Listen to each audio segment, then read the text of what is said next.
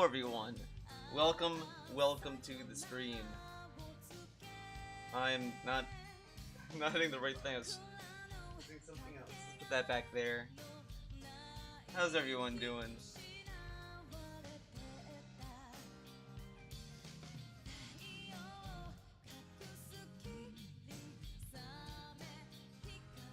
Alright.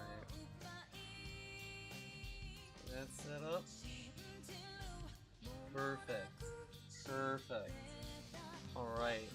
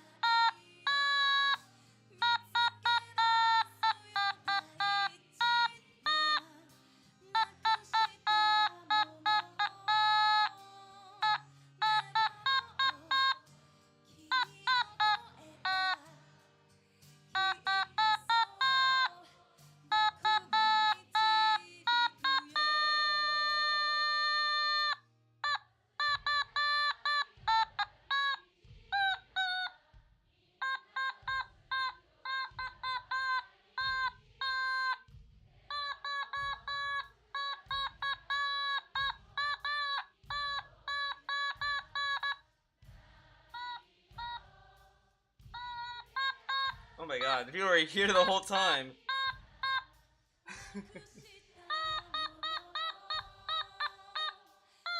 I didn't have the chat. I didn't have the chat visible. I had OBS blocking the chat, so I thought no one was here, so I was just gonna keep playing. I was in the zone. This is like Zen moment.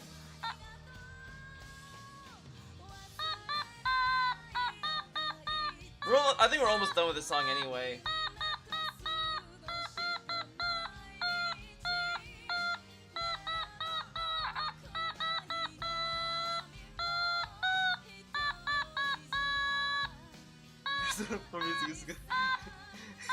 It broke his PC. No. Look. The soundtrack to Persona 4 is good. 3 is just better. I told you he was stuck.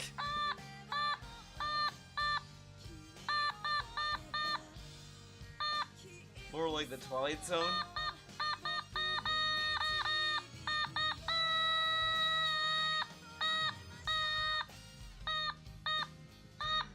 Oh man. Hey Black Doom. Poop butts farts. Yo. So you're our cult leader now? That's right. No, I'm not the automaton is. Damn, if you went mental before the recap. Persona 4 rules. It's not my favorite. Persona 3 is better, and 5 is better than 4. I think 4 is pretty trash. Maybe Golden will change my mind, but I doubt it. All right. Oh my god. I do like the music. Persona 4 has good music. I'm never gonna like dunk on that, but I mean, honestly, Persona 3 is just better music. I like their tunes way more. Way more. All right. We're gonna start with this OIC shit because why not? Why not? You know, guys. Lights, camera, me. So I was trying to stream Friday. I got everything set up, and then the second I pushed a button on my stream deck, my computer crapped out. It's pretty scary, dude.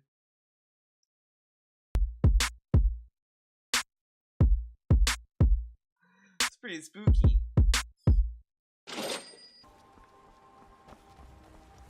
Alright, since people seem shit to want to Raz only iced coffee tonight. You got a Raz only iced coffee? That's it. Let's just do it. Let's do only it. Iced coffee. Recently, my detractor.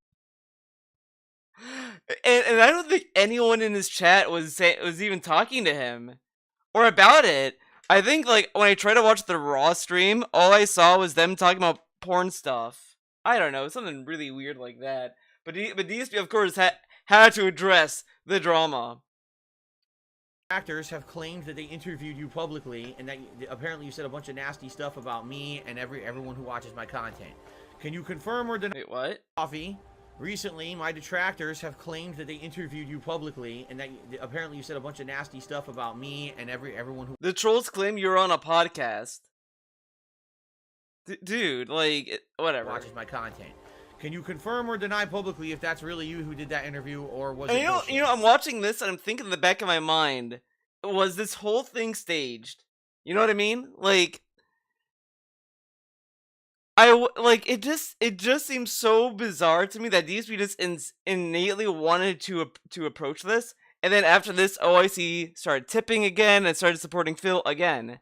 So I just wonder if this is some fucking op that's been going on. It's a lame one on top of that.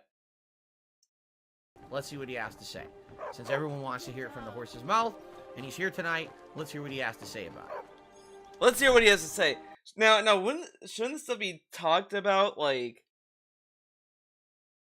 through emails? Like, why talk to him, like, on stream and calling him out? This is kind of harassment, dude.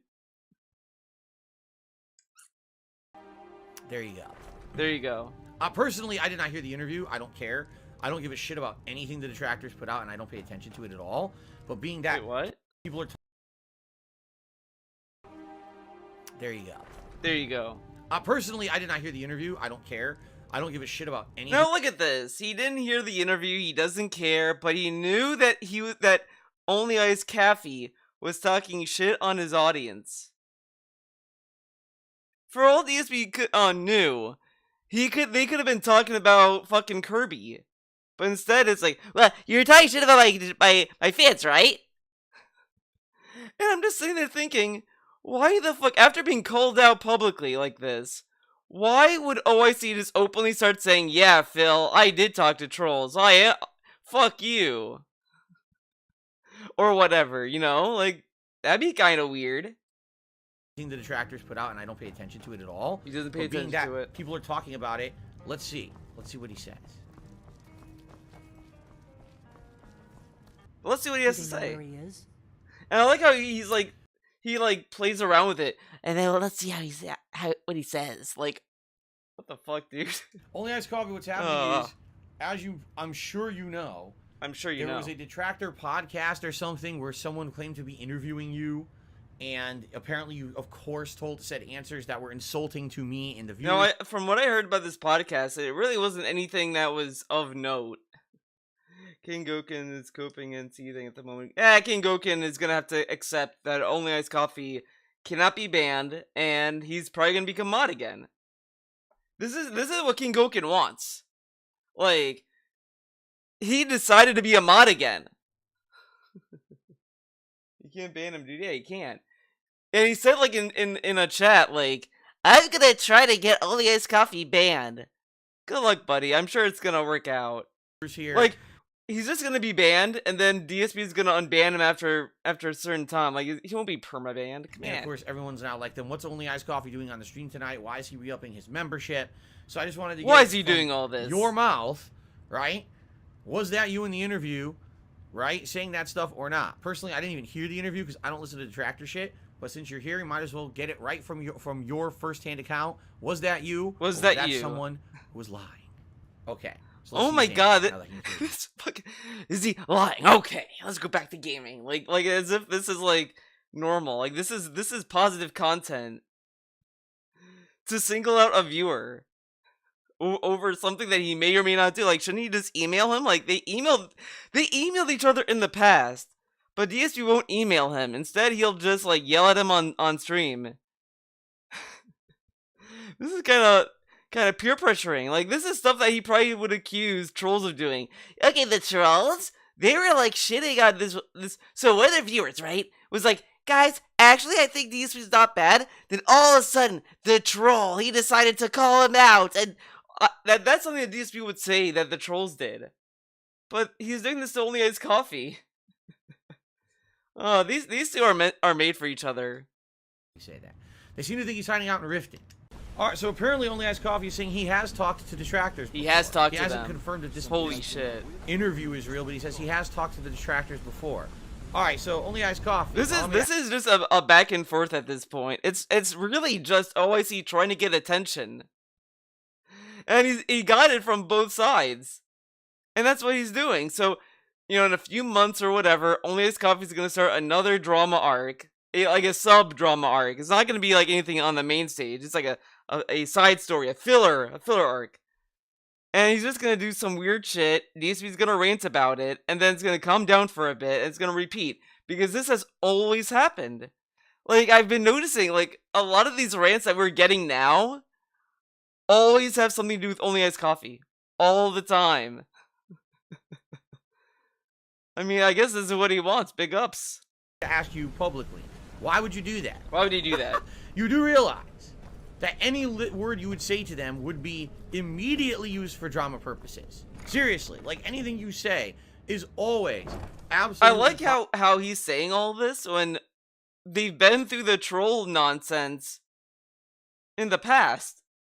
Like, there was like a podcast where DSP went out of his way to talk about Only Ice Coffee and the trolls and how he had to change his name and all this stuff. And then here he's like acting as if Only Ice Coffee just discovered trolls for the first time. Positively twisted for something negative, something dramatic, something bad. I think you're well aware of this, actually. You're well aware of this. What's kind of baffling to me that you would still talk to them and waste your time. and just cause problems for everybody, right? Because you know that's exactly what happens. Well, maybe right? because he's also a troll. This is common sense talk here. That the moment you waste he says this, but every single person that's been involved with DSP as a mod or whatever has always talked to detractors all the time. Like Vidar did it a lot. He went to Kiwi Farm, started shit there, and you know, it all went on. And it's like, he doesn't blame either his own behavior or maybe the person is like, you know, whatever.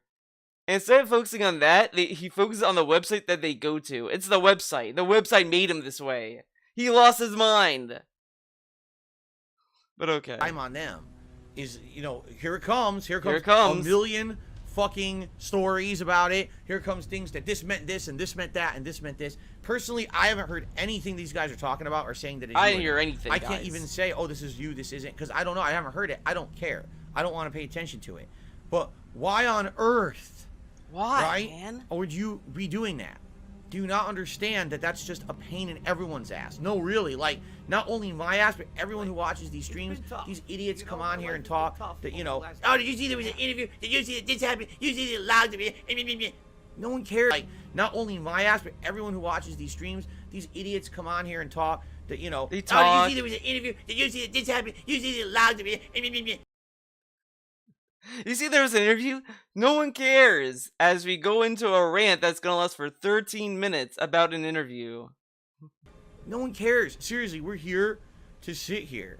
And no one cares, but let's talk about this thing we don't care. And we agree we don't care about. Right? That's what my streams are about. That's what they've always been about. We're not here for any of this bullshit on the outside. And let's be very honest and transparent up front here. Only Iced Coffee used to be a very huge supporter of this stream, right? Back when I was on Twitch in particular, he used to gift a ridiculous amount of subs. He would tip, he would contribute in many different ways. Then he was a moderator for me for a while, and that helped out a ton, okay? But so much drama got wrapped up with Only Iced Coffee that it became such a hassle. Every day was something talking about him, oh, this and that and this and that. It's like, Jesus, man, like, I just want to fucking come to stream and say, it's time for gaming, it's time for fun, everyone, let's be chill. And every day you get these people coming in, saying all this stupid shit. It's like, dude, man, it gets to be so much. Like, I just want to fucking unplug from this bullshit. You know what I'm saying? People coming in, saying all this stupid shit. This and that and this and that. It's like, Jesus, man, like, I just want to fucking come to stream and say, it's time for gaming, it's time for fun, everyone, let's be chill. Let's be chill, guys. Why the fuck are you talking about another video, dude? And every day you get these people coming in, saying all this stupid shit. It's like, dude, man, it gets to be so much. Like, I just want to fucking unplug from this bullshit. You know what I'm saying? You know what I mean? You know what I'm saying? You know what I'm talking about? Please, you gotta understand something here. Understand. Right? Personally, please, I don't care what you do in your personal life. I really don't. I can't. I don't care, but Only Iced Coffee, why are we on this podcast with Agent Proper? Like, if he didn't care, he could have just said, since Only Iced Coffee's here, I just want to say, I heard that you're on a podcast, it's fine, don't worry about it. Guys, we don't have to talk about it. He can go on whatever podcast he wants, it's his life. Live your best life, or whatever the fuck. Just say, like, something like that. He doesn't have to be like, oh, Only Iced Coffee, why are we there? I don't care, but, I mean, everyone else cares. Especially when no one was talking about it. And if he doesn't want us to focus on the drama and all this stuff, wouldn't it have been smarter to just not talk about this at all? Yeah, always he's back to DSP. He gave him he gave him some money in the past, like yesterday, I think, or the day before. I absolutely cannot. Hey, he got what he wanted. I'm too busy. It's my business. It's my life. The thing is, at the end of the day, the true losers, like, Only Iced Coffee and DSP both are just like kind of, you know, they're both kind of like hooking each other. It's kind of something. Focus. I can't be involved in a million pieces of drama all over the place. Okay. I can't be involved with drama all over the place. I can't be pulled into it. I can't be dragged into it. I can't have people talking shit behind my back. I can't be dragged through the mud. This stream is too important to me. Really, this is my plan.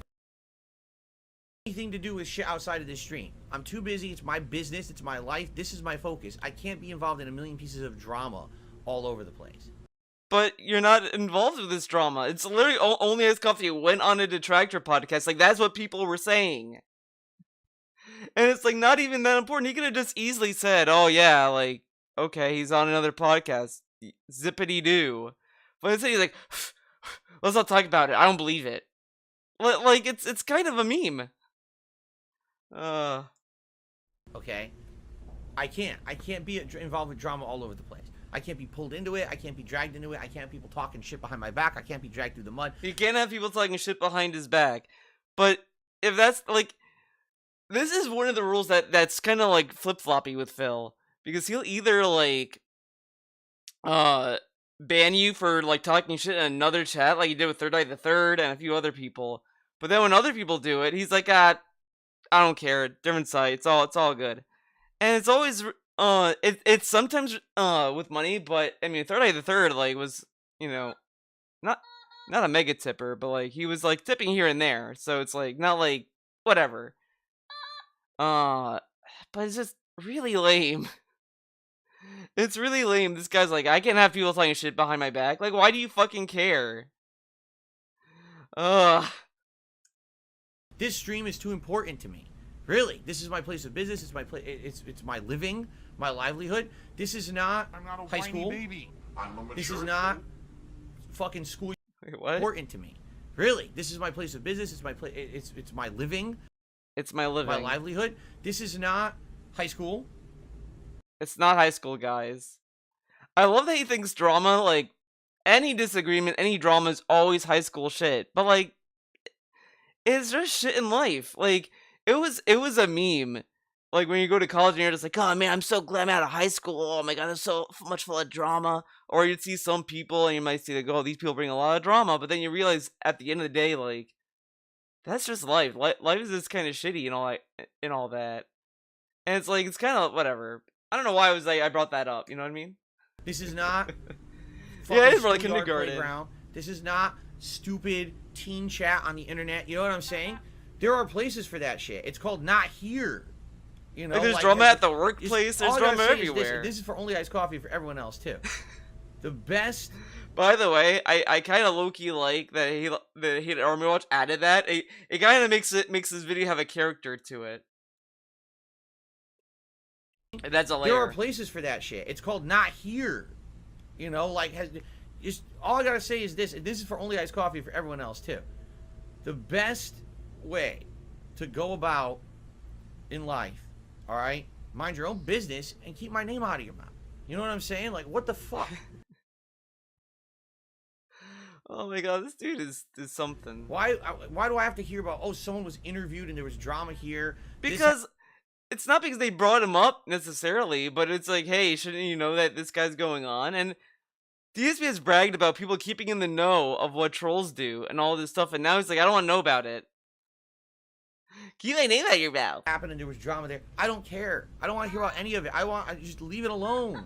You know what I'm saying? Just leave it the fuck alone. Leave me alone. Let me have my chill streams in peace. You know, Only Iced Coffee has not been around often. Every once in a while he comes by and chills on a stream and usually re-ups his membership. Okay? So, what the fuck does any of that other shit have to do with me? You know what I'm saying? Now, like how he says all this, but he always started to like fighting on Twitter with all these like inflammatory posts. But whatever. Okay? Nothing. I know nothing about any of this. Really, I don't. I don't care. I want nothing to do with this bullshit. All right? Nothing That's to do. why, if you haven't noticed, when people come into the stream and they start blabbing about it, I say, that's against the rules. Goodbye. Boop, Goodbye. Get out of here. You know, I'm not dealing with it. Goodbye. I'm not dealing with the bullshit. I'm not dealing with the bullshit. So, this is a no bullshit that being zone. said,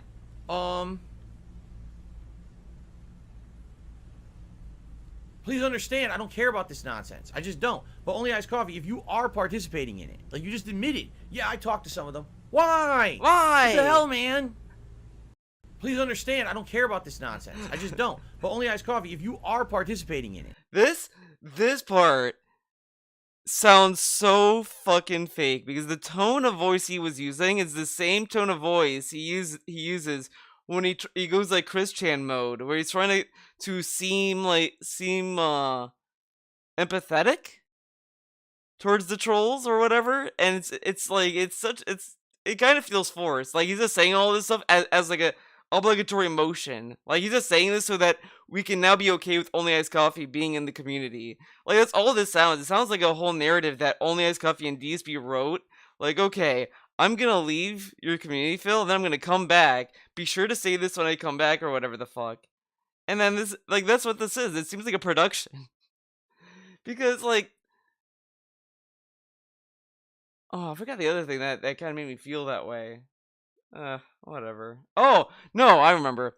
Because, like, this seems like they wanted to create a narrative that would excuse Only Iced Coffee for saying, see, he can't be these tippers, dude. Only Iced Coffee stopped tipping. So he can't be 21 Minute Man or Baba Joe or whatever the fuck. Like, all these other names that we allowed for him.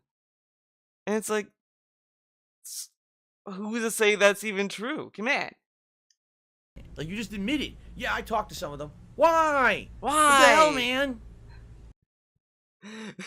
That's like the Sonic, the Sonic Says voice. What the hell, man? When someone comes up to you with a conspiracy theory, that's no good. Use your brains. Use your brains. You have some? I know you have some. Just cut the shit, dude. You just admitted. Yeah, I talked to some of them. Why?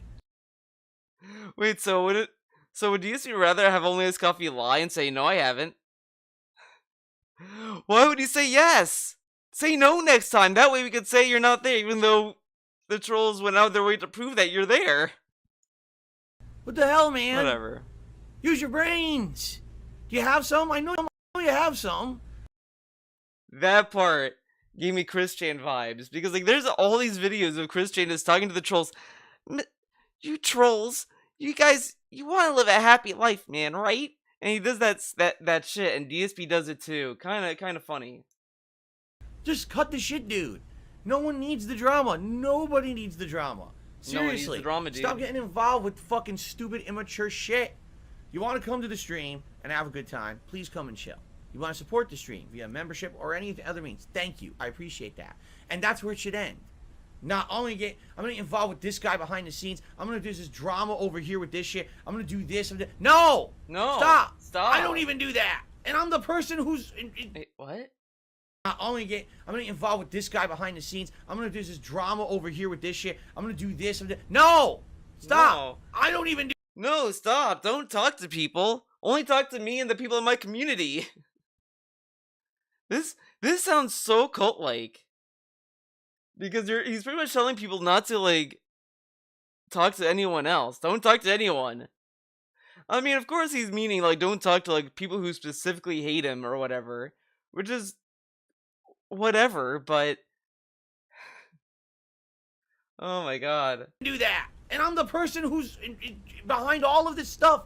I'm the one who runs the stream. I'm the reason why any of this shit even exists on the fucking internet. Because I do gameplay on the internet. All these other weirdo fucking communities and obsessed people exist, okay? I'm not happy about that. I just want to have a He's not happy about it, guys. He's not happy. chill time playing games, period. So cut this shit out. Do not just dismiss stop. him, or you will Seriously, get hurt. anyone. People just need to stop involving themselves with bullshit. If you have a rational brain cell, cut the shit. Yes, why would you be involved with...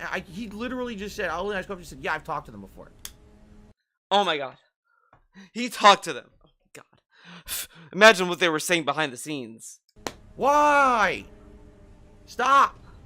Fucking stop it. Stop Seriously.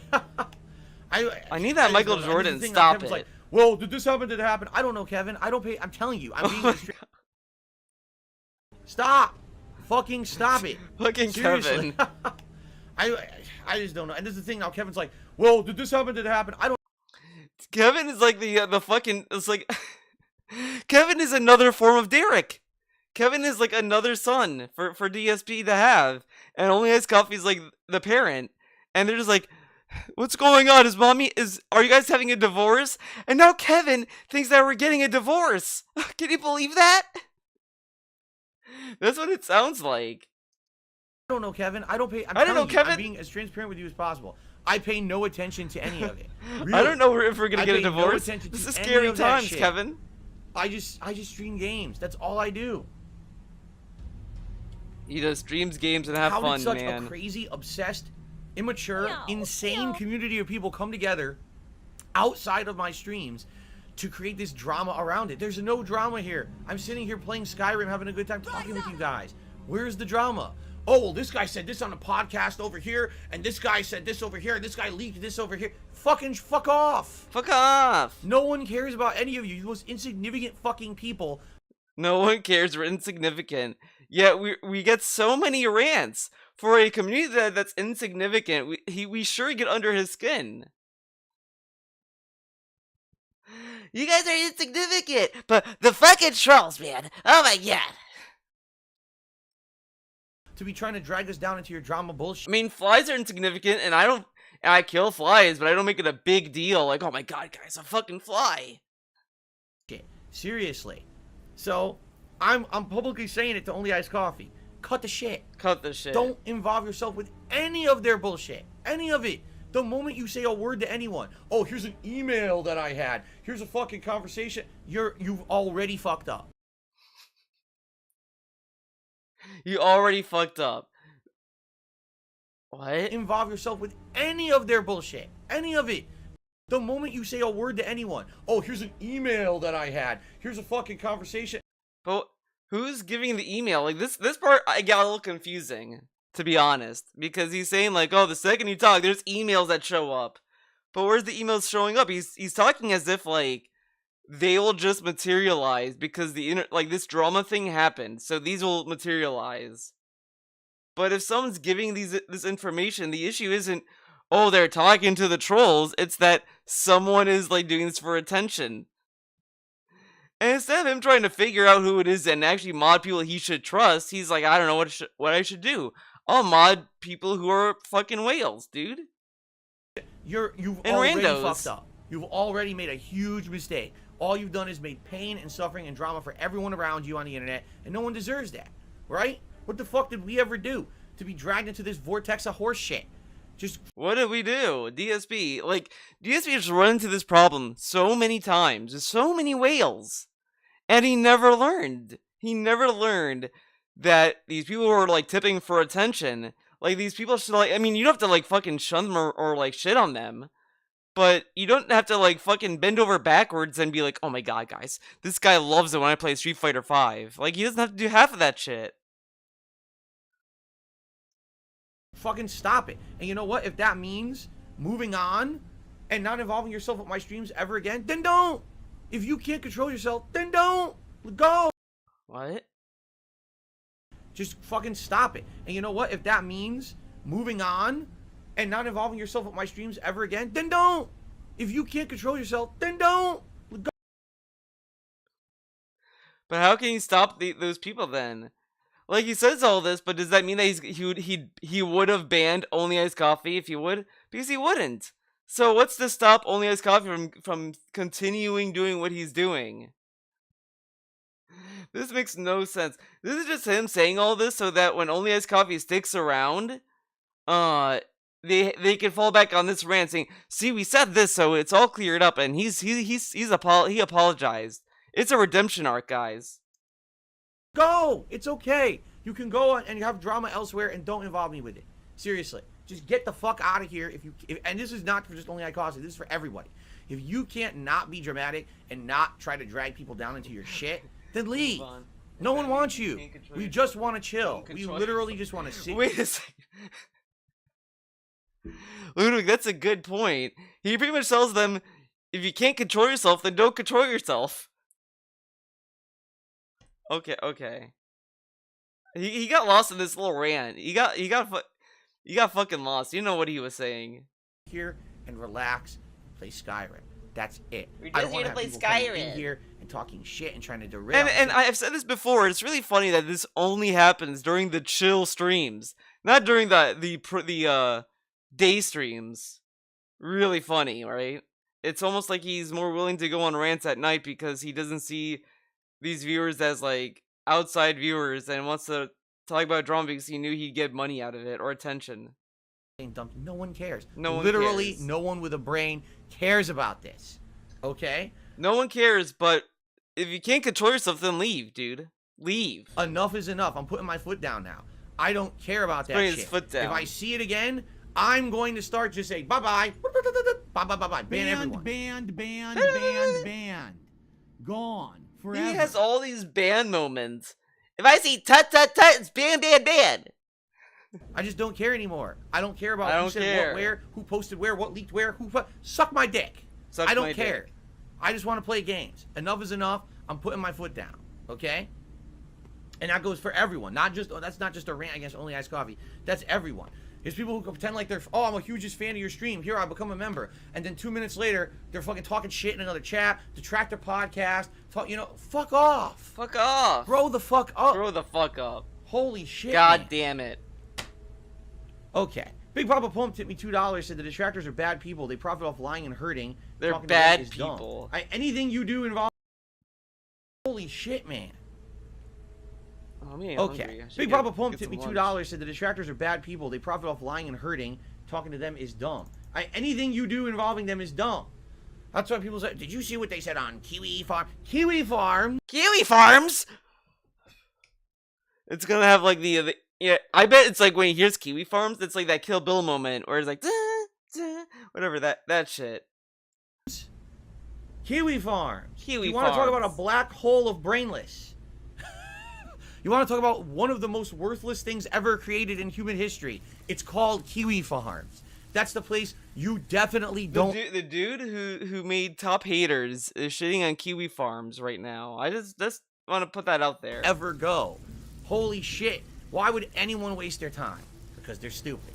Because they're stupid. Called Kiwi Farms. That's the place you definitely don't ever go. Holy shit. Why would anyone waste their time? Because they're stupid. Okay. Now that I got that off my chest.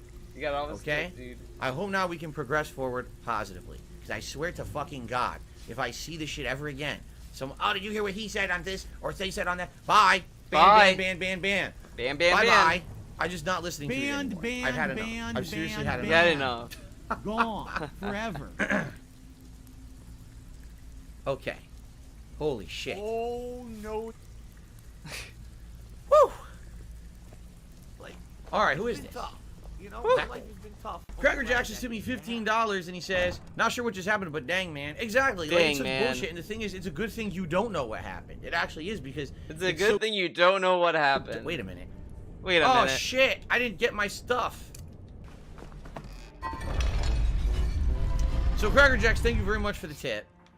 Yeah. Do you really think that I want to talk about any of that shit on my stream? Seriously. Then why did you talk about it? If this was the day stream, he wouldn't have brought it up.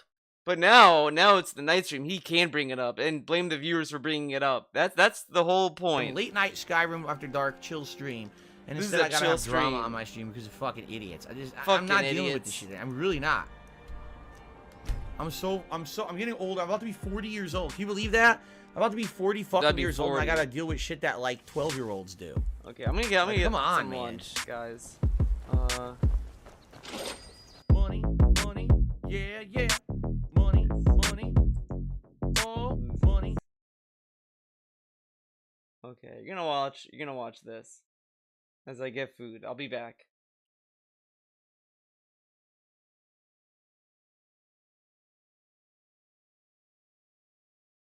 Alright, hopefully this match is actually playable. That was disappointing.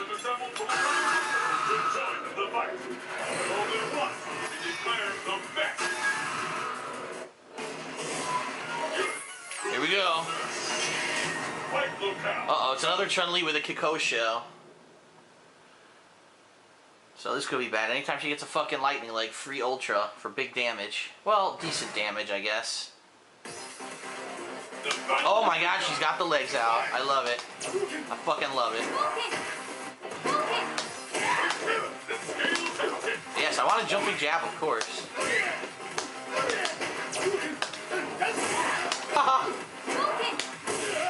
Ooh, come out. Thank you.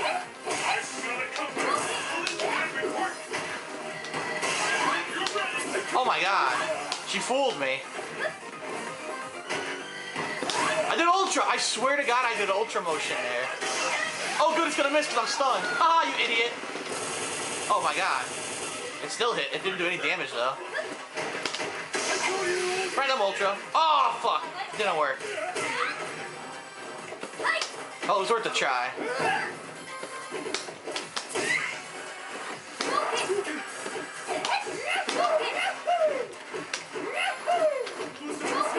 Oh, I thought I was over it. I was close to being over it. Damn it. That sucked.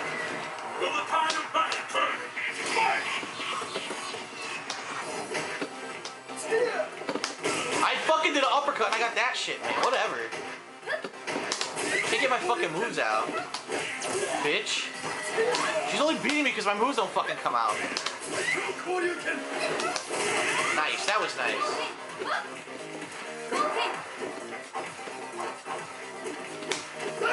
What the hell? I did not do that.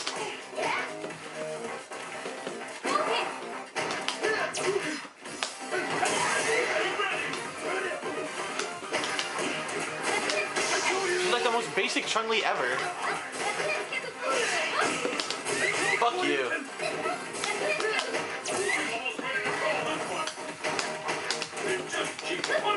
I can't block. I couldn't block. Oh my god, dude. I saw her doing the flip. I blocked backwards. I can't block. Oh my god.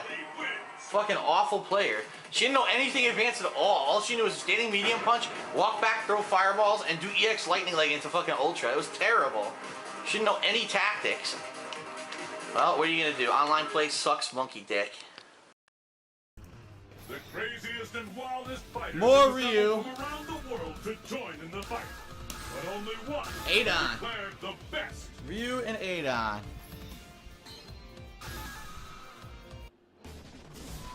Europe, cruise ship stern. The stage of battle is set. Alright, here we go.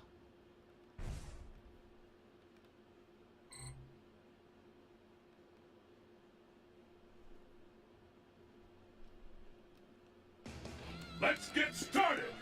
Fight! Nope. The fight is officially underway. Combo.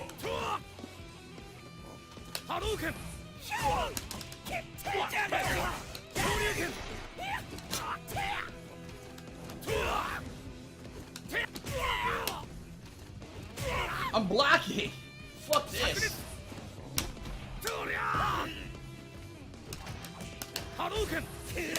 That was a dragon punch.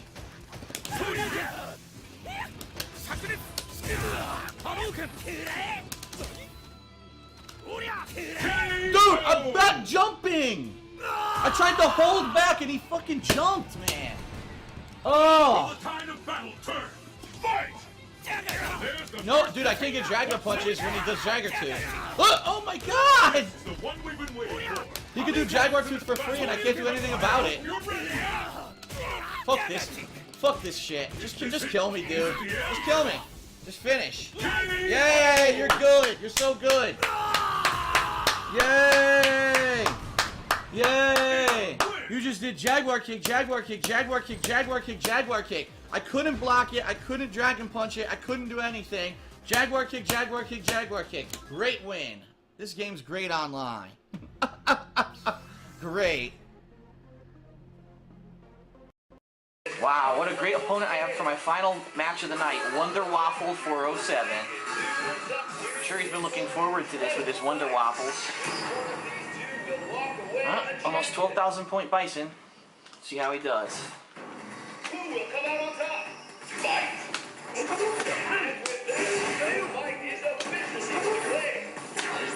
What the hell?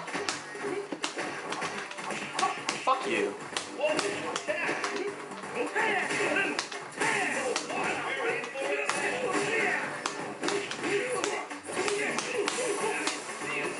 He's horrible. He is terrible. Absolutely awful. I love it. Online play. Only the shitty may apply.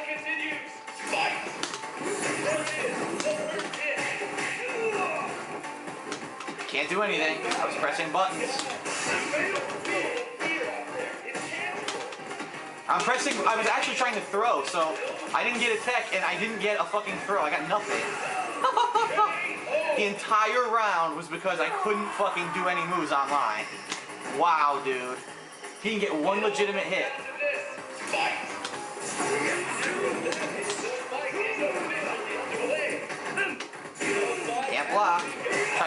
jump back.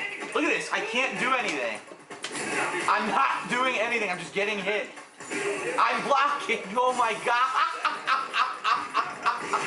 I did absolutely nothing half that time and still got hit. I was holding back to block. He's jumping. I try to fucking do nothing. He does stuff. Unbelievable. Double perfect. This is online play. This is what you want to see. This is amazing, the level of quality of this online play. Now, it's funny how the first round I beat his ass, and all of a sudden the second and third rounds, none of my moves happen or work. No blocking, no special attacks. Notice that, right? How that's funny? That's called cheating, and that's what everyone does online, which is why you shouldn't fucking play online. Yet you keep asking for me to do it, so I gotta do what my fans want. So, hope you enjoyed this real shit-fest session I had tonight. All right, final 2 matches. Final 2. Which means, of course, I have to play with Hakan. Oh, God. No. Oh, no. I screwed myself. This is a horrible match. A counter match. No. Your destiny will be determined here. No. Not good. Not good. Who will emerge a champion? Fight! I can't believe it!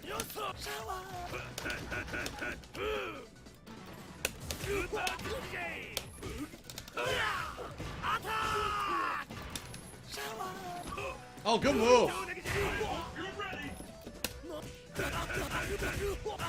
Where did that come from? Yes! Whoops. Haha! Got that fat fuck. Woohoo! Go spin mode.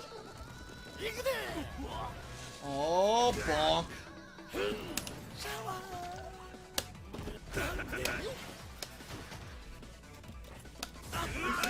it the end? Oh my god, my jumping medium punch didn't come out. Oh, it didn't come out again. I had him, dude. 2 juggles missed because it doesn't come out when I fucking jump. Whatever, dude. I'm pressing the button. Continues. Fight! How long will this go on? This is the one we've been waiting for. I think we're about to see something big. All bets are on. Anything. No, it didn't come out. It dropped a whole frame of input. You saw that? There's no animation either.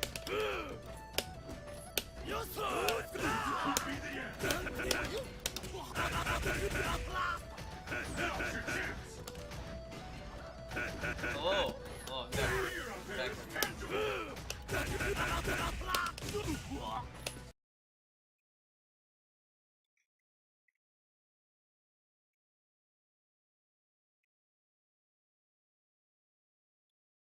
all right, time to get back to the main show. Let's move on to the next video.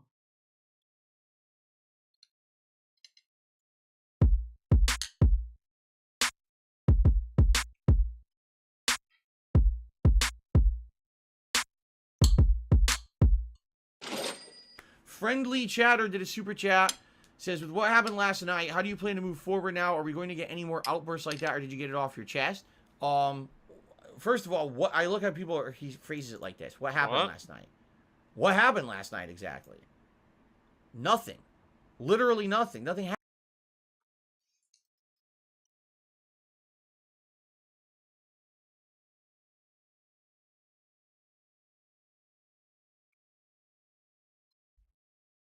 This dude. I like how you phrased it. What happened last night? He's asking a question because something did happen last night. It's kind of really dumb to play it down. Like, you should at least be honest that it was a fucking call out he did to OIC. Happened. People who phrase it like that or qualify it like that, it already means you're someone. Qualify. All right, who is opting to create drama where drama does not exist because you're a fucking drama queen idiot, okay? Last night I was playing Skyrim, and Only Iced Coffee, who has almost never frequents my streams these days anymore, every once in a while, once in a blue moon, he shows up and he renews his membership, says a few words, and leaves, okay? He came on the stream last That might have been true before, but ever since that rant, he's been in chat consistently. Like, it really is just OIC just playing fucking doing his own little op. He's just having fun, guys. OIC just having fun, just doing stuff, man. And he's like, oh yeah, he doesn't come here that often, but now he's there all the time. Last night, and immediately people started shit with him, like doing drama stuff, you know, harassing him about this and that and all that. And I said, no, I like that the chat's been going after him, so that's fucked up. You can't have that. But Kevin literally has been shat on by both OIC and DSP, and he didn't care about him getting shat on. I said to him publicly on the stream, I said, only Ice Coffee, how about this? All right, let's vet something out, since this is something that people talk about all the time. Did you ever talk to detractors or appear on a publicly on the stream? I said, only Ice Coffee, how about this? All right, let's vet something out, since this is something that people talk about all the time. Did you ever talk to detractors or appear on a podcast with detractors or do any of that? Was that you or not? I don't know. I don't pay attention to any of that shit. I don't watch it. I have nothing to do with it. Nothing to do. He responds, well, yeah, I've done that before. To which I was just like, you know what? All right, let's be honest with the world. And I vetted my frustrations. I was like, you gotta understand something. It doesn't matter if you responds, well, yeah, I've done that before. To which I was just like, you know what? All right, let's be honest with the world. And let's be honest with the world. And I vetted my frustrations. I was vented his frustrations, but I thought there was no drama. But now there's kind of drama, just frustrations, dude. It's like, you gotta understand something. It doesn't matter if you're the biggest supporter or the biggest detractor. When you involve yourself in that community, for whatever reason that you're doing it, you are literally creating the problem or more problems for everyone around you. The moment that you step into that toxic toilet, that cesspool, all right, and you involve yourself in that drama shit, you just make it worse for everybody, including me, of course. It's my business, and I'm the one here who's just trying to stream. I'm the one? And I'm the one who's just trying to have a good time with my audience. I'm just trying to entertain you guys with games, have a good interactive time, right? That's what this is all about. That's why I do what I do, because people tell me it has intrinsic value, that's meaningful to them. They absolutely love the chill atmosphere of my streams. They like my honest reactions. They like that after 13 years, I'm still an honest guy. I never sold out. And that I'm very different from a lot of the other content creators out there who try to do this for a living. What? Love the chill atmosphere of my streams. They like my honest reactions. They like that after 13 years, I'm still an honest guy. I never sold out. And that I'm very different from a lot of the other content creators out there. He never sold out.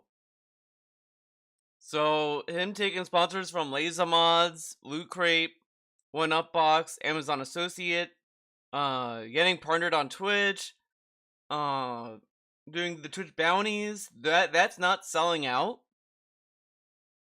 I mean, to a degree, he did sell out. I mean, he used to do things for free, and then he's getting paid to do them. Like, I would even say he's more of a sellout over the vest stuff, because he used to give the vest for free. It used to be a free reward. And then, now it's like, oh, well, I can make $100 putting on a vest, which is now $150. Sweet. And then he just starts, like, begging for tips to put on a vest. Like, that's kind of selling out, because you're more focused on getting the vest on because of getting money than like, oh, I'll just put it on, fuck it. He would much rather be paid to put on the vest than do it for free, because it's a reward, you see. Who try to do this for a living. I've completely gone a different direction than most, and of course that's one of the reasons why I'm in the situation I am financially. But at the same time, there's a feeling of respect and a feeling of loyalty and a feeling of like, okay, thank you, Phil, for what? And of course, that's one of the reasons why I'm in the situation I am financially. But at the same time, there's a feeling of respect and a feeling of loyalty and a feeling of like, okay, thank you, Phil, for being you. What?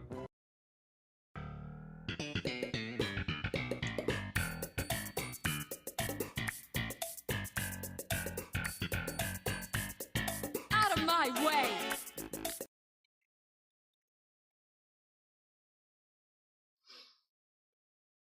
If you had people that were loyal, then why do they all show up on Detractor podcasts? Come on. You know what I mean? That's what I focus on. You understand? I don't care about anything else going on The white noise of the internet, the bullshit around me. Every day, there's people who name drop me, who insult me, who bring me up in some kind of a shitty, dramatic, negative light, whether it's on the illegal restreams, whether it's an edited piece of garbage content on YouTube that's meant to run my name through the mud, whether it's another content creator who just has a slow fucking day today and wants to get a rise out of their audience, whoever it may be. The last thing I need or care about is to be hearing about that shit. And of course, especially from those who've been supporters, who've been moderators, who've been helpful people to me over the years, the last thing I need is more shit. Because someone cannot control themselves. This dude is just mad that he can't find a good person in his chat to mod. Which is a problem, because that just shows how little you care or know about your own audience. Like, you don't have to take them out on dates, but like at least like try to have some investment with your audience. I mean, and I know what he's gonna say. I am talking to them, but it's not like there's no real way to know how to communicate with someone unless you know how to talk to people. Like, no one can tell you how to talk to someone else. Like, I can't tell someone, hey, you should talk. You should say that to that guy. Like, I can say you should try to be more like confident in talking and be interested in what others say or whatever, but like, you know, the rest of it is all on you. Like, no one's gonna like hold your hand through life and tell you you should say this, you should say that. That's why a lot of people are awkward around others, because they're just trying to get out there, you know what I mean? And this shows how little DSP socializes as a person. Oh, I want to be in the spotlight today. I want to be dramatic today. I want to fucking talk to detractors. Obviously, this OIC has been showing so many signs that he wants all the attention. That's why he gives you such a big amount of money, DSP. Like, when he was gifting subs on Twitch, he was like sucking himself off over the fucking amount of subs he gifted. Oh my god, guys, I'm about to hit 500 gifted subs, man. Wow. And then he was like hyping up that he's gonna work up to 1,000, and then that's gonna be when he stops. Like, the dude literally sounds insane about like how many subs he gives to people. That's why I think all of this is just him going through withdrawals at this point. He has an unhealthy obsession with gifting subs, dude. Tons of drama for DSP and his community, but I don't care. Well, I care. And so I stepped up last night and I said, it's this simple. Fucking stop it. Stop with the bullshit. I don't want to hear about it ever again. And if I see it, and if anyone brings it up or mentions it and derails my streams because of it, you're gone for good. I don't care if you're a newcomer that I've never heard of, and I don't care if you're someone who's watched my content for 13 years. If your purpose is to derail my shit, you're gone. We don't need that toxic influence. I don't care if you are at one point a humongous supporter of my content. The moment that you fucking step into that toilet community, you... Dude. If you are at one point a humongous supporter of my content, the moment that you fucking step into that toilet community... The DSP has been on so many rants about OIC being in that toxic community, and he's still giving him the same warning. OIC can do whatever the fuck he wants. I mean, I don't necessarily believe OIC has dirt on Phil. I mean, that just sounds way too much of a meme that he's holding over his head. Like, how would Only His Coffee get that information in the first place? Like, that just seems kind of silly. It's not that he has a dirt on him, just that he gives a lot of money. And DSP will like keep you around unless he inconveniences you. The reason why Only Iced Coffee hasn't been banned or whatever is because Only Iced Coffee has been kind of poking the line of what is oh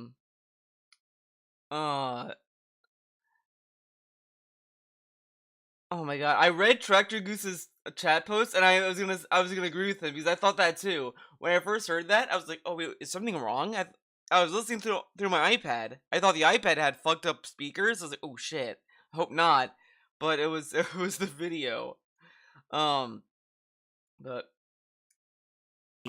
you have hurt everyone around here, really. And I think what it is sadly, these people get so wrapped up. It's not just OIC. It's so many other people.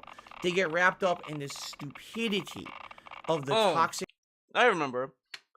The only way Only Iced Coffee is gonna get perma banned would be if he literally made toxic remarks about DSP to his face or to Cat or whatever, you know? Like whatever.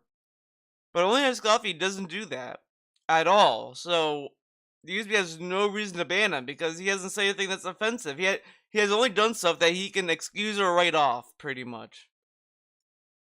Drama content of the internet, and they think that somehow there's value in it, you know. Listen, What? wrapped up in the stupidity of the toxic drama content of the internet, and they think that somehow there's value in it, you know.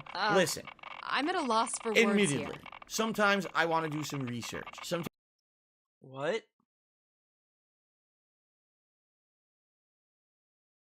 content of the internet, and they think that somehow there's value in it, you know. Listen, admittedly, sometimes I want to do some research. Sometimes I want to. The trolls think there's something value in what they do. I mean, I can see value in anything. You know what they say? That's why we have the saying, one man's trash is another man's treasure. Find out, gee, what happened to that content creator that I used to watch 100 years ago? And you watch a documentary or you watch a historical video that covers the ups and downs of what happened to them over the years and stuff like that. You know, I feel like maybe there is some value in shit like that. But the extent that these people This has been like a flip-flopped fucking point, by the way, because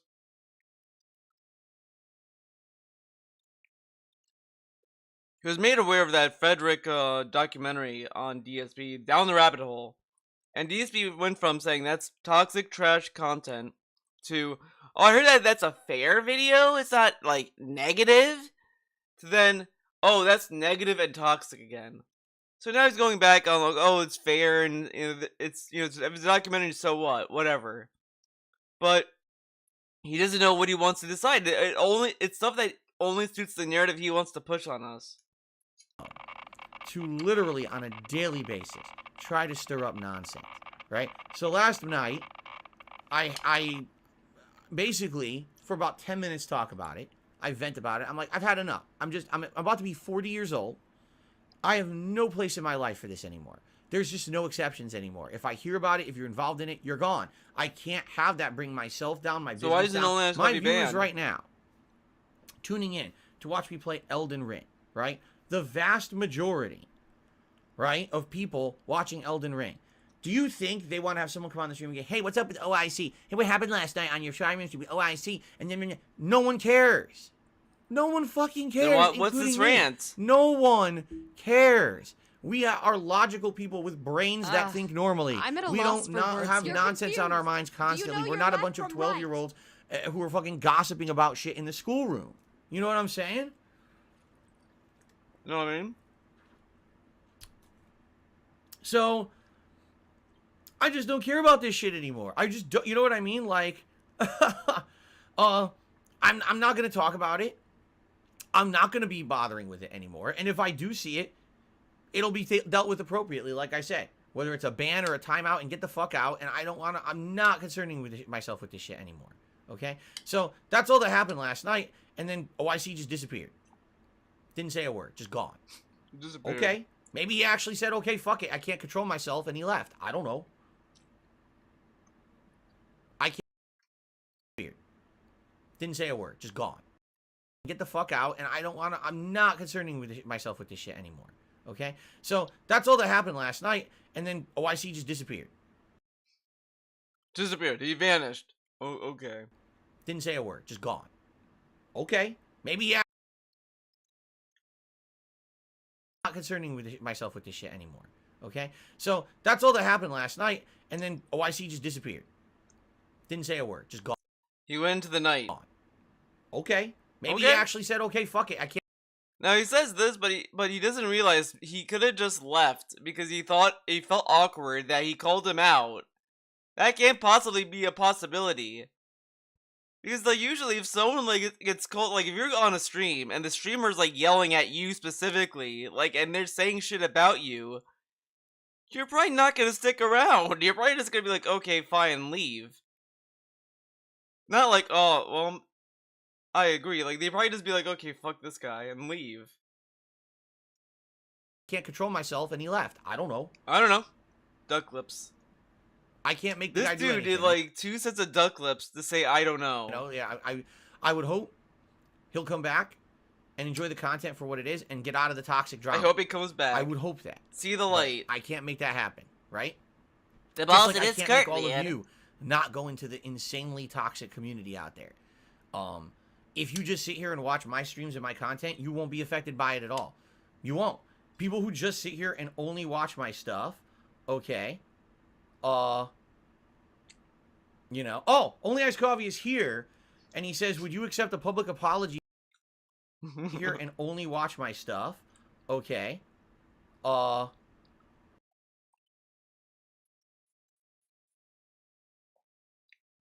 Like I was talking about him before he realized he was there.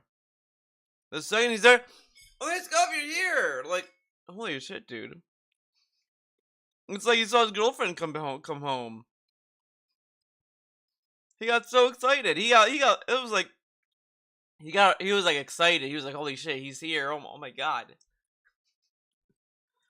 Oh my god. It's like he's starstruck. Like it's literally like, it's like if I'm sitting here, then suddenly, Kevin Conroy walks through the door. I'd be like, oh shit, fucking Batman. But DSP's like, oh, his coffee's here. Oh, hello, sir. Come on in. Sit down on the nice chair. You know, oh, Only Ice Coffee is here, and he says, would you accept a public apology from me on stream?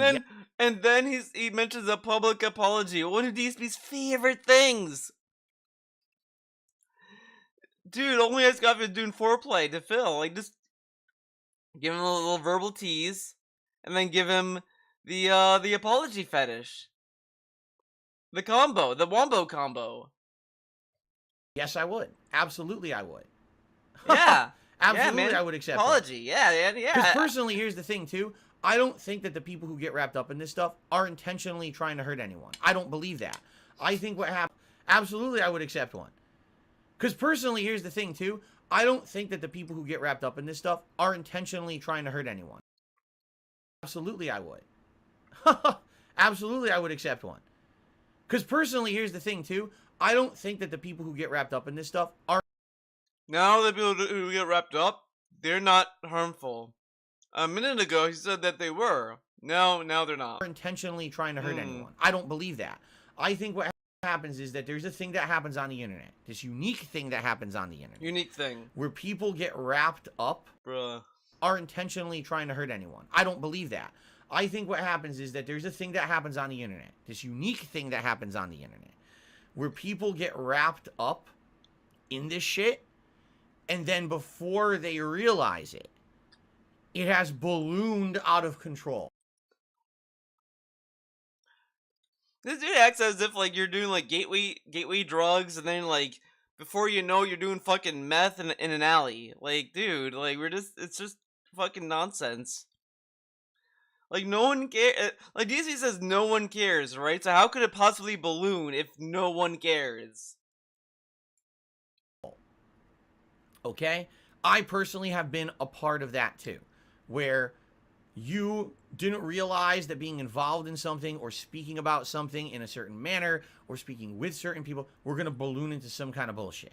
And that's happened to me personally. If you haven't noticed, I usually don't involve myself with almost anyone else. There's no interviews of Darkside Phil. Very rarely is there one. You know, I'm kind of to myself here. I feel like just being here in my streams, providing content that's entertaining to you guys and meaningful on a daily basis is enough, that I don't need to branch out. And now, the moment that I'm on someone's podcast or I'm on some... So then why was he on the podcast with the Quarterman? And he's also said he would want to do interviews and all that, but he can't because of the trolls. Now he's like, oh, I do it intentionally. It's supposed to be mostly with his sponsors, where he just decides he doesn't want to acknowledge that he did these things. Someone's show or in an interview, somehow it becomes drama, not only for me and my community, but other communities. You know what I'm saying? I purposely... So he joined the Quarterman's video, right? Why wasn't he concerned about him? Phil, you could have, like, toxified Quarterman, even though he's already toxic. Set myself away from all of that shit. So that way it doesn't happen. But I think that people get wrapped up in the internet and it's like, oh, well, I was a prominent person involved with DSP's content. Allow me to now get the spotlight by being in doing this or doing that. You know what I'm saying? I don't necessarily think there's malicious intentions there. You know what I'm saying? But at the very same time, I do feel like people need to be aware of what's going on. That it's hurtful. It is. And the moment you get yourself wrapped up in that shit, right? Hurtful, dude. You go to kiwifarms.com or net or whatever the fuck it is, and you read their complete horseshit, the madness of people who don't even think logically. The madness of people.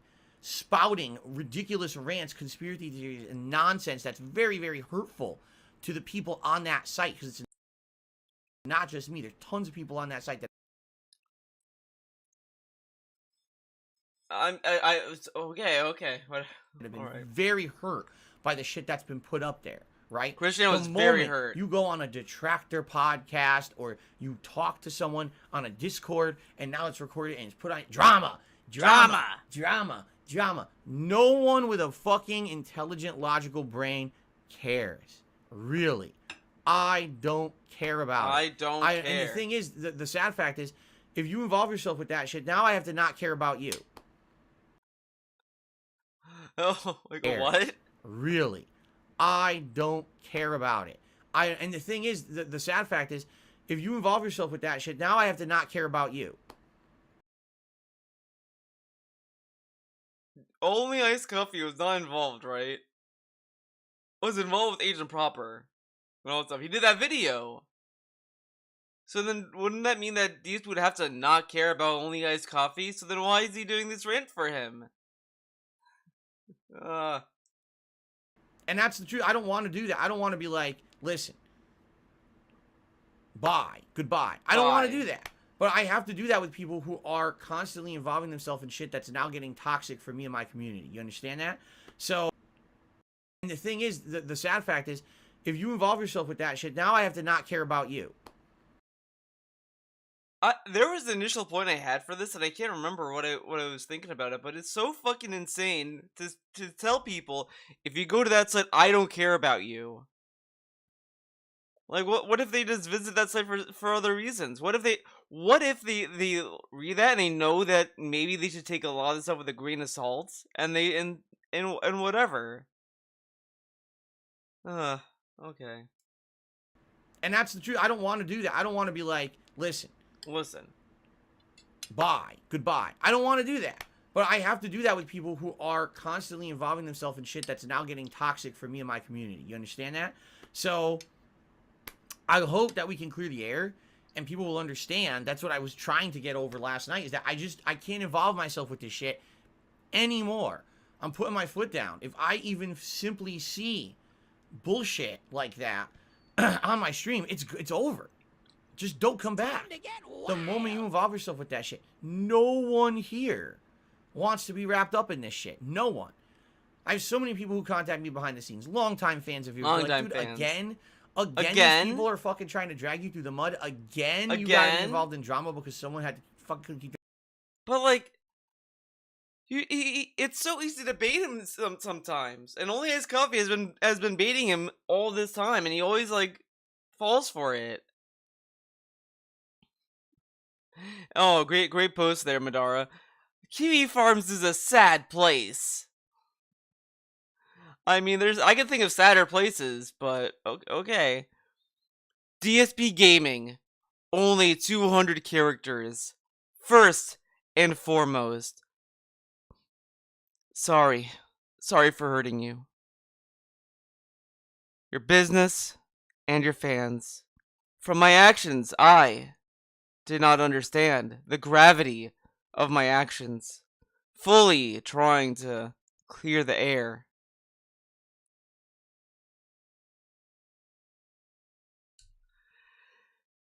All he did was just talk on a fucking podcast. Who cares what what he says, what he said. But it's, Your fucking mouth shut about dumb shit. You know what I'm saying? You know what I'm saying? Okay. Alright, well here we go. Only Iced Coffee says, first and foremost, sorry for hurting you, your business, and your fans with my actions. I did not understand the gravity of my actions, and I'm trying to clear the air. Okay.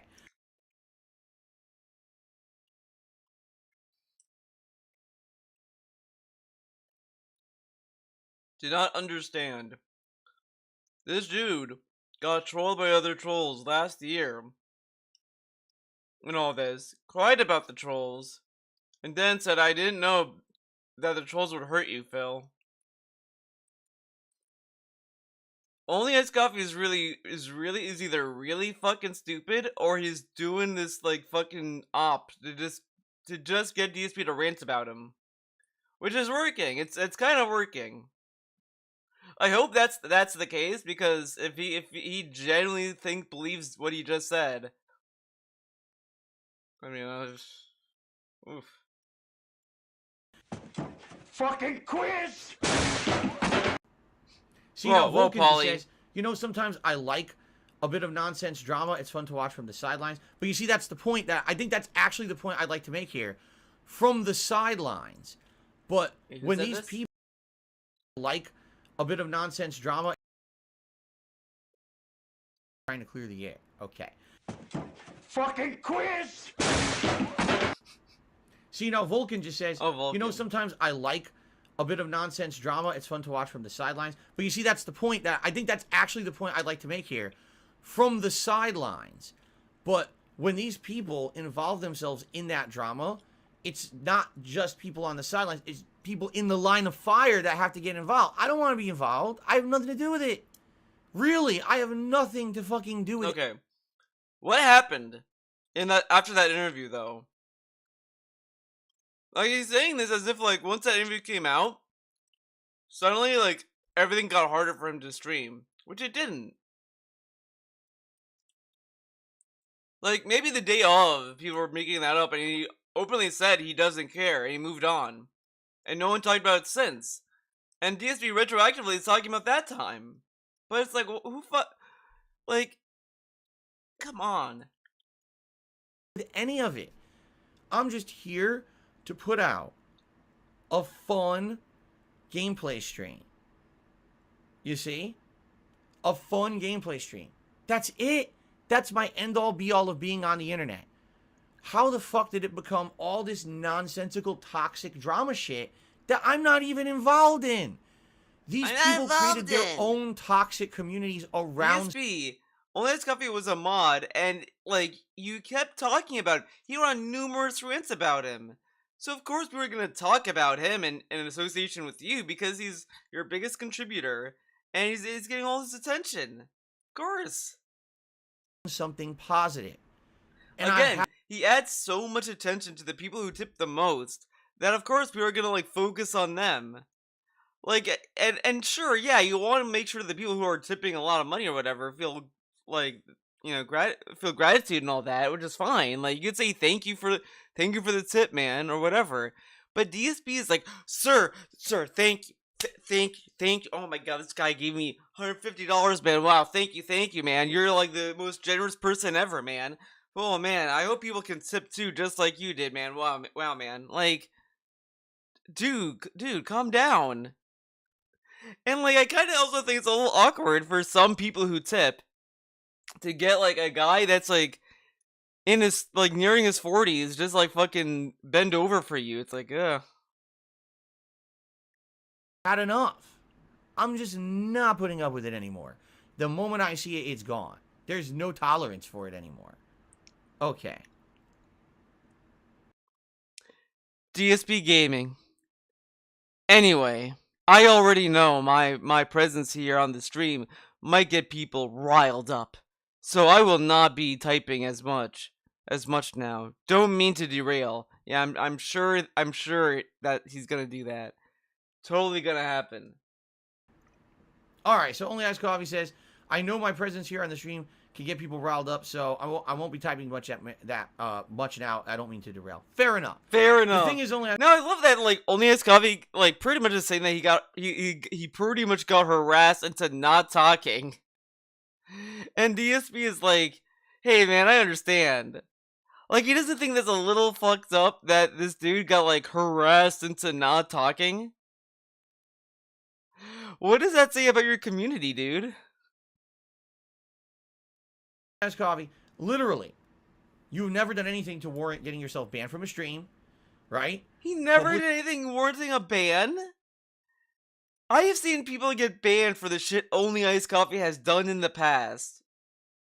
But he hasn't done anything that warrants the ban. Oh, okay, dude. When it comes to things in my content and whatever, you've always been a good influence, a positive influence. You've obviously been a huge supporter of my content over the years. Financially, but also you were a mod for a while. Like, you helped out significantly, right?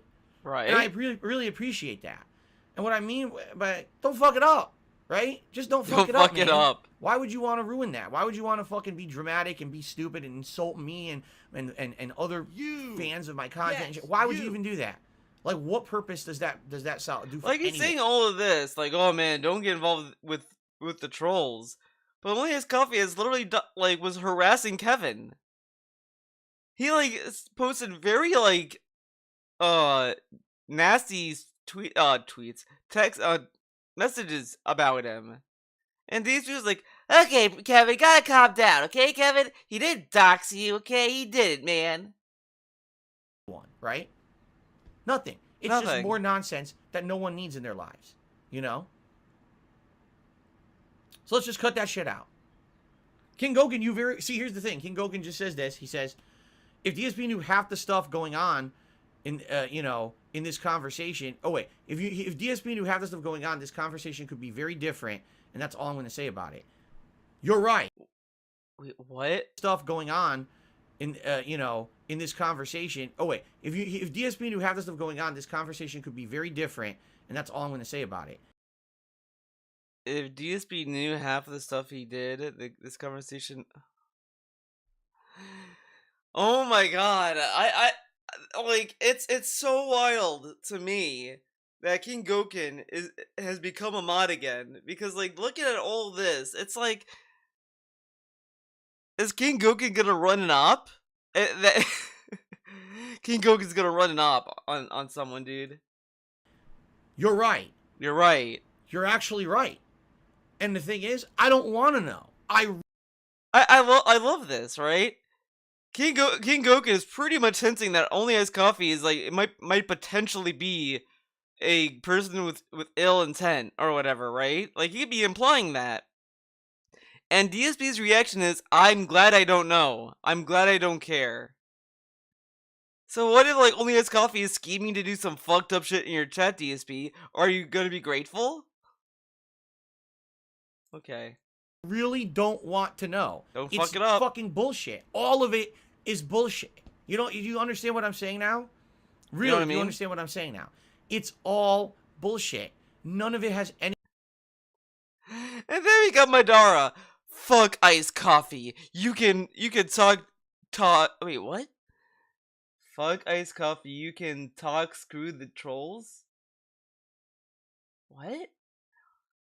Oh, is it like one of those like, fuck, man, Iced Coffee, you can't talk. Screw the trolls. Like, I guess that's what he's saying. Anything to do with this stream? None of it. 0% of it has anything to do with me. So why do I want to know about it? Right? Why do I want to know about it? I've had enough. Had enough. I fucking had enough. You had it. Zoya did a super chat, says, do I regret not putting my foot down sooner in regards to Only Iced Coffee? First of all, I don't even feel like I'm putting my foot down. I'm literally just stating... He put his foot down on venting, dude. Logical things that a sane person would say. I'll like, kick why the Uranus. fuck is there drama existing, and why does it have to do with me, and why are you bothering me with it? And why should I tolerate it? Right? Like, this is what a logical person would say. Anyone, and I mean this, and this is what people don't do. They don't take a step back and look at the situation from another perspective. They're just so deep in the shit. They're so deep in the drama and the trenches of the shit that they don't look from the outside. What? From the outside perspective, looking at the shit that is around me on the internet, people look like, what the fuck? And I can tell you that right now because in the last few years, there's been quite a few people from an outside perspective who don't know about me as a content creator, who don't know about my history, who don't know about the insane amount of losers on the internet who obsess about me. And they look at it, they're like, I cannot believe this is real. This is fake, right? Like, this is a deep fake. Like, this is one of those, it's a deep you're fake. punking me, you're pranking me. This isn't a real situation. I'm like, no, this is my life. These people are that nuts. Wait, what? Perspective.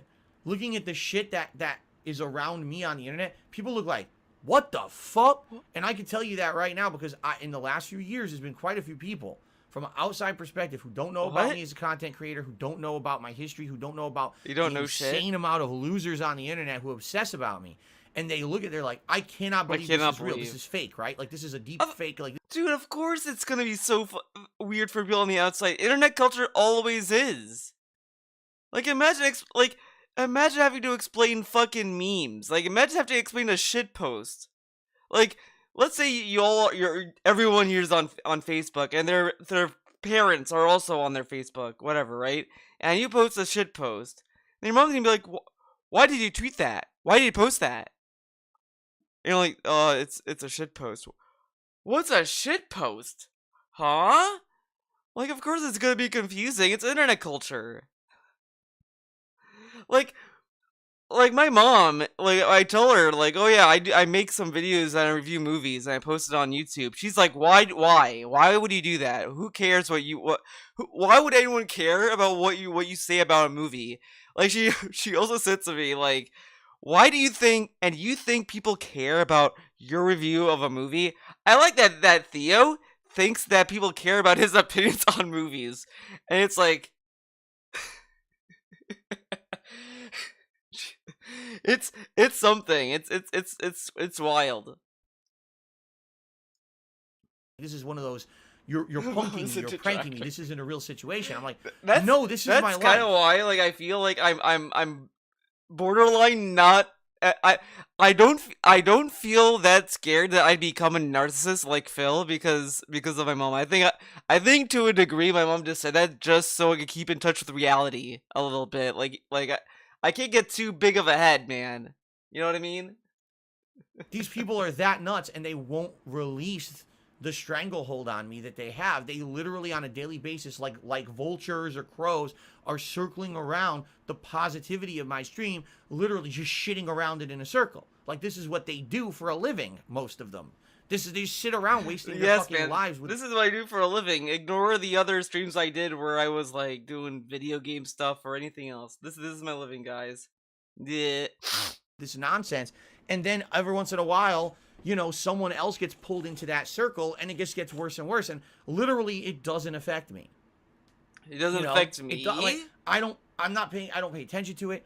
But then, oh, well, did you hear the new drama? Did you hear the Dark Side Phil drama? And the next thing you know, everyone else on the internet is like, oh, I don't want to ever talk about Dark Side Phil or associate with Dark Side Phil because he's just drama. And I'm like, what are you talking about? What are you talking about? My stream? Where's the drama? Where's the drama? There is none. Where's the beef? I'm about to play Elden Ring for 3 hours. There won't be any drama. It'll be fun gameplay and me getting my ass beat and us having fun with it. Where's the drama? There is none.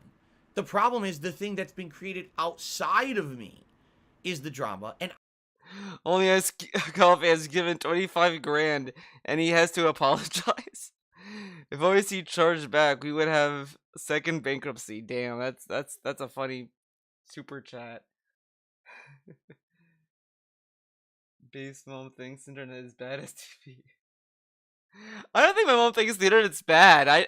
I just think she just thinks it's kind of stupid that people share information. That's kind of what it is. There's moments where she's like, I don't understand what, like, she did not want a Facebook at all. Like, she just did not want it. But she ended up having to get a Facebook so she could keep in touch with her brother, she could keep in touch with other people, whatever. So she kind of had to get one. She got one, and she keeps talking to me, saying, like, these people post this picture, like, why do I care? I don't care about this. Why are they sharing this? This is a stupid picture. I'm just like, they just want to share their picture. Look at this picture. You think this picture is good? So I just think sitting there, like, I feel like the generation before mine was just a generation of, like, why would you share it to strangers? Like, yeah, share photos with your friends and family, but, like, why are you posting it, like, for everyone to see? I can understand her on Facebook, though. Yeah, I mean, I do think there's this one time on Facebook. It's kind of a funny story. So she's in this group, and they show these pictures of, like, dilapidated subways or whatever that's not being used or whatever. And I think my mom commented saying like, they should like do something about that, make it like make it like a functional part of the subway or something. She wanted them to revitalize these areas, and a few people didn't agree with her on that or whatever, which is like whatever. People are gonna disagree, but this one guy, he starts telling her, "You know what you're talking about? Go back to your little village shack, whatever." And my mom's like, "Theo, this guy is like arguing with me. What do I do?" I'm like, "You don't have to respond to it." He's like, "Theo, is he gonna like do something? Is he gonna do something?" I'm like, "No, I wouldn't worry about it. I mean, this is just a disagreement. You could just ignore it and walk away. Just don't like continue talking to him." But Theo, look at his profile picture, and the profile picture is like the guy has like a handgun in it. He's like, "Look at it. He's holding a gun right there in the picture. What am I gonna do?" I'm like, "Okay, Mom, just block him, and you won't have to worry about him." So she blocks him, but I was just like, I just sit there, was like, man, it's wild. He's like, sure, I get it. Like when you first see a picture of someone and they have like a fucking gun, it is kind of intimidating. You're just like, what the fuck? But at some point, you just have to realize, like, half the people online are just say shit, whatever. But it's just don't like continue. I'm like, just don't continue. Block it, whatever you want to do. It was just wild. Since then, it's not gotten to that point. It was just mostly her just sitting there, kind of like, I don't get this. Like, why would anyone do this? Why would anyone post this? It's a great time. I like my my mom's Facebook adventures. It's a fun time to sit through. I can't control that because I didn't create it, nor can I stop it. Maybe if I was a multimillionaire, okay? Maybe if I was a multimillionaire, and if I could sue the shit out of all these idiots, that would shut it down. But I'm not a multimillionaire. Maybe I gotta win the lotto. Maybe I gotta win the lotto, and then I could hire a very expensive attorney. Why doesn't he do crowdfunding? And the attorney can slap all these idiots with fucking help me lawsuits sue the for trolls. years of lying and defamation and shit against me for illegally using my content without fair use protections. Instead, actually just ripping and commenting on it, which is not allowed. Shutting them down. But the thing is, I can't. I'm not rich. I'm just some little guy. Because of the way that I love that he's been doing this a lot lately, but he literally used to say, "I would never shut down a detractor channel. I would never do that. I don't agree with that." And now he's like, "If I could sue them." But I thought you're not about that. Content creator, the style that I've chosen, not to sell out, to stay true to myself and my values and everything that I've done over these years. That's one of the reasons why I'm still here. But at the very same time, that's one of the reasons why I'm as small as I am. And I don't have the ability to do this kind of shit. He's not small because of the trolls. It's because he doesn't do anything. He got like 1 million views on his Homefront the Revolution video. What does he do after he gets that many eyes to his channel? Goes on vacation. He gets a raid by like a big Twitch streamer. "Oh, I gotta go, guys. I gotta hang out with my wife." But no, it's the troll's fault. Okay. Toxic. The guy who's included on a Twitch clip is saying that, oh man, I'm a small guy. Idiots have been able to thrive. The YouTube algorithm has pushed the toxicity to the forefront, while my content gets shoved under the rug, even though my content is the actual positive content. Wait, what? Been able to thrive. The YouTube algorithm has pushed the toxicity to the forefront, while my content gets shoved under the rug, even though my content is the actual positive content. No one sees that. All they see is the toxic drama. So when you ask an outsider, "Oh, do you ever hear about Dark Side Phil?" They say, "Oh, that toxic guy that's with this drama and this shit and that." No, what are you talking about? What are you talking about? Did you ever even watch a stream? That has nothing to do with me. I'm not even involved in it. It's all these morons around me. And that's what I mean. When you got someone like Only Eyes Coffee or anyone else who's been a part of this community and then they choose to involve themselves actively in that shit, all it does is hurt everyone around you. Now, it does. It hurts you. It hurts me. It hurts this community. It hurts everyone. So just be wise. Stop the bullshit. Just The day that we just turn all that shit off, right? It's done.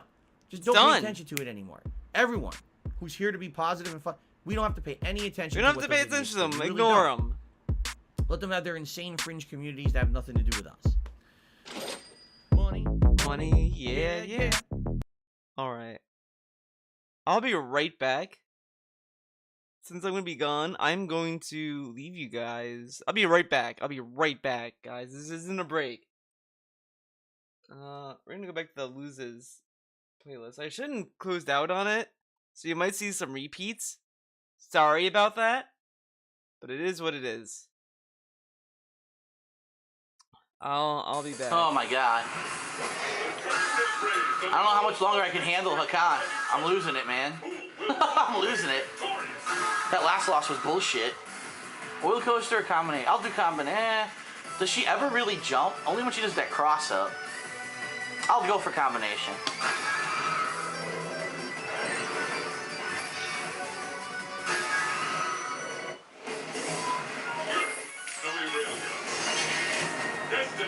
Oh, if this guy runs away, he's gonna beat my ass. That's how. Now look at how many player points I've lost because you know I'm picking new characters against fucking people and I don't know how to play them and I lose hundreds of points a game. That's a great ranking system, Capcom. Let's make it so that when people try to learn, they get punished. I didn't do that. I did this. Thank you.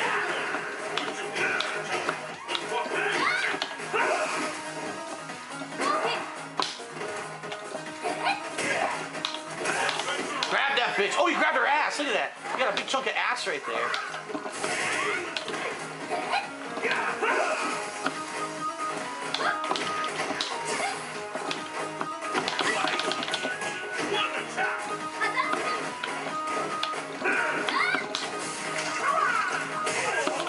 Wow, he was still open all that time? Wow, dude. Grab her. Big damage. Nice. One more hit is all I need. Got her. Oh my god, it didn't follow up. That's bullshit. Oh my god, big juggle, watch. Unearned, an unearned big juggle, but whatever. Oh my god, you didn't earn anything in that round, man. What a scrub. I hate that shit. Fucking so lucky. Fuck you, you bitch. Sit the fuck down. Oh yes, of course. Right through. The EX throw means nothing. You fucking whore. I couldn't 360.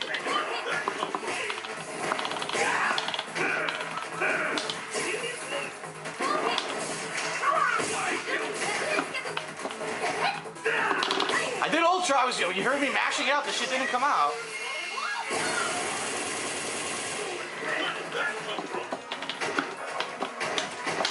I did 360, man. I fucking did it, man. Whatever. Terrible people beating me because shit doesn't work online, man. 360. I did EX 360 too. That was the other kicker. I wanted to kill her, so I did EX 360. Nothing happens. Fuck you. You didn't earn those fucking points, you fucking bitch. Eat my ass. Alright, I think you know what time it is. Oh yeah. It's time, baby. Oh, of course, against the worst fucking character to pick him against. That's who I get. Vega. Unbelievable, of course. I try to be a fucking man and pick a tough-ass character to win with, and I fucking get the worst counter match ever. Figures. That's what I get for being a man. I get punished. I should be a metrosexual fag like everyone else, right? Nothing I can do. He goes way too high. Nothing I can do. All this is comboing.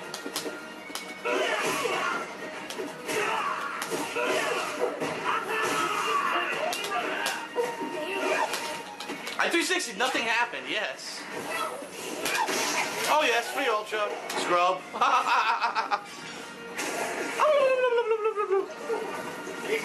You good there?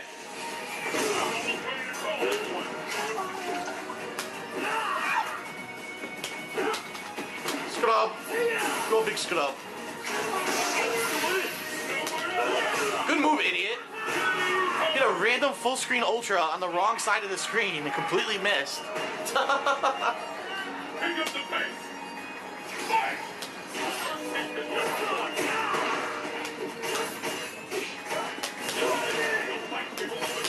Yes, hugs. Oh, good move. He did exactly what he was supposed to do there. And I get another free ultra. Whoops. Whoops.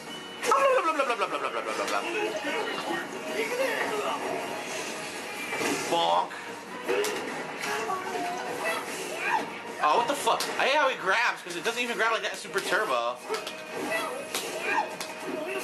I didn't do that. I never at once did I do a standing fucking fist punch. I did a fucking super, nothing happened. Grab him. Yo, like, oh, come on! Yo, the game just gave him a free fucking bullshit recovery for no reason. He didn't deserve to recover for that bullshit. He should have been fucking punished, and I couldn't grab him with the super because the game's be mad gay. Whatever. I can't do nothing. All those normals beat mine. I cannot do anything. It's so gay. Horrible counter match.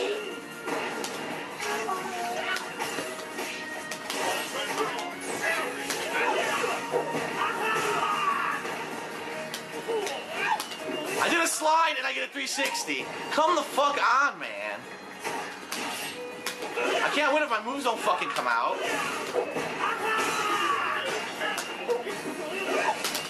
Oh, come on, Madly, of course.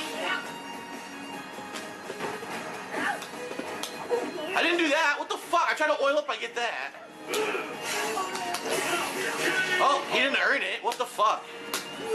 So gay. All you have to do is stand right there and poke the whole fucking time. All his fucking normals beat mine. And then when I finally get chances to win, of course you can't get your moves. You want to oil up? You want to slide? Oh, you're going to get the wrong fucking move. And he earns 100 points for being a fucking scrub. Suck my dick.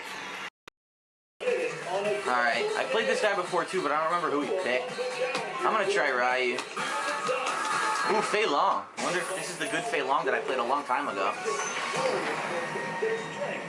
And it says that he's more skilled than me. How much you want to bet he has less points than me? And I'm going to lose a lot if I lose.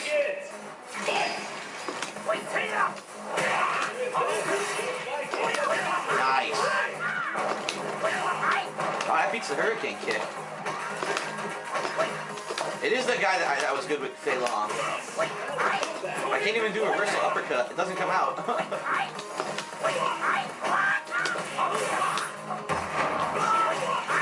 course that's what I wanted.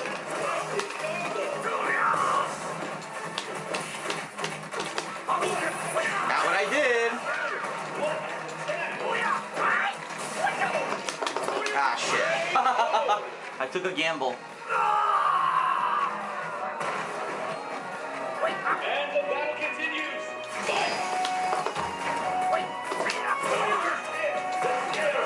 What the fuck? Yes, I completely missed. Leading to a massive combo.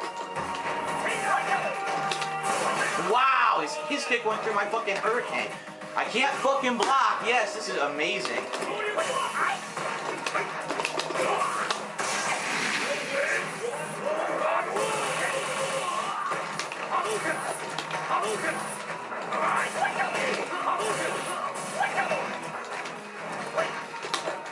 I can't block again. What the fuck, man?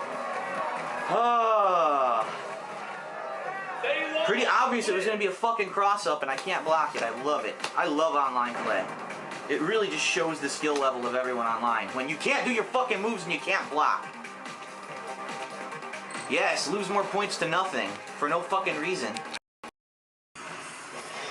Okay. Winding down here with... Oh, yes. The real American against the fake American. Guile versus Ken Masters, the masterpiece. And he's a B, so he's going to use every fucking scrubby online pattern tactic to win. Everything he knows he can abuse, he will. Trust me. 5,400 point Ken. Let's go, you fag. Come on.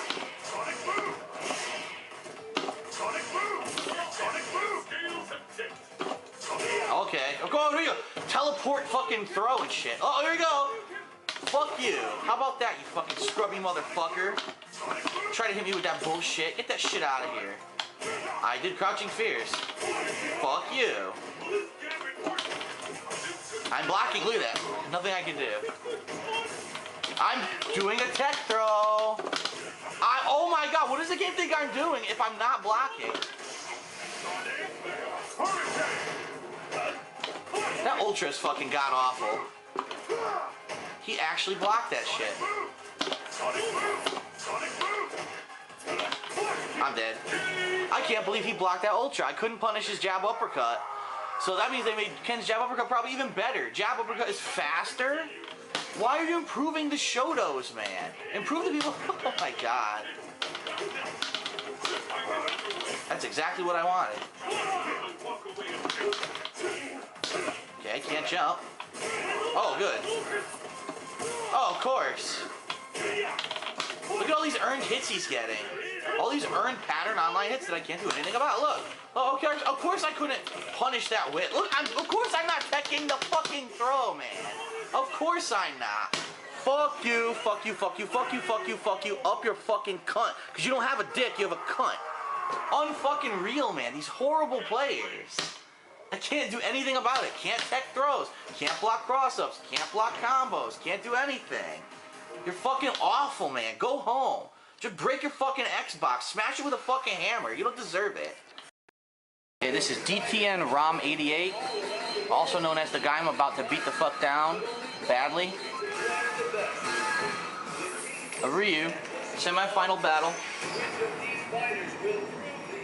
I'm gonna punch you with my fist covered in ropes. That's gangster right there. Fucking ropes, son. Covered in ropes. Hi.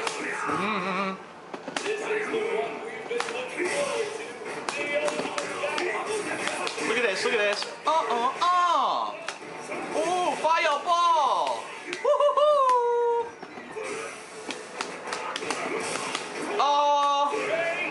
I psyched you out. I could have finished the combo, but instead I wanted your own failure to sink in. Ha ha ha!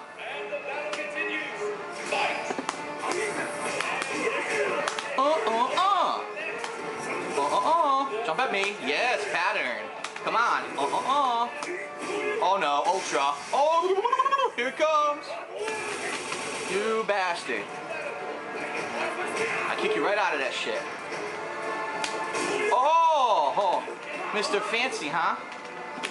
Oh, where's my fucking Ultra? I did it like 3 times. Wow, that was the best air fireball I've ever fucking seen. Jumping punch.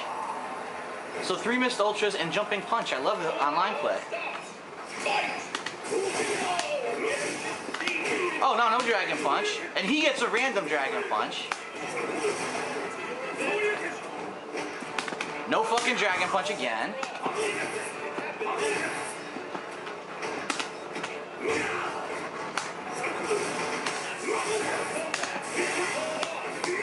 Oh my god. Can you believe this? Good, you deserve that miss. No Ultra again! Dude, no Ultra again! No teleport! He's wide open. Reversal Ultra, reversal Ultra. Teleport. Nothing comes out. Unbelievable. Fucking horrible fucking Ryu beats me because online play sucks balls. Shut the fuck up. God damn. Oh my god.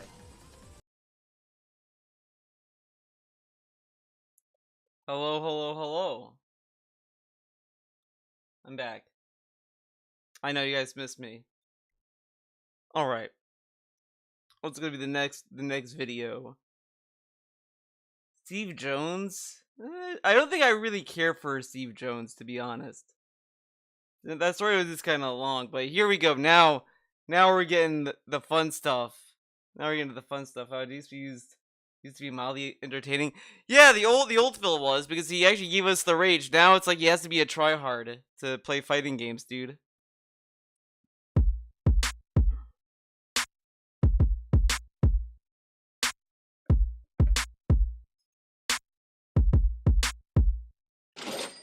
To understand the God. controversy around Hogwarts Legacy. boy. You have to understand the controversy around the creator and original writer of the Harry Potter books, J.K. Rowling. This dude, whoever taught DSP how to put photos in fucking OBS, needs to go away. They just need to go away. It's so, like, lame and old. Like, no one does this anymore. This is like the classic Phil Rants videos they used to do. The Phil React. The content, he said, it's kind of whatever. So he's doing this, right? Now, to talk about the controversy, you gotta talk about the controversy around J.K. Rowling. And I'm just sitting there, like, dude, you don't, like, if you don't understand what the controversy is, don't say anything. Like, after watching this, it's very clear DSP does not understand what is going on and doesn't understand the controversy, but just sees it as controversy. Like, he simples it all the way down, but doesn't comprehend what the issue is. May I mute this rant? You can do whatever you want. If you want, if you guys want a safety word when this is done, you want me to do a little hand signal? I got it. If you see me do this, we're done with the J.K. Rowling stuff. J.K. Rowling for a very long time was regarded. It's such nonsense that he reports on this, but it's very clear he doesn't know why this protest is going on. He doesn't understand. He just understands that the trans community is mad at J.K. Rowling, and other people may also be mad at J.K. Rowling for what she believes or what she says, which is like human nature. People are gonna always agree and disagree. It's just a discussion. Though I do think, like, I don't know the controversy all the way. I've been kind of getting pieces, but it's like, if it's what I understand it to be, then yeah, it's kind of shitty. I don't agree with it at all. But at the same time, it's like, I'm not gonna make a grand point necessarily. I don't know. As one of the best cultural writers, that she created this insanely unique universe that people found near and dear to their hearts. Like, I know I think she's like against hormone therapy. I don't remember that, but I know that she said some stuff that's like, I think it's like she doesn't want trans women to be called women. I think it's like that kind of thing. Like, she always wants that division. And the people of the trans community say, well, no, she became a woman, so she should be considered that. That's at least the last I understood it. But it's like, yeah, I mean, they transitioned to be a woman. Like, I mean, okay. I don't know. Like, people found that in this universe, it seemed like there was room for everyone. And a lot that's of what people I actually understand. I don't associated know their childhoods and developmental years but I with think Harry that's what I Potter, understood it to be. whether it be I'm the always books still, like, or the movies themselves. And so, he said, "Get that photo off your stream." Oh my god! And so, you may be saying, "What's the big deal? What are you talking about? What's the controversy here? Does the controversy have anything whatsoever to do with Harry Potter?" No. No. Sadly, as what tends to happen with pop cultural icons, creators, and other people in the entertainment industry, when they leave their comfort zone of what they're good at, and they... What tends to happen with pop... What are you talking about? What's the controversy here? Does the controversy have anything whatsoever to do with Harry Potter? No. Sadly, as what tends to happen with pop cultural icons, creators, and other people in the entertainment industry, when they leave their comfort zone of what they're good at, and they start to talk about things that basically they're not really authorities on, they get into trouble. Now, he goes on about this, but it's like, then how are we supposed to have any conversation? Because, like, it's the same reason why a lot of people meme on was it Fox News that pretty much said, like, LeBron James should just shut up and dribble, and it's like, yo, he should be able to have an opinion on politics too. He lives in the country. Like, he can have an opinion. Like, J.K. Rowling can have an opinion, but people who just either agree or disagree with her, that's on the people who react to it. And the people who don't agree with her are just saying, I don't want to support her because I don't agree with what she believes and all that stuff. Which is like, fine. Because that's a decision that they're making. And in the case of J.K. Rowling, the major controversy around her. Sorry, that's like that was a whole like some ladder of words. Inflammatory, controversial, and very, very how do I say? Troublemaking things. In regards to gender identity. I like how he's using these like buzzwords. Oh, it's troublemaking. And very, very how do I say? Troublemaking things. Like, having a different opinion is troublemaking. I mean, again, you don't have to have a right opinion to have an opinion. Your opinion could be wrong, or other people could disagree with it. In regards to gender identity, trans people, hormone therapy given to people in general, but also to children. I'm not here to talk about that. This is definitely not the topic of my podcast. Okay, we're not here to talk about whether she's right or wrong. We're not here to talk about the insane amount of vitriol that's been thrown against her because of her comments in the last decade or so that this kind of came out. Well, the reason why a lot of people, like, are upset about J.K. Rowling, like, projecting this or whatever is that she could, like, influence the government. Like, she could not, like, influence, like, oh, she's, like, planning things out, but she could, like, fund organizations that support her beliefs or whatever. And like, and it also amplifies, it gives people like a way to validate their own like stance on something. And it may not be necessarily correct. Which is all that's going on. Is just people is upset of that possibility or whatever. Like, she can speak up, but it's like that's these were her opinions. I'm lost in what I'm very saying. adamantly against said opinions. This is a bad segment. On the internet. But because these comments came out, segment. And she basically, rather than saying, "Oh, I'm very sorry that I caused controversy," she basically doubles down every chance she gets. It's weird to hear that word troublemaking. Like, it's a whole hive mind thing. And a lot of people have actually said that they are shocked, appalled, and basically incredibly disturbed that they grew up with a universe of Harry Potter as part of their lives, as part of their cultural upbringing. You know, they felt protected. They felt like they were included. They felt like this was a safe place for them to think about or what? Why are we talking about? A lot of people have actually said sheltered people. That they are shocked, appalled, and basically incredibly disturbed that they grew up with a universe of Harry Potter as part of their lives, as part of their cultural upbringing.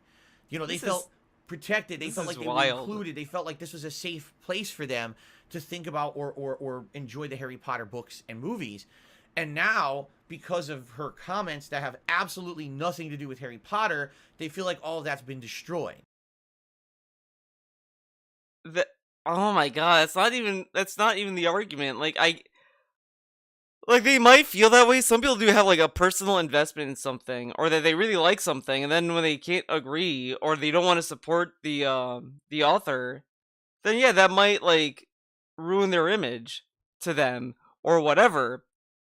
But in regards to like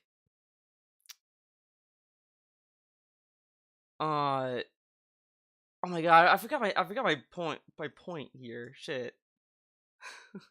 or enjoy the Harry Potter books and movies. And now, because of her comments that have absolutely nothing to do with Harry Potter, they feel like all of that's been destroyed. They feel like, wow, you shattered my thought process about what I was growing up liking. You know what I'm saying? And so, what was very interesting about the way that people reacted to the whole Hogwarts Legacy state of play yesterday is that there aren't people who don't like the game. There aren't people who don't like what the game is. There's people who just don't like J.K. Rowling anymore. It's just he doesn't know what he's talking about, and like giving a stance on it. There is absolutely no way that I'm going to talk about Hogwarts Legacy. Like, I'm literally going. It's as I said, like they don't want to support J.K. Rowling because she's gonna put that money into things that they don't believe in. She's gonna fund organizations or whatever. Like, you know, they do charities to organizations. They don't want that, and they just don't want to support that. It's like why some people have a problem like supporting Disney. It's like, well, if you keep giving Disney money, they'll keep doing what they're doing. Come on. Going to forget they're gonna that the fund game build, exists. dude, that no I'm one likes. Pretend like it was never created, and I'm going to act like, you know, it's just not there. What are you talking about? What's Hogwarts Legacy? I never heard of it. Like someone cast, like the Men in Black flash you with their little flashy thing. Oh, wipe my memory. Like it doesn't exist, right? Right. Now this is so weird because so it weird. creates a contentious point about the whole situation. So wait a minute. What? If you talk about Hogwarts Contentious Legacy, point. does that mean you're okay with what J.K. Rowling has said about gender and you know, trans people and everything? No, it doesn't. Not at all. What? Does that mean you're okay with what J.K. Rowling?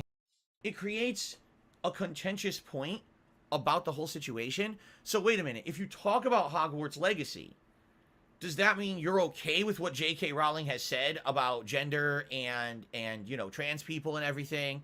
No, it doesn't. I mean, you can still enjoy it, but it's just that I don't want to get like people may just not want to give them any money because it might support bad business, dude. Come on. Not at all.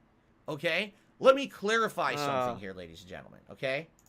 This game, Hogwarts Legacy, was not written by J.K. Rowling, was not created by J.K. Rowling. It's not being promoted of course by J.K. Rowling. he focuses on the money aspect of his fucking point, by nothing the to way. fucking do with this game. Did she create the universe He's pretty much saying this so that when he starts playing the game, he doesn't have trolls in his chat saying, "Oh my god, Phil, do you support this? Do you support that?" So he's saying all of this, so he kind of preempts the nonsense that could possibly happen. That's why he talked about it. behind it? Yes. But outside of that, this is an original work that has absolutely nothing to do with J.K. Rowling. So the fact that when they announce this game, people immediately say, well, sorry, not going to talk about it because J.K. Rowling. I'm like, huh? Huh? Like, what are you talking about? All right? Yeesh. Yeesh. And now, this is coming from the guy who goes on his little pre-streams. You guys should stop supporting the bad business. Stop supporting bad business. And then they stop supporting business they think is bad. What? They're not gonna give money to them because they don't want to support the bad business? Huh? The more and more that I think about this situation, yes, I'm going to go in another direction with this podcast you guys were never expecting. You'll never expect it. The more and more that I think about this situation, I think about another situation that maybe isn't on as clear or direct of a scale, but a situation that was still incredibly similar, all right, to what's kind of happened here with the whole Hogwarts Legacy situation. And it's kind of a unique situation where I think we'll maybe emphasize this a little bit more. Okay, ladies and gentlemen. Oh my god. Yes, for the first time ever in any of my content, this morning we are going to talk about the excellent adventures of Gutex and Mike Ross. Look how smug he is, too. In any of my content, this morning we are going to talk about the excellent adventures of Gutex and Mike Ross.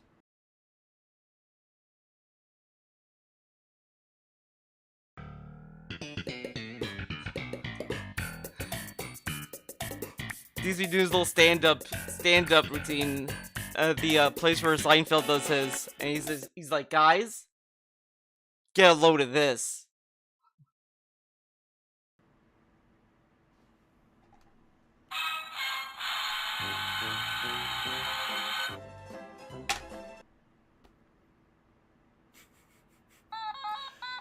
Ladies and gentlemen, there was a unique time in the fighting game community. Around 2009 when Street Fighter 4 came out. The fighting game community was completely reinvigorated. It had effectually been dead for almost a decade. Yes, there were new fighting games that had come out, but no new Street Fighter installments had ever released in about 9 years. And because of that, competitive Street Fighter was just a grassroots movement. But in 2009, Street Fighter 4 released. And when Street Fighter 4 released, the entire community was reinvigorated. You had pros from the ancient days, the OGs, coming back out of retirement to support the game. But you had an equal amount of steady newcomers who had seen that whole grassroots movement happen, were intrigued by it, but didn't necessarily get too interested in it until Street Fighter 4 came out. Two of those prominent figures were Gutek and Mike Ross. These were two guys who basically liked Street Fighter, but during that 2000s era, didn't necessarily get too heavily involved in it until the new game came out that became prominent. During the era of Street Fighter 4, these two guys became very, very notable personalities in the Street Fighter community. They grinded it out and became top players. In their own right, there's fighting game history showing that these guys were absolutely great players. And that translated into internet popularity for them when they made a show called The Excellent Adventures of Gutex and Mike Ross.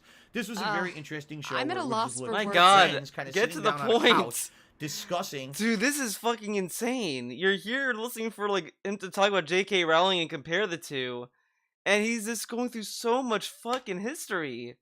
Jesus. The state of Street Fighter. What is the point? And everything around it. They would have special guests on the show, including prominent top players, but also celebrities. I mean, hell, they had Kenny Omega, one of the best pro wrestlers in the world, on their show. They had other content creators like Maximilian Doom. They had top players like Justin Wong, etc., etc. I could go on and talk about this for a very long time, but the point I'm making is these guys were absolutely, positively popular. To some extent. And what I mean by that is they were popular in fighting games. They were popular, dude. If you look at the big picture of the internet, their show, which was called The Excellent Adventures of Gutek and Mike Ross, and their channel Cross Counter TV, was popular for the most part in the fighting game circles, meaning they would bring in tons of views, they would get people watching their stuff in the scale of the fighting game community. Were they breaking millions of views on their videos or anything like that? No, they were not.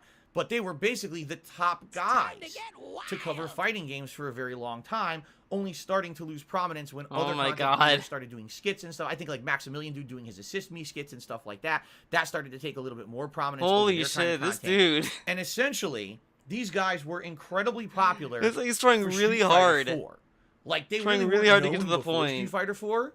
He's buffering. All right, and then when Street Fighter 4 hit and they started covering it and they started doing the show, they became two top guys. I mean, Gutex, I believe, was on G4 TV at one point as a host.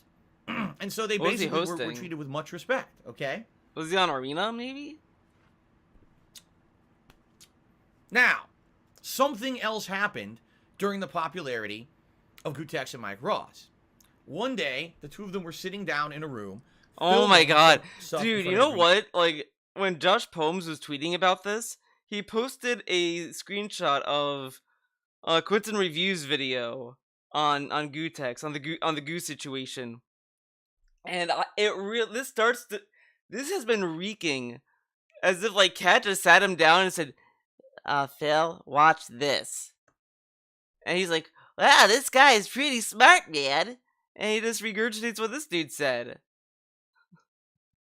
Because it's almost structured the same way.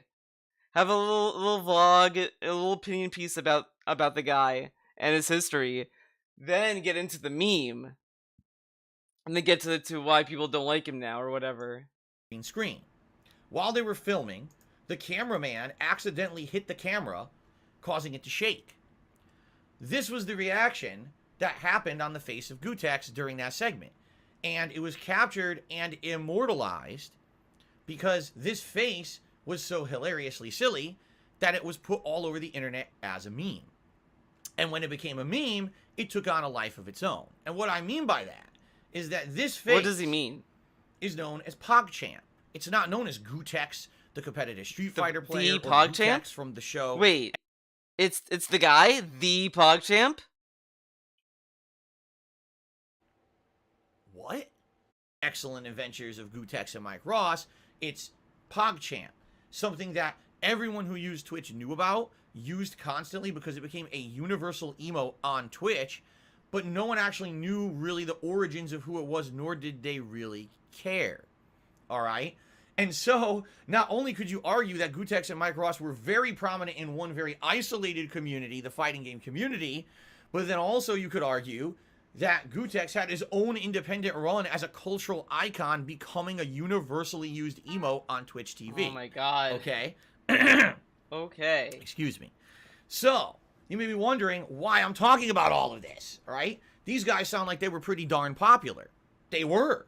They made tons of money doing I'm telling you, this. this guy They were must have very watched that prominently Quentin popular. review They had video sponsorships out and the was like, ass. this is They how you won do it. tournaments. They were hot shit. He's just gonna during that dude. time. He's gonna be a fucking bootleg version of all these other talking heads, like Quentin Reviews, Rich from Review Tech USA. Period. Okay.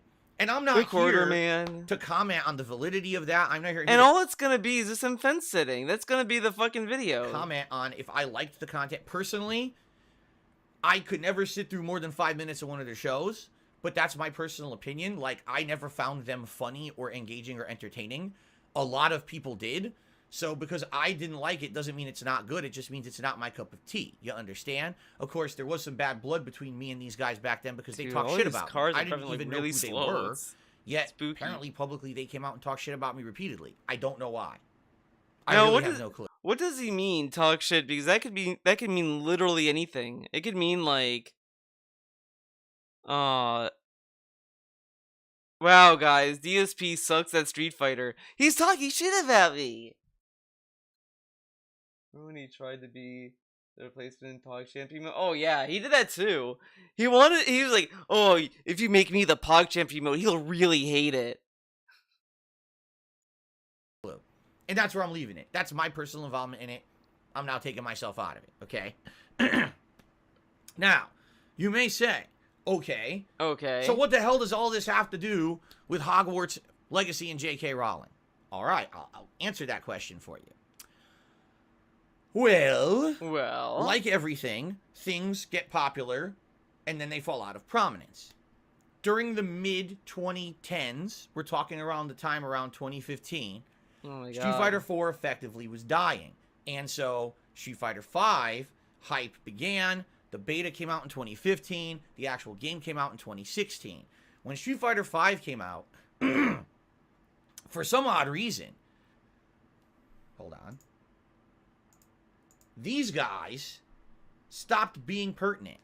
What? I don't know why. If really the appeal of them was their personalities and their expertise on Street Fighter, you would have thought that that would have carried over to Street Fighter 5 and there wouldn't have been a problem with them maintaining their popularity. But what is produce? I'm confused. For whatever reason, and from what I can see on the internet, there's a lot of differing opinions on this. These two guys definitely fell out of prominence, and their show went from getting at some point over 300,000 viewers per episode. Oh my down god, to barely it's being going able on to and on. like 20,000 viewers an episode. Never gonna end. A lot of the times it looked like they really wanted to hang on to Street Fighter 4 and not move on to Street Fighter 5 for whatever reason. The rumor is that Mike Ross literally detested Street Fighter 5, and because of that, he really didn't want to continue to do the show anymore because he didn't want to cover it. And basically lost passion with making YouTube videos. Oh my well, you God, know, the common intelligence level of I can actually 100% understand that. I hate Street Fighter 5, and if I were a content creator that only made content focusing on Street Fighter, like these guys, I probably also would have quit.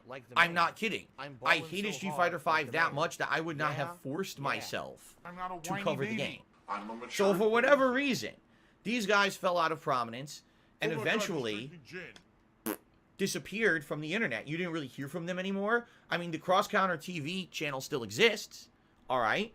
And you can watch all their archived shows over there. They kept going for years, even though no one was really watching their content. The content kept going, and Gutex tried to hold down the channel by himself without Mike Ross, and yada, yada, yada. It's basically become history. You know, people who were there at the time remember them, and everyone else forgot they ever existed. This is like However, unreal. This face remained prominent because it was a universal emo on Twitch. So even if you had forgotten the good positive stuff that they had done in the past, this kept Gutex prominent, even though no one knew okay, we get it. Gutex. He was prominent because of the emote. So, to get to the point, Jesus. Fast forward to 2020. Now listen. And then he brings up his appearance. What? Wow. Now this shocks. I'm no spring chicken. Look at me. My face actually, I think, looks worse than his. Seriously. I think I actually right now look worse than Gutex in this picture. Even though this picture was taken to try to emphasize that he had changed his appearance.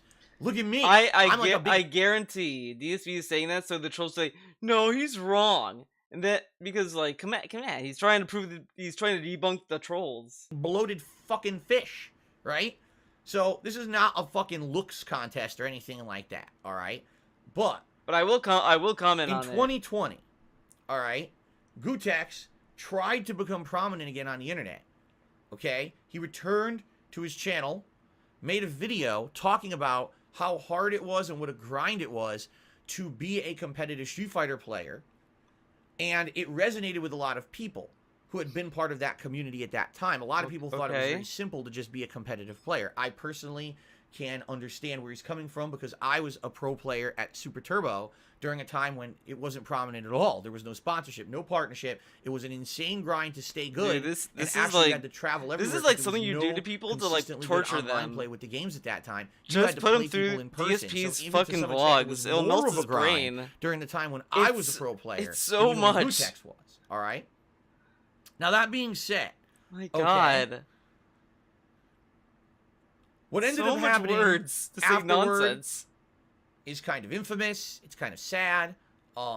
Basically, Gutex kind of went off the deep end when COVID hit.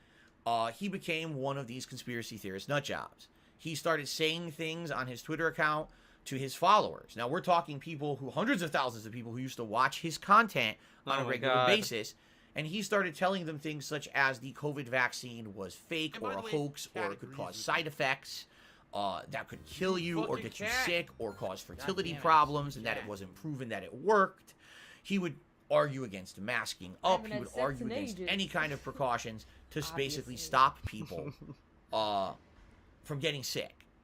A lot of people would argue the things that he said and did were completely irresponsible when you have a fan base of people who look up to you. In some cases, for many years, a decade, this guy was very prominent in the Street Fighter community. Like, and the fact that he would come... Like, yeah, you might get, like, some side effects from a vaccine, but it's usually, like, temporary things or whatever, but... Whatever, okay. Come out and start saying these things to his fan base that were very irresponsible and not even factually vetted. He was basically believing conspiracy theories online and then passing them off to his followers as facts. Basically, people started calling him out on his shit. He was on a podcast at one point with other Street Fighter players, and he started talking about this, and they were like, Gutex, you're killing me. Like, what are you talking about? I can't have this on my show. You're going to get me canceled. Dude, he's saying, like, you can be on my show, you'll get me canceled too. That's probably not what the problem was. It's probably like, hey, we don't agree with this, and we don't want this information to spread or whatever. Like, whatever. They don't want to give this thing like a microphone, whatever. You know what I mean? That's probably what it was. Like, hey, we just, don't want to air that, whatever, right? They don't want to show science support or whatever. Not like, oh, we'll get in trouble. The cancel culture will get us. For having you on the show, we got to shut this shit down. Okay? Like, and the other thing is, like, he's going on a podcast, and it's like he brings up, or an interview or whatever, and what he said might not have been relevant. And they're like, we can't have this guy just derailing our show. Come on. Now, you might say, why do we care Ludwig, exactly. what Gutex had to say about this stuff? It's a good question. Let's continue. Why do we care? Because people might be interested. A lot of people are interested in a lot of dumb shit. The infamous Capitol riot happened in Washington, D.C. A bunch of fucking loonies stormed the Capitol in an attempt to basically overthrow our government.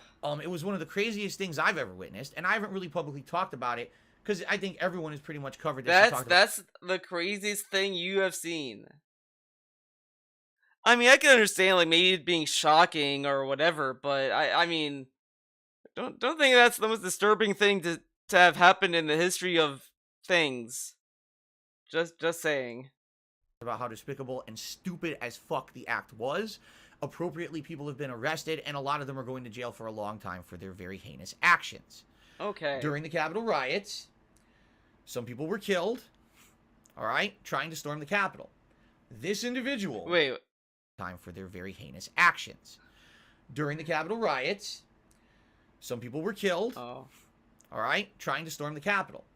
This individual went on his Twitter account calling them martyrs and saying that basically this should not stand. Wow, some guy said these people are martyrs. I mean, I'm sure anyone could say that about anyone ever. who agrees with them. I'll leave it at that. I mean, come on. Okay? Essentially, Gootecks, a fighting game player, prominent for making a comedy show during the early to mid 2010s for Street Fighter 4, was effectively telling his followers that the insurrection was good and should continue. You should overthrow the government. That's what he was actually telling people on his Twitter account. I mean, technically, that. Whatever. I don't want to get into it. Gee, do you think that might have a backlash?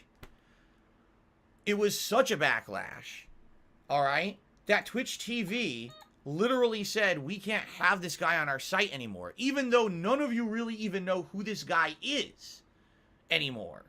We got to get rid of him. He cannot be a universal emo on Twitch anymore, all right? Now, of course, they completely botched it. At first, they said they were going to have all these different faces. He botched it. This dude loved that idea. When he heard about that, he was like, oh, wow, they can do other, like, streamers? That's pretty cool. And now it's botched and terrible and stupid. Wow, what losers. Different people's faces, which then led those people to be completely attacked on Twitch. And then eventually they settled in on a completely worthless emote that no one uses anymore. But the fact of the matter is that this guy, within 1 year of returning to the internet... Well, I mean, Twitch might not... I mean, they have the right to terminate whatever. Like, they probably just sat there and was like, look, we don't want to support this or whatever. And they're like... And they just want you to sign of not approving it. Or they don't support it. Because, like, people associate this guy to them, and it's like, we don't agree with this guy's, like, things, and they don't want to keep having to say that over and over and over. So that's why they do things like this, is to make sure everyone knows that they don't support what he believed. After basically kind of going away for a while, completely and utterly destroyed any kind of positive remembrances or reputation that he had for saying some of the stupidest, most well-researched, poorly thought out, controversial, idiotic, dumb fucking things a human could say. I mean, wow. Wow. So how is this relevant?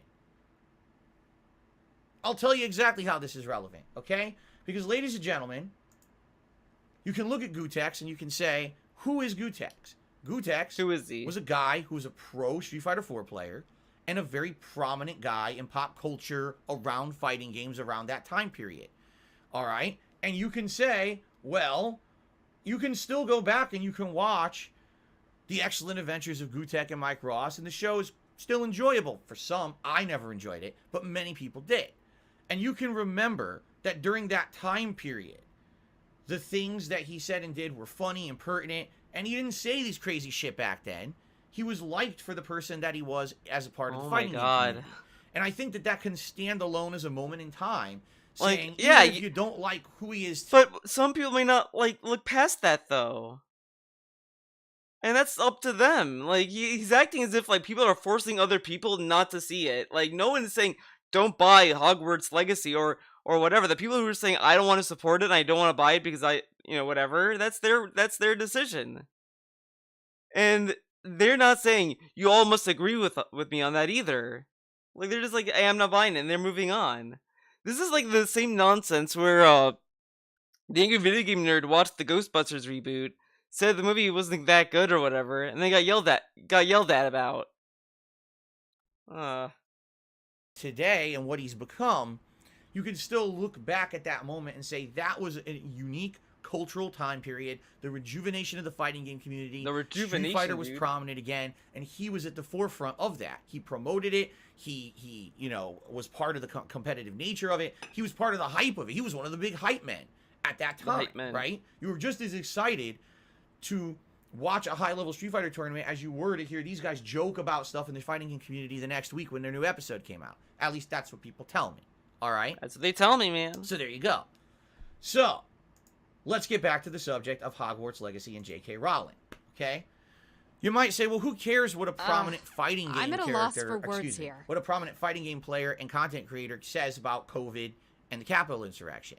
To which I respond, You're right. Who does care? I don't care what the fuck Gutex has to say about that shit. Why would I? But what about the people that do care about his opinion? He was talking about maybe Street Fighter or something, all right, then maybe I would care. But the fact that he comes out of nowhere and says this dumb shit about stuff he has nothing to do about. Now, is it incredibly irresponsible for him to do what he said? If you don't care, but explain this then. You cared enough to have an opinion about it. Like, you had to care to disagree about something. You can't just not care and disagree with something. That makes no sense. Did? Yes. He has a following, and some people are just so stupid, they will listen to what he has to say. But yeah, you did do a whole video about him. Not that big of a deal. At this point, he's not an authority on those things. Why would anyone treat him as such? All right? J.K. Rowling is not a fucking authority on gender. But she can have opinions about it that will just spread that opinion out and give people more validation to go with it or whatever. Like, that's the problem. Like, these people don't agree with what she's saying, and they're like, and she's amplifying this message, and these people have to keep arguing and saying, no, that's not the case or whatever the fuck. Like, come on. I understand this. She never was, she never will be. Whether you agree or disagree with her opinions on gender and I'm at a loss for words. Trans and that kind of stuff, okay? Oh my god. That's your own opinion. You're entitled to it. But she is not an authority on this shit. So if she says inflammatory statements about gender and stuff, okay? Gotcha. Maybe some people are upset about that. Now, does that mean that we can't then look back? But this is kind of nonsense, though, to imply that there's an assigned position to talk about it. Like, okay. Back at the things that she did in the past that were creative and fun, a universe she created that was very interesting and exciting for a lot of people. It was an escape from reality. It was the thing you were into, your hobby, right? Just like I said, like Star Trek or Star Wars, there was the Potter fans, and this was their own immersive universe. I mean, hell. This dude bases everything on marketability. Because, like, Star Wars, Star Trek, and Harry Potter has been the most commercialized things. And he's like, well, see, these people are very passionate. But what about the people who love the indie games? Or the indie films? The David Lynch of cinema? Come on. The Potter universe had more fucking movies than Star Trek. So, see what I'm saying? See what I'm saying? When I'm looking at this, and at this situation as a logical human, I can say, okay, did she say dumb shit? Of course. Maybe not. Maybe you agree with what she says, and I don't really care. Like I said, I'm not here to agree or disagree with what J.K. Rowling says, okay? The point I'm making here is that there are times in life when you have to realize not everything is just black and white, and not everything is either 100% approval or 100% disapproval, you know? Oh, I completely think this is all good, or, oh, 100% cancel culture, all right? 100% cancel culture. Disagree with her, it's cancel culture, dude. You can disagree with the things that J.K. Rowling has said about gender, all right? You can. And just like you can completely disagree, he's very proud of what he's saying. saying. Things that this gentleman, when he talks really slow like this is how you know he's very proud of what he has to say. Like, he's proud of this. Said about COVID and the Capitol riots, and you could still go back and you can watch the excellent adventures of Gutex and Mike Ross and enjoy them. That's actually a logical thing you can do. Now, yeah, you might have a nagging feeling in the back of your head that this guy is a complete irresponsible asshole who may have caused more harm than good to the world in the big picture. But still, you can go back to that time when he was actually prominent and funny and fun, and you can enjoy that content for what it was at the time, understanding that it existed at a certain point in time. Just like you can go and watch the state of play on Hogwarts Legacy and understand that J.K. Rowling didn't make it, isn't involved in it, has nothing to do with it, and even if you don't like her comments on gender, this game could still be good. Really had to be you close don't together. Actually have to be an obstinate idiot and say, oh, because I don't like something the creator of this universe said or has an opinion that I feel is harmful. But they may not want to support her. Come on. I can separate. Like, this is coming from the dude, by the way, that said, well, if you don't agree with what a streamer does, you don't have to support them. Don't support them if you don't agree with them, man. They do what he says. What the fuck? Why are you canceling them? Why are you giving them money? Come on. the artistic work from the idiocy. I guess it only works for streamers, not anything else, right? That basically has nothing to do with the artistic work. J.K. Rowling is not an authority on gender. So why do you hate everything she's ever done in her life because you disagree or find her comments harmful on gender? I don't understand this.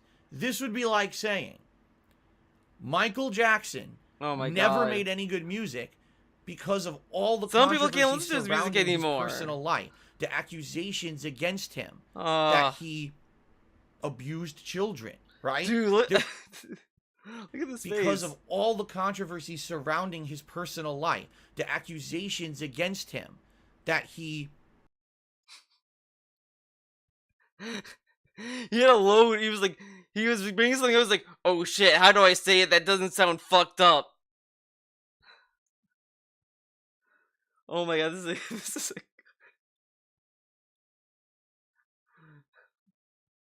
Oh my god, come on.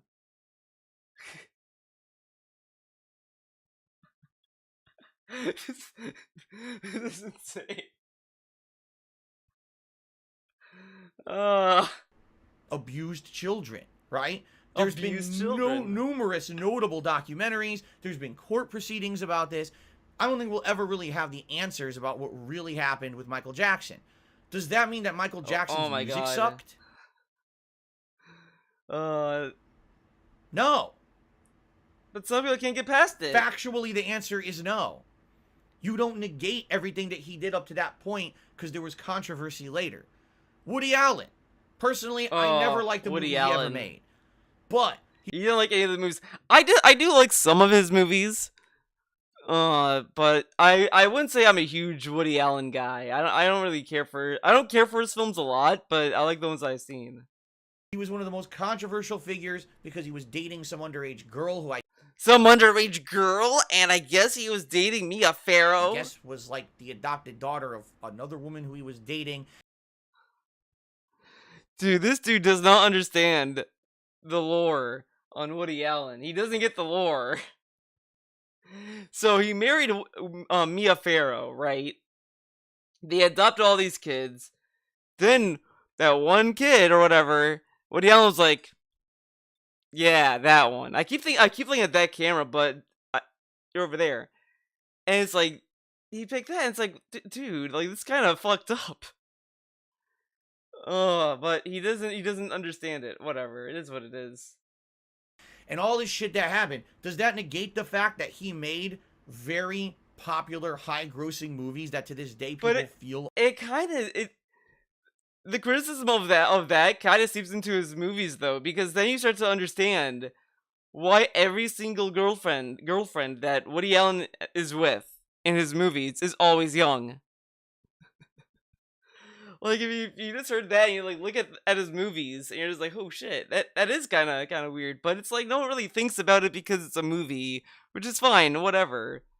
But it's just kind of funny the amount of times he keeps like making that pairing in his movies.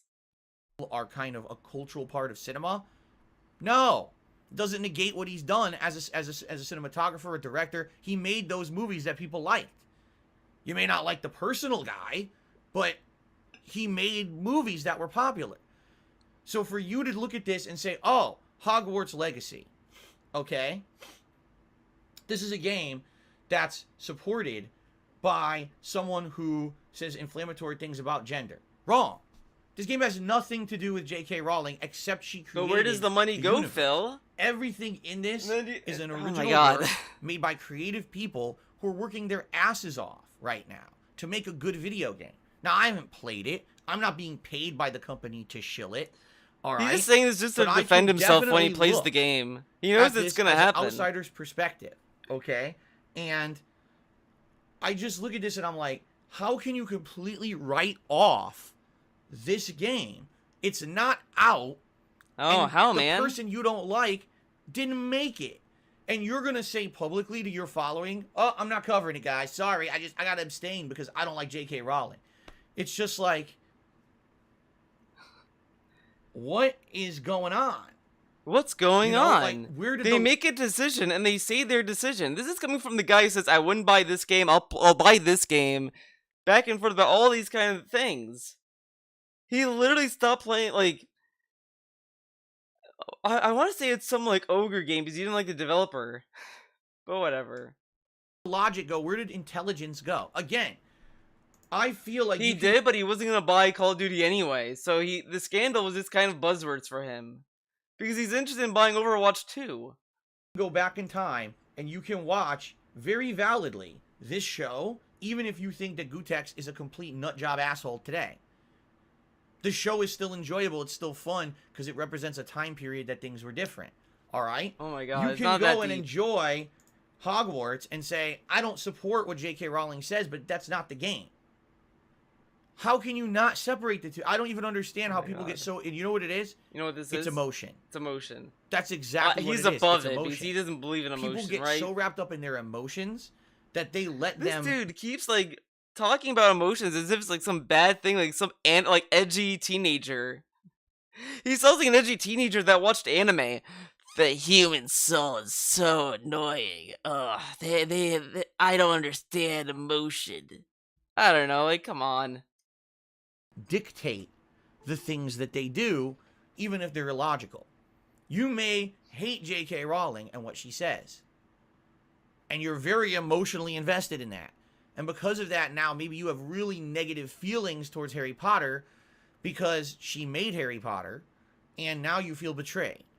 And I feel for you if you're one of those people, because that's messed up. You know what they say, that you should never meet your heroes, because sometimes they end up being nothing like what you actually thought them to be. But on the flip side of that, I kind of have to say the following. Yeah, it's fucking... Why do we tend to put these people on pedestals to begin with? You know what I'm saying? Like, J.K. Rowling was an author who made a series of books that basically charmed the world. They expecto patronum dust, right? Or whatever. Oh my god. And we all like the Harry Potter universe. I like the Harry Potter universe. No, Harry Potter sucks. Fuck that. But I've seen the movie. I think it's pretty unique and interesting. Right? I never had a good experience with Harry Potter movies. They all sucked. I was forced to see every single one, and I hated every moment of it. It's like I would plead to my parents when I was younger, I don't want to see it. I don't want to go. And they're like, Theo, you have to go. Your friends are going. Why don't you go with them? I don't want to see Harry Potter. Theo, you need to go see that. Go with your friends and watch Harry Potter. And then I end up going watch Harry Potter, and it's like, sucked. And I was bored every time. I never had a good time. The movie sucked. Fuck them. Why then do I care about her opinion on anything else on this planet but Harry Potter? Why do we ask LeBron James for his opinions on politics? You know, he's a basketball. They live in the same country, though. Like, LeBron James lives in America. He doesn't have any interest in talking about the president that's governing the country he lives in. You can't have an opinion on that? Okay. Basketball player. He's one of the best Very ever. cool. Why the fuck do I care what he thinks about our government and how it's run? I don't. Shut up and dribble, people do. Oh, here's what LeBron said on politics. Why do I care? Why do I care? It has nothing to do with that. You know what I'm saying? You know what I mean? So in this situation, why do we care what Gutex has to say about COVID and the Capitol riots? The logical answer here as humans should be, we don't. I don't care what this fucker said. He's an idiot. Just listen to what he says. It's completely nonsensical. There's no facts to it. He's a dunce. All right? So what? What you do is you say, okay, you're a dunce. Bye. Bye. Oh, by the way, this is really funny. Let me go watch it. And the same thing can be said here. You may say, wow, she's an idiot. She says dumb shit about gender or whatever. That doesn't mean you can't enjoy a game set in the universe she created 20-some years ago. You know what I'm saying? Like, I just don't understand that mentality at all. Why are you putting people on a pedestal to begin with? Maybe, just maybe, we should all look in the mirror and say, why do we idolize these people so much to begin with? Yeah, it's cool to think back that they're intelligent. Why do we idolize them? Maybe because they inspire people to do, like, creative things. I don't know. They're not. I'm just saying. Maybe they just ain't so great. And we really pumped them up to be something that they're not. And now when they get exposed for that, now we kind of look in the mirror and like, oh, you know what? Maybe I'm embarrassed that I actually looked up to that person the way that I did for so long. Maybe I should have realized that humans are fallible creatures and we all have shortcomings. And we can all say and do stupid shit and have dumb beliefs. And maybe I shouldn't have believed that this person was so important to begin with. Wait, what? I should have realized that humans are fallible creatures and we all have shortcomings. and we can all say and do stupid shit and have dumb beliefs, and maybe I shouldn't have believed that this person was so important to begin with. Okay. J.K. Rowling created a really cool universe. All right? What's cool about it? Millions of people around the world absolutely love Harry Potter. I like Harry Potter. I don't love it. That doesn't mean that everything she says is important. It doesn't. At all. So I don't, you know what I mean? Like, I can play Hogwarts and say, wow, I looked at the state of play. The game looks good. It looks very good to me. He's just like shitting on other people's opinion on it. Like, if he doesn't agree with what they're doing, that's fine. You really had the opportunity to explore you don't agree with it before. But like, it's their decision. They're gonna have some creative control over the universe because it's set in the 1800s instead of the Harry Potter time. That's cool. It looks like potentially could. Oh, by the way, and something I didn't even mention: no microtransactions. They outright came out and said this game will have 0 microtransactions. Wow, a single-player game will not have fully fledged single-player RPG that will not nickel and dime you either, so you don't have to worry about that. Wow. Okay. So it's kind of amazing. Great news. Wow, that is really, really cool. That this might be the first opportunity in many years that not only we're going to play a game set in the universe of Harry Potter, but that it's going to have things in it that will maybe extrapolate upon that universe. You know what I'm saying? It looks great. Do I now erase this? Do I say, oh, I can't ever show this ever again because I don't like J.K. Rowling? That's the dumbest, most man. Immature, uneducated, so stupid. Stupidest mentality you can possibly have. How can you be a games journalist? How can you be a gamer, content creator with an audience and not understand the basic concept of separating the art from the artist? Or in this case, not even, because Hogwarts isn't being made by J.K. Rowling. Just because it has an association with the universe she created, you're canceling the game? You're an idiot! Damn! I mean, I understand that your fucking emotions can take you over in some respects, and maybe when you're just... I love this dude makes it, like, he starts off empathetic, then he calls him an idiot. You're an idiot! Very positive. Playing this game a few times, you'll be like, ah, shit. You know, it really sucks that she fucking said that stuff. But, does that mean that the game has to be erased from existence? No! Why would you even say that? Like, I'm reading that, like, are you out of your mind? Like, oh my god. You know, like... Oh my god. Anyway. That's the best comparison I could do. You know, I tried to make it personal with fighting game stuff because that's just something recent. He's on a gamer. I was like, that's like almost a direct one-to-one comparison. That someone who was once prominent can fall from grace for dumb shit that they said, or things you just disagree with, depending on your point of view, I guess. And then people want to erase everything they've ever done, and it's like, I just don't understand that. I don't. Listen, and by the way, I'm not supporting the things that they said at all. But you got to understand that not everyone's perfect, everyone's flawed, and people do dumb shit, you know? And that doesn't mean that everything just never existed. Let me tell you something. If we canceled and erased every single thing in history because someone associated with it did something wrong or did something stupid, everything would be a black hole. Everything would be a black hole. There would be nothing. Oh my god. Zero. There would be absolutely nothing left. You know? You got to get to a point where you'll understand. Wait, what? Let me tell you something. If we canceled and erased every single thing in history because someone associated with it did something wrong or did something stupid, everything would be a black hole. This kind of makes the assumption that people who make things, there's no way they could be positive people or that they might not be as problematic. Like, it's kind of weird. He's like, oh, if we just... hold people accountable for what they said and take them to task, then everything would be wiped, dude. Okay. There would be nothing. Zero. There would be absolutely nothing left. You know? You got to get to a point where you'll understand that you got to take a step further than that. It's not, everything is not so simple. Oh, what did Despo say here? The world got weird on us. If you're not constantly outraged to the fullest through distance. What? Outrage to the fullest through distance and constant outrage. You aren't perceived as caring enough and get canceled too. God, what? That is the dumbest. That's fucking stupid. Yeah. Okay. All right. Despo. So you keep doing black you, man. And white. We actually have to look at things with context. I don't care that J.K. Rowling said something dumb about gender because the context has nothing to do with Hogwarts Legacy. You see?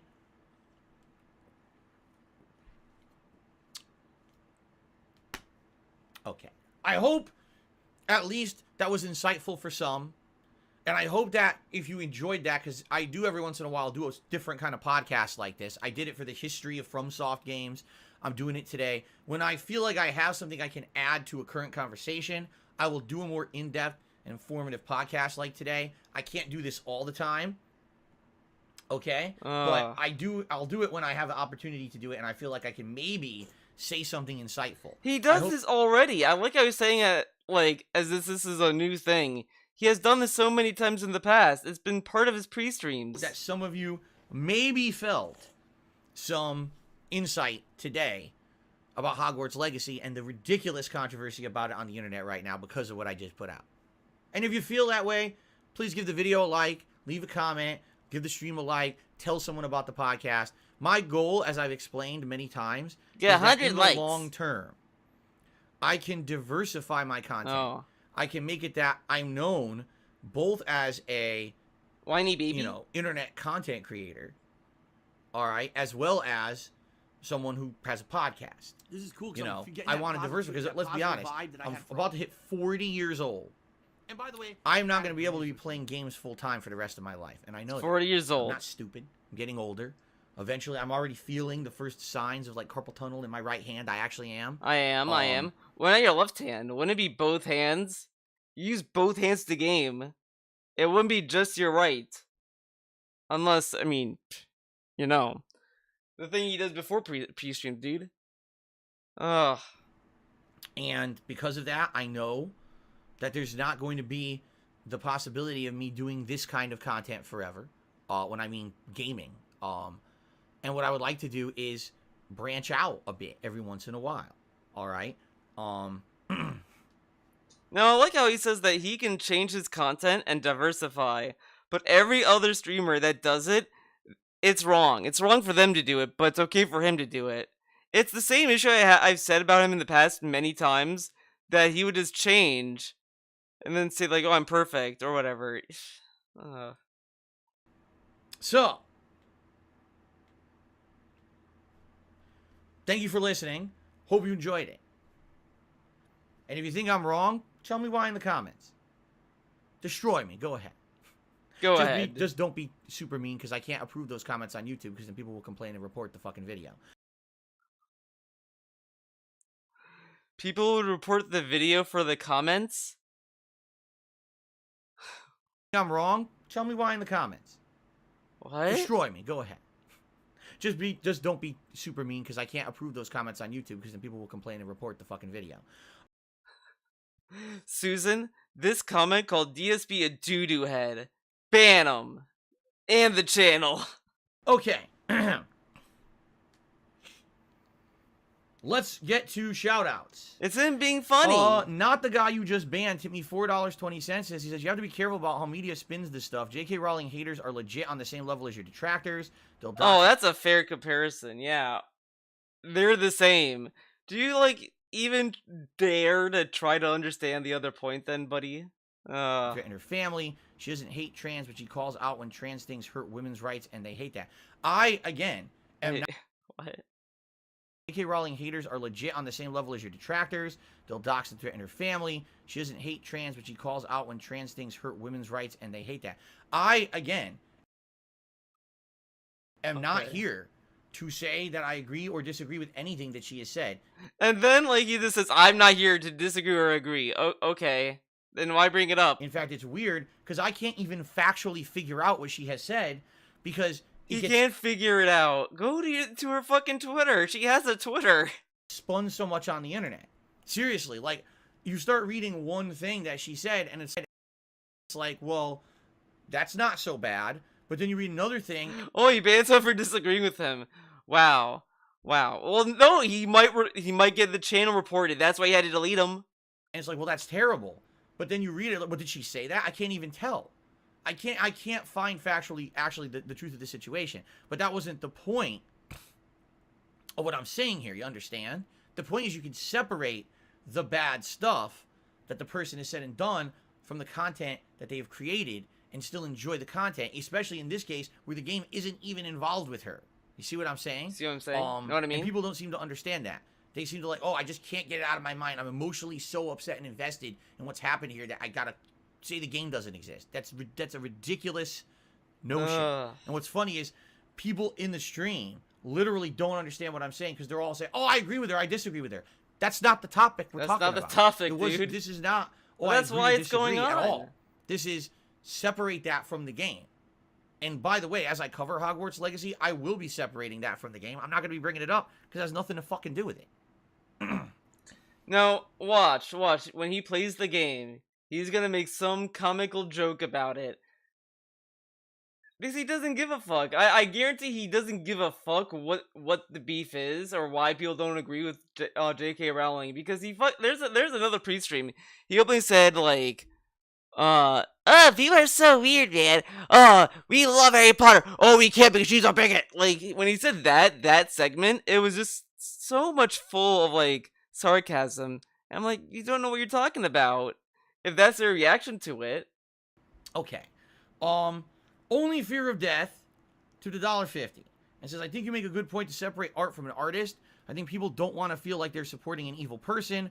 I enjoy R. Kelly's music, but I can't listen to it on Spotify because I feel like I'm supporting a child molester. You know? Isn't he yeah, stupid, and though? I listen, I'm not saying it's easy. This dude in the same video said you're an idiot if you do that.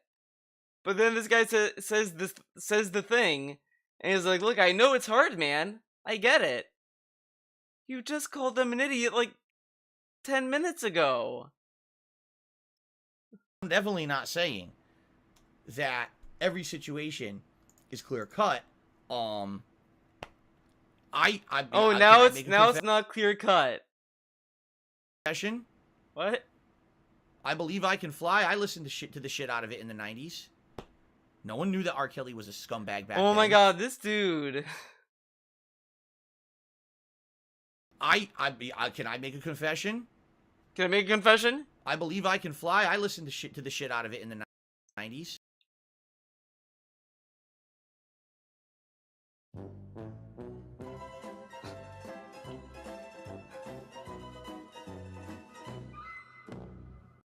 Okay. No one knew that R. Kelly was a scumbag back then, and I listened to it. Absolutely, I did. I owned the Space Jam soundtrack, and I listened to it all the time. I still actually kind of like the music, like this song. People still like the song Space Jam. Oh wait, no, that's not the same. No, whatever. Fuck it. I can hear it playing in my head, and I actually like feel a little. You know what I mean? Like that was a time in my life where I heard that song was like an inspirational song. And I hear it, and I'm kind of like, oh. You know? But that doesn't mean that I have to like R. Kelly. As a person, I think he's a scumbag, too, for what he's did. He's in jail, right? So there you go. Okay. Cracker Jacks. Timmy, $15, and it's good to see you, Phil. Everyone deserves to be heard and have an opinion. Cancel culture is not a healthy solution. But DSP wants cancel culture. He wants to cancel people. I feel like there's much more intelligent ways to tackle this stuff than a hate mob, you know? Listen, if you have valid concerns about Hogwarts Legacy, you feel like the game is no good, right? That's fine. That's not what's being said here, okay? Better day today. Timmy, $2 says Hogwarts lore. If a muggle goes to flush a magically enchanted toilet, instead of going down the drain, it does the opposite. Getting bitten would be better. Hey, Jasper, I'm a fan of yours. My cat is sleeping behind me right now. Jasper Kitty just jumped into the window, and he's looking out to the front. How is that cat a fan of Jasper Kitty? You don't even see him. Because now he knows that the door's open. And he's a bad influence. He demands attention all the time. So I guess what you're saying is the toilet would erupt with shit up your ass. That's pretty disgusting. Okay, ladies and gentlemen, that is it for the pre-stream podcast. I hope you enjoyed the very different kind of podcast today. And like I said, when I have an opportunity to cover topics like this, this is trash. I will. If I feel like I can add some insight today, I thought he was like situation. Get up, it's time to do the jam now. You enjoyed the like podcast. that song. If you did, again, please consider giving it a like, leaving a comment, or telling someone else about the podcast. And welcome so people to the know jam. That this asshole isn't just someone who that yells song. at Welcome to the jam. games. I thought it was that someone song. Who every once in a while puts out something a little bit more. Duck All right. lips. Guys, thank you for a great pre-stream podcast. And now, get to gaming. Sounds like... Let's get to gaming. Okay, that we made it, guys. We survived it. Everyone, pat yourselves on the back. You survived. You! Yes, you! All strange and terrible events are welcome. Begone! Meow, meow. The robots take another human job. Alright, now we get to this. Rambling incoherently about Radan. Radan!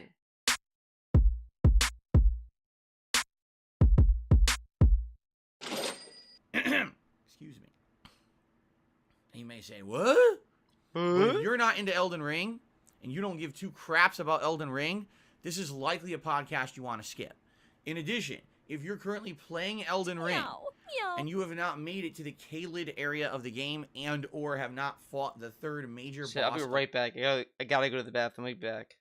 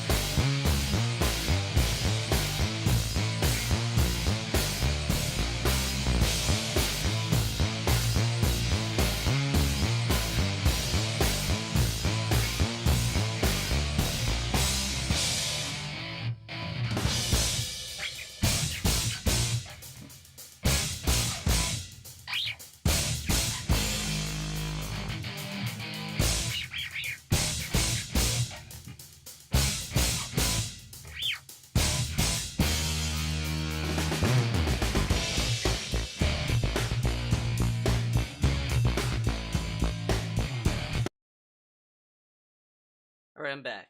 Back, everyone.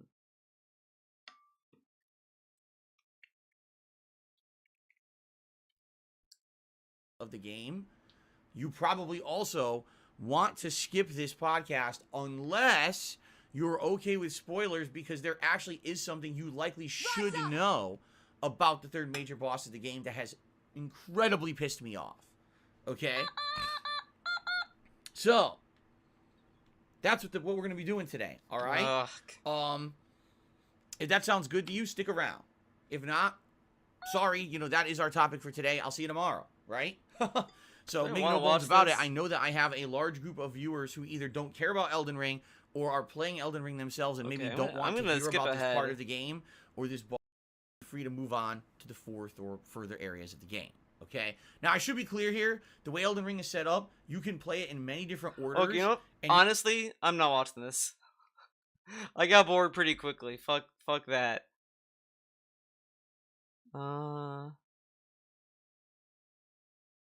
Episode 17. What's he ranting in this one?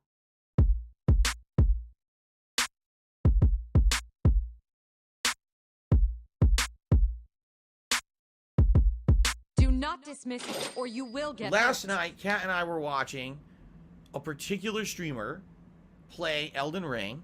A particular streamer got to a boss fight that I got to at almost the same level. Okay? And this streamer died, I'm glad I pleased people with died, and didn't give up. Kept playing that boss. I'm sure we're going to hear it again tomorrow. And again for 90 minutes. Okay? After 90 minutes, they beat the boss. Now, they were live streaming, and you could actually not see the text, but he's reading the messages of his audience. And his audience is essentially like, why are you putting your head against the wall in this boss fight? Why don't you leave and come back later? out of to my which he way. said two things. Two things. Two Number big one, things. A lot of the enjoyment of the game for him is knowing that you're going against such odds that are stacked against you, and that you succeed in that endeavor after learning things in time. And number two, this is just my first run. My first run is meant to be like this. Expect more of this, because this is how I learned the game. Expect more of this. Now, in subsequent runs, since I'm taking the time to do this right now, now, look how he's talking about this guy, and he's like, see, this is how you're meant to play it. But Phil, I thought there's no right or wrong way to play a game. So how is this guy playing it correctly if there's no correct way or wrong way? Pattern and die a million times. When I come back later, I will remember this boss, and I will take them on in a different manner because I'm learning now. So it's all worth it in the long run, okay? Fair enough. This is a pro-level Soul streamer. This is not some schlub. This was someone who is well-known for playing Dark Souls at a professional level. But this is his first run in the game. So essentially, he says, I can die as much as I want. I can take as long as I want against any boss. That's what you're meant to do in your first run of the game. He says this, but like no one really cares how long he takes the game. The only reason why people bring it up is because he makes it a big deal, and his streams suck. Oh, so you mean like exactly how I play Dark Souls? That's what you're meant to do in your first run of the game. Oh, so you mean like exactly how I play Dark Souls? Oh my god. Just giant zoom in. But everyone gives me shit and says that I suck, and you need a death counter to show how many times you die to a particular boss, and you need to get good and blah blah blah. This guy. But people still use death counters. Just because one dude doesn't use it, of course there's gonna be people who are not gonna use a death counter. It's not for everyone. Guy is the pro level guy. His main occupation is to play, dissect, and tear apart FromSoft and ultra difficult games. He literally plays it the same way that I fucking do, and absolutely no one gives him shit for it. He is kind of looking fatter. So isn't it fucking kinda, funny though, that I basically I don't know, like the the game diet same way he's that the on pros must do. be And by fucking the his way, body. by no means am I saying that I'm better than this guy. Fuck no. This Fuck guy is no. taking on stuff way earlier than I ever did, and he's beating it. And I'm like, wow, he's good. Look at that. He's parrying. This is his first He's run. doing the new counter hit system. He's implementing all No, he these says that, right? Oh, he said all these things, but look at how he's playing the game though. He spent the time learning all this stuff because he took that time. But DSP is using it to say, well, see, I'm playing it slow too. gameplay mechanics. He's memorizing boss patterns and counting strikes and dodging through the strikes. And I'm like, this guy is fucking good. All right? But at the same time, when I watch these pro players, by the way, there's 2 or 3 of them that I've seen now, and they all seem to have this same mentality. That when you play a FromSoft game the first time around, it's meant to be that situation where you're going to fail a ton. Yes, you could keep trying at something that's tougher because you're going to learn and you're going to have a feeling of enjoyment and accomplishment if you eventually succeed. You know, everything that I've been doing in Elden Ring, and people are being dick fucks to me and insulting me and saying that I suck and this is a waste of time and it's boring. It's okay for the pro player. It's not because okay they're probably more enjoyable to watch. for me, though. All right? So what I'm here to tell you is it's an unfair standard. Seriously. And it's okay for them to do it because they're actually improving. They're actually getting better at the game. DSP has not improved in the game. He just kind of just gets through stuff.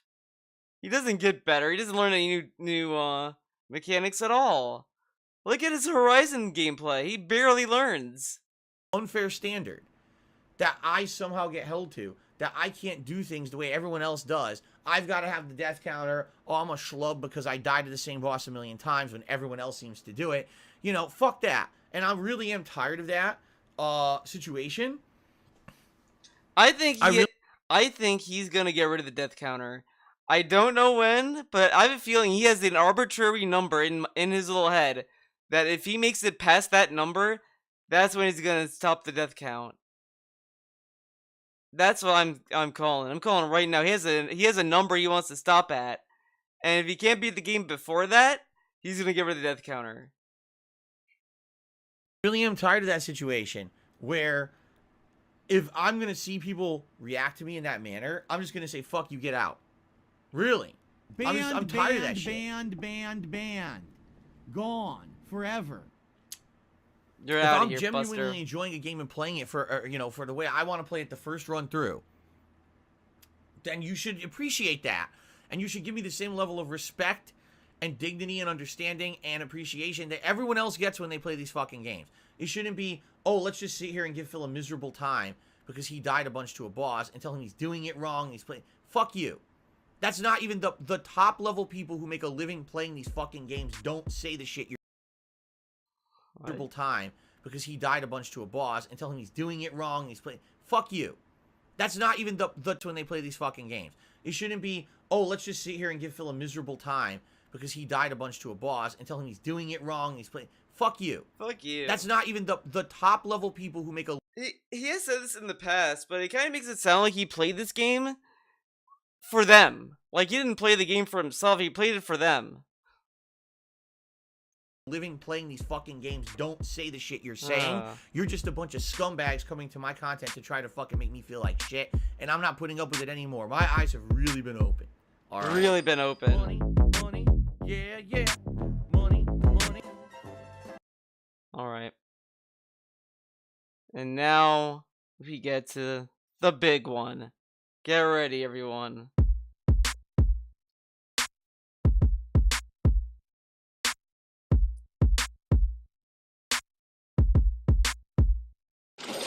Hold on.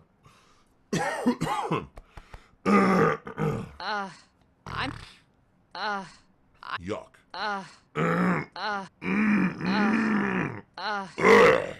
Yuck. Okay.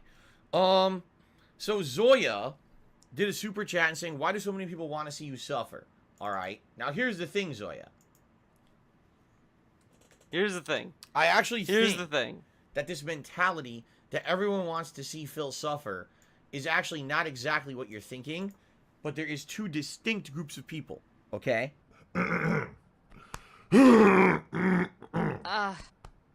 Excuse me. Because I actually feel that there's 3 groups of people who watch my content. Okay? First of all, there's a group of people who enjoy just watching me play anything and enjoy just chilling with me. These are the people that will come by for the chill streams. The chill streams. All right? They don't care that there's no high level of challenge. It's not about progression in a game. It's not about getting good or overcoming anything. It's literally just have some chill time with Phil. Have some fun conversation. Enjoy the gameplay as it happens. Chill time with Phil. Now, I think in the Skyrim playthrough, a person asked him, "Why don't you play on Legendary?" He's like, "Well, no, I don't want this game to be hard. It's chill gaming. Chill's not about challenge." Yeah, because he wants the chill streams to be like autopilot streams. He's pretty much gaming while he's asleep. You see what I'm saying? It's different. It's a different kind of content creation. There's a lot of content creators out here who literally that's all that they have as a fan base. People who like their personality and their attitude and their mentality so much, they don't even care what they're doing. They'll watch them play a game. They'll watch them cook a meal. They'll watch them take a shit. Doesn't matter. They just like the person so much, it's considered chill streaming. Okay? And there's a lot of content creators who actually succeed like that. He says this, but this dude hated all of that. If you give these idiots, they'd probably give a streamer money for taking a shit. What fucking idiots? And I was like saying, well, see, this is a valid category. There's all this stuff that's chill streaming. He kind of combined chill streaming with IRL streaming, it sounds. Because everyone was like telling me he should do IRL, and this is his answer, I bet. I bet you deep down this was his answer. Like, I don't need to do IRL streams. I have chill streams. That, and I do believe that I do have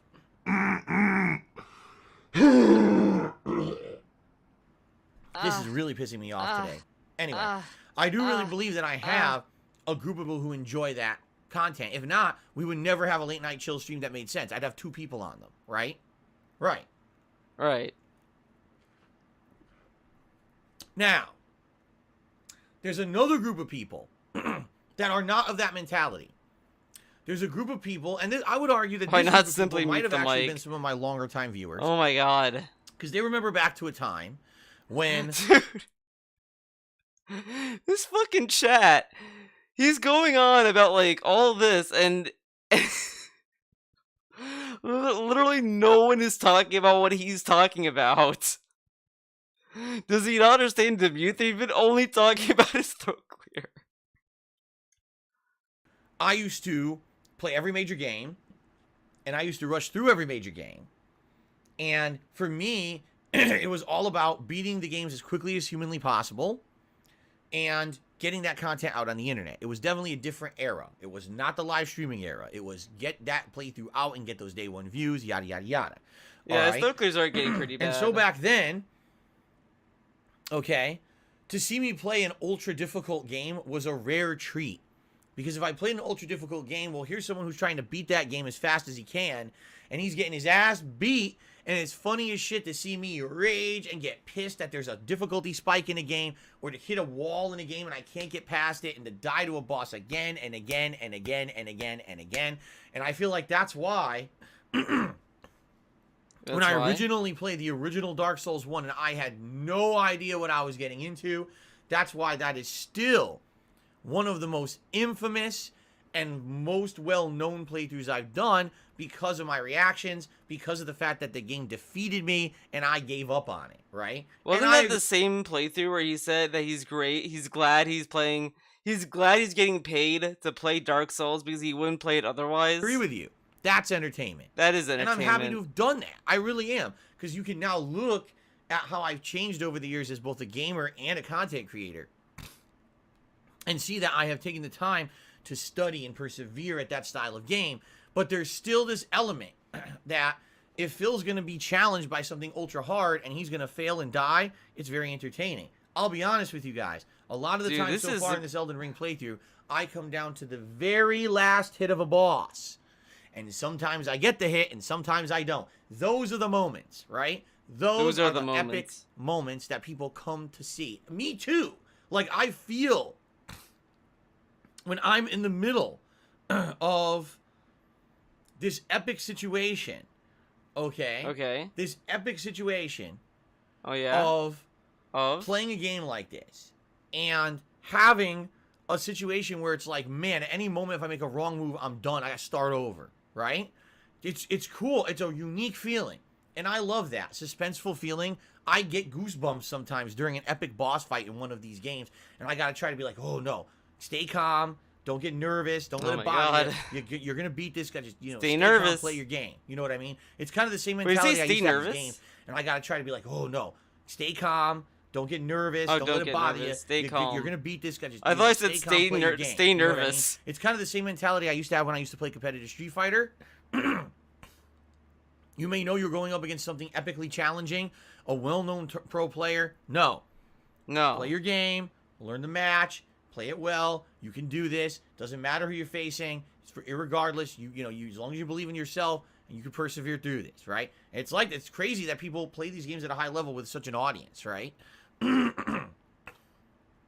So, there's a group of people, that's what they live for, man. That's why they watch Darkside Phil. Those moments of him either failing, and raging, or finally epically persevering, overcoming.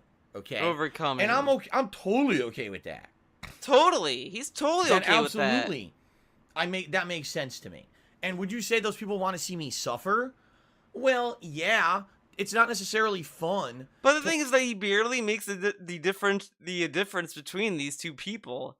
Every time someone says, "Oh, I want to see Phil get challenged," he's like, "You want to see me suffer? You're mentally ill. Oh my god!" But now he's telling us that he wouldn't do that. Oh, okay. To watch someone literally steamroll absolutely everything in a video game. I told you guys how disappointed I am that Radahn was nerfed. I wanted to have challenge.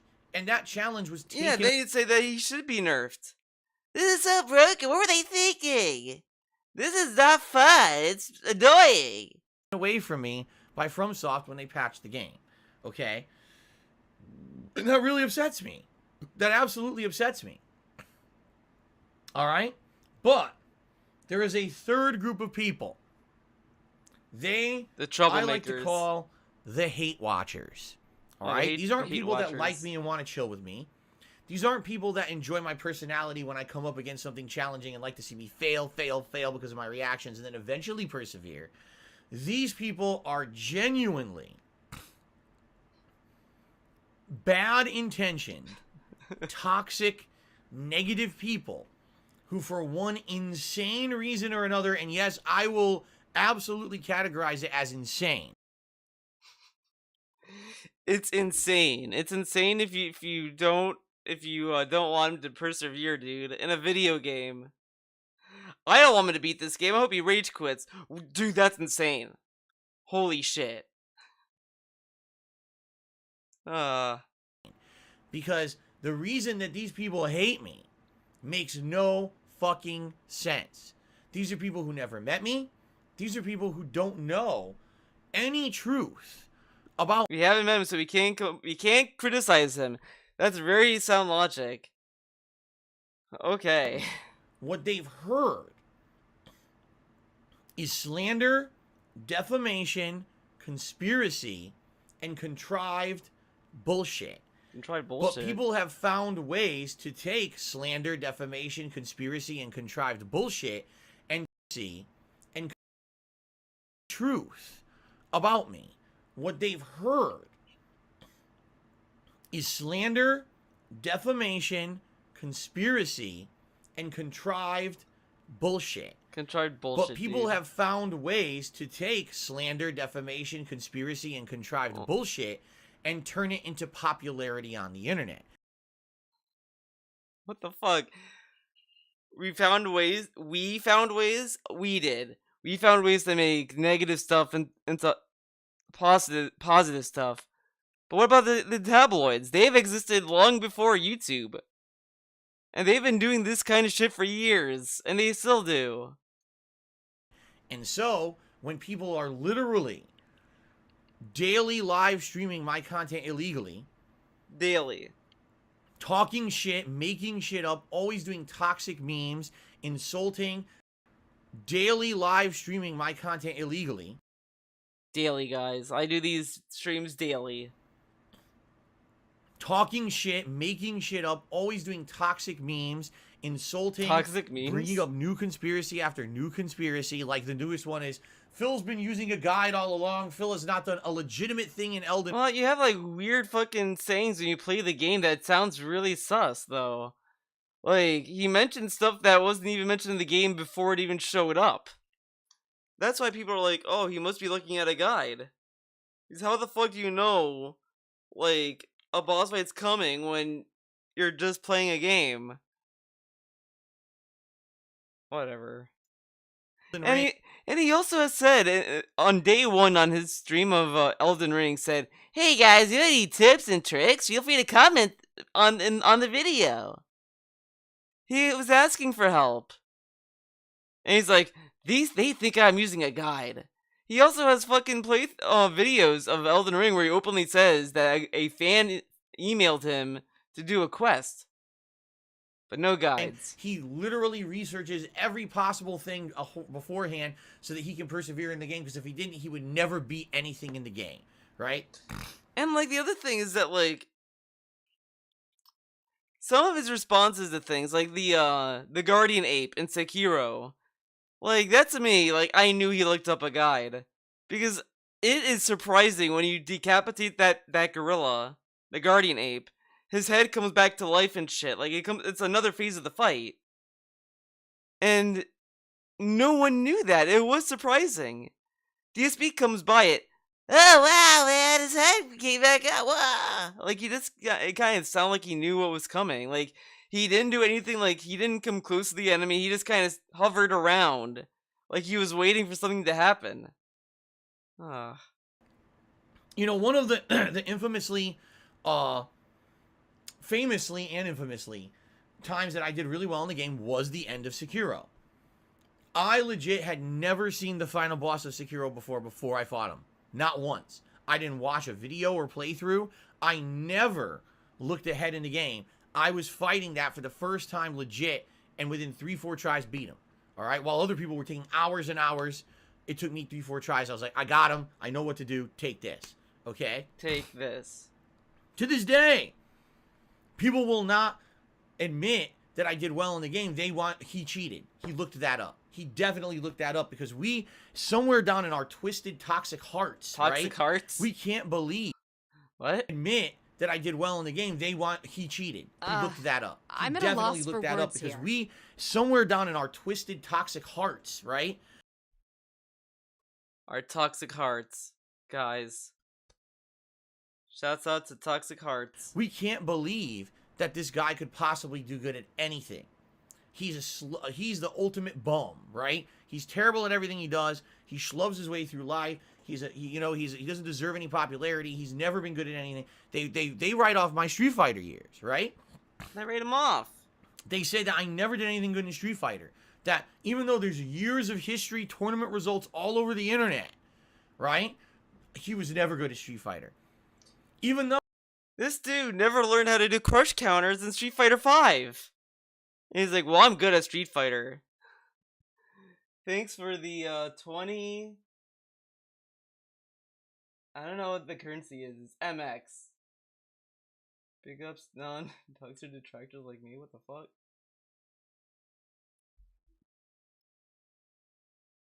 no, it's well documented that I was a prominent.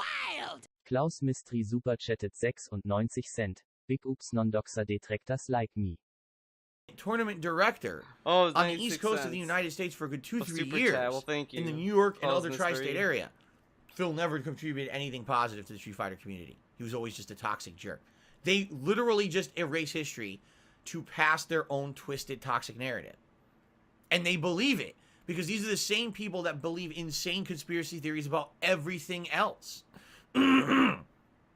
They likely think that vaccines are dangerous to you. They probably think that there's a fucking conspiracy against them in the government. You know what I'm saying? Like, they believe in crazy shit. But that kind of people, they flock together on the internet and they form entire communities. And there's people who, I hate to say it, prey on those people.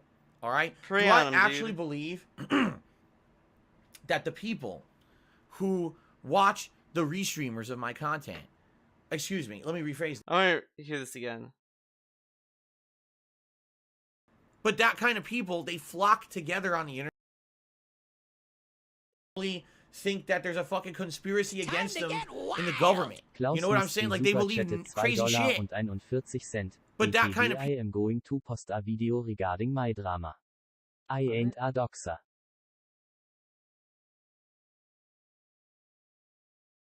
people, they flock together on the internet $2 and they form entire communities. And there's people who, I hate to say it, prey on those people. They prey on right? dude. Do I actually believe that the people who, and there's people who, I hate to say it, prey on those people. All right? Do I actually believe that the people who watch the restreamers of my content, excuse me, let me rephrase that. Do I actually believe that the restreamers of my content believe 90% of the shit that they say about me? No. What I think has happened is they realize now. Believe that the restreamers of my content believe 90% of the shit that they say about me? No. What I think has happened is they realize now. Oh my god. That this is they insane. can take advantage of a bunch of gullible, stupid people.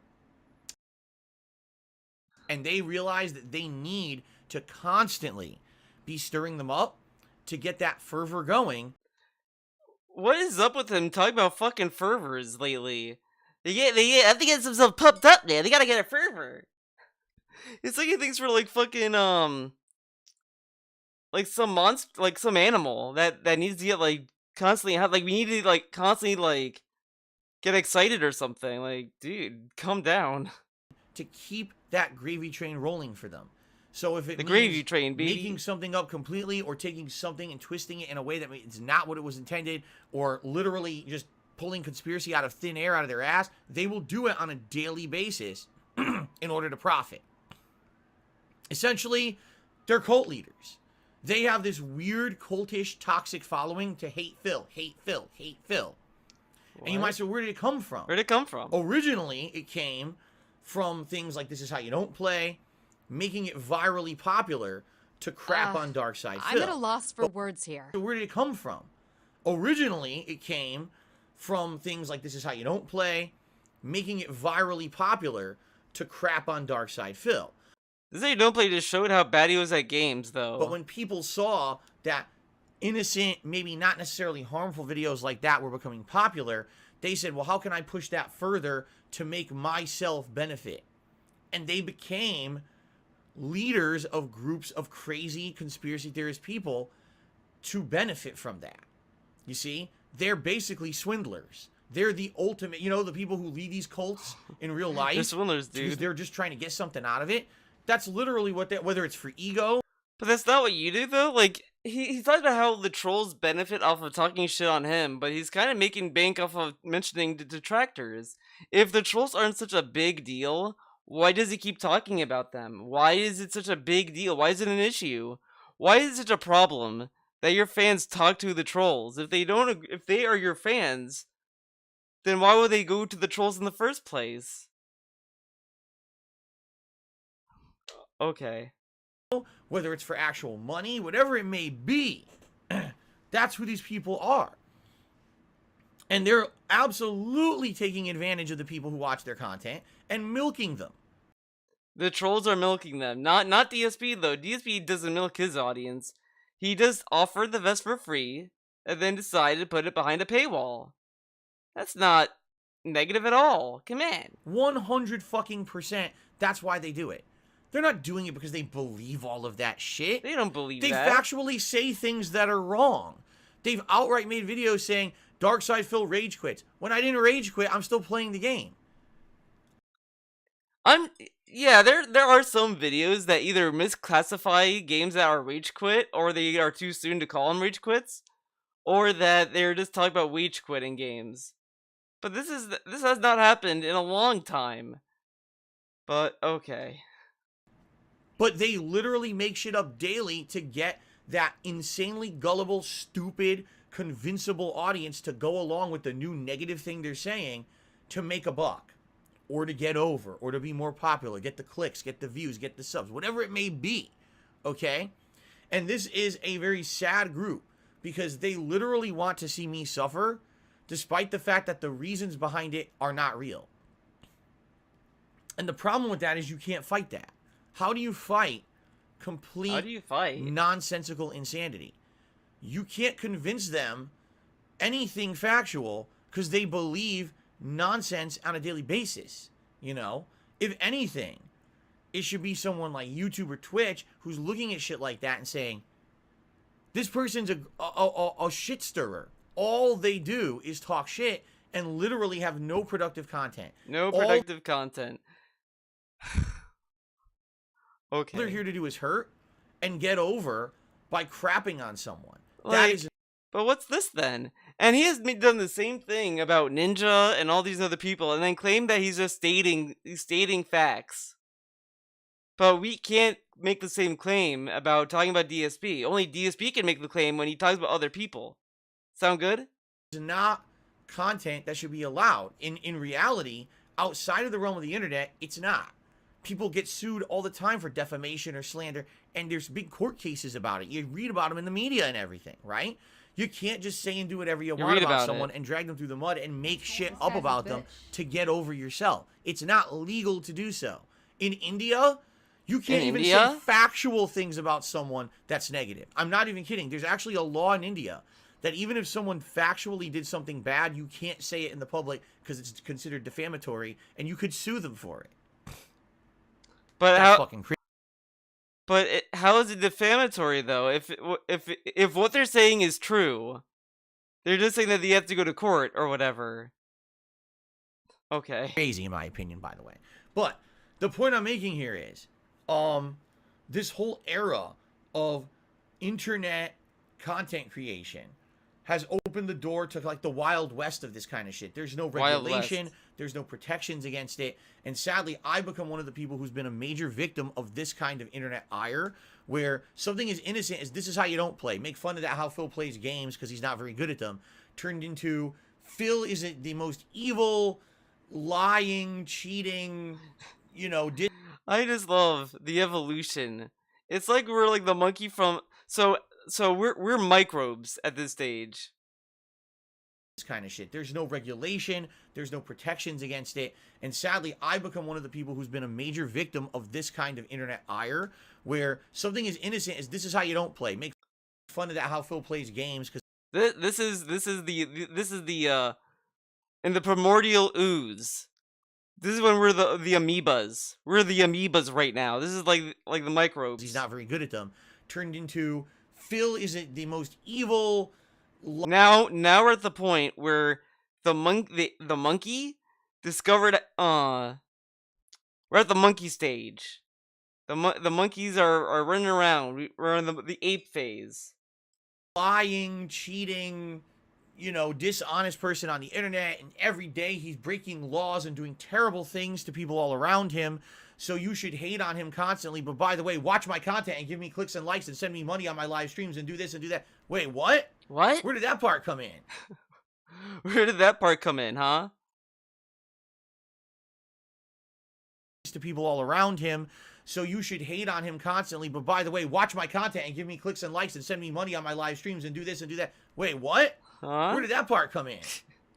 Right? Because the truth of the matter is, if you were out to just expose someone doing something wrong, you would monetize it.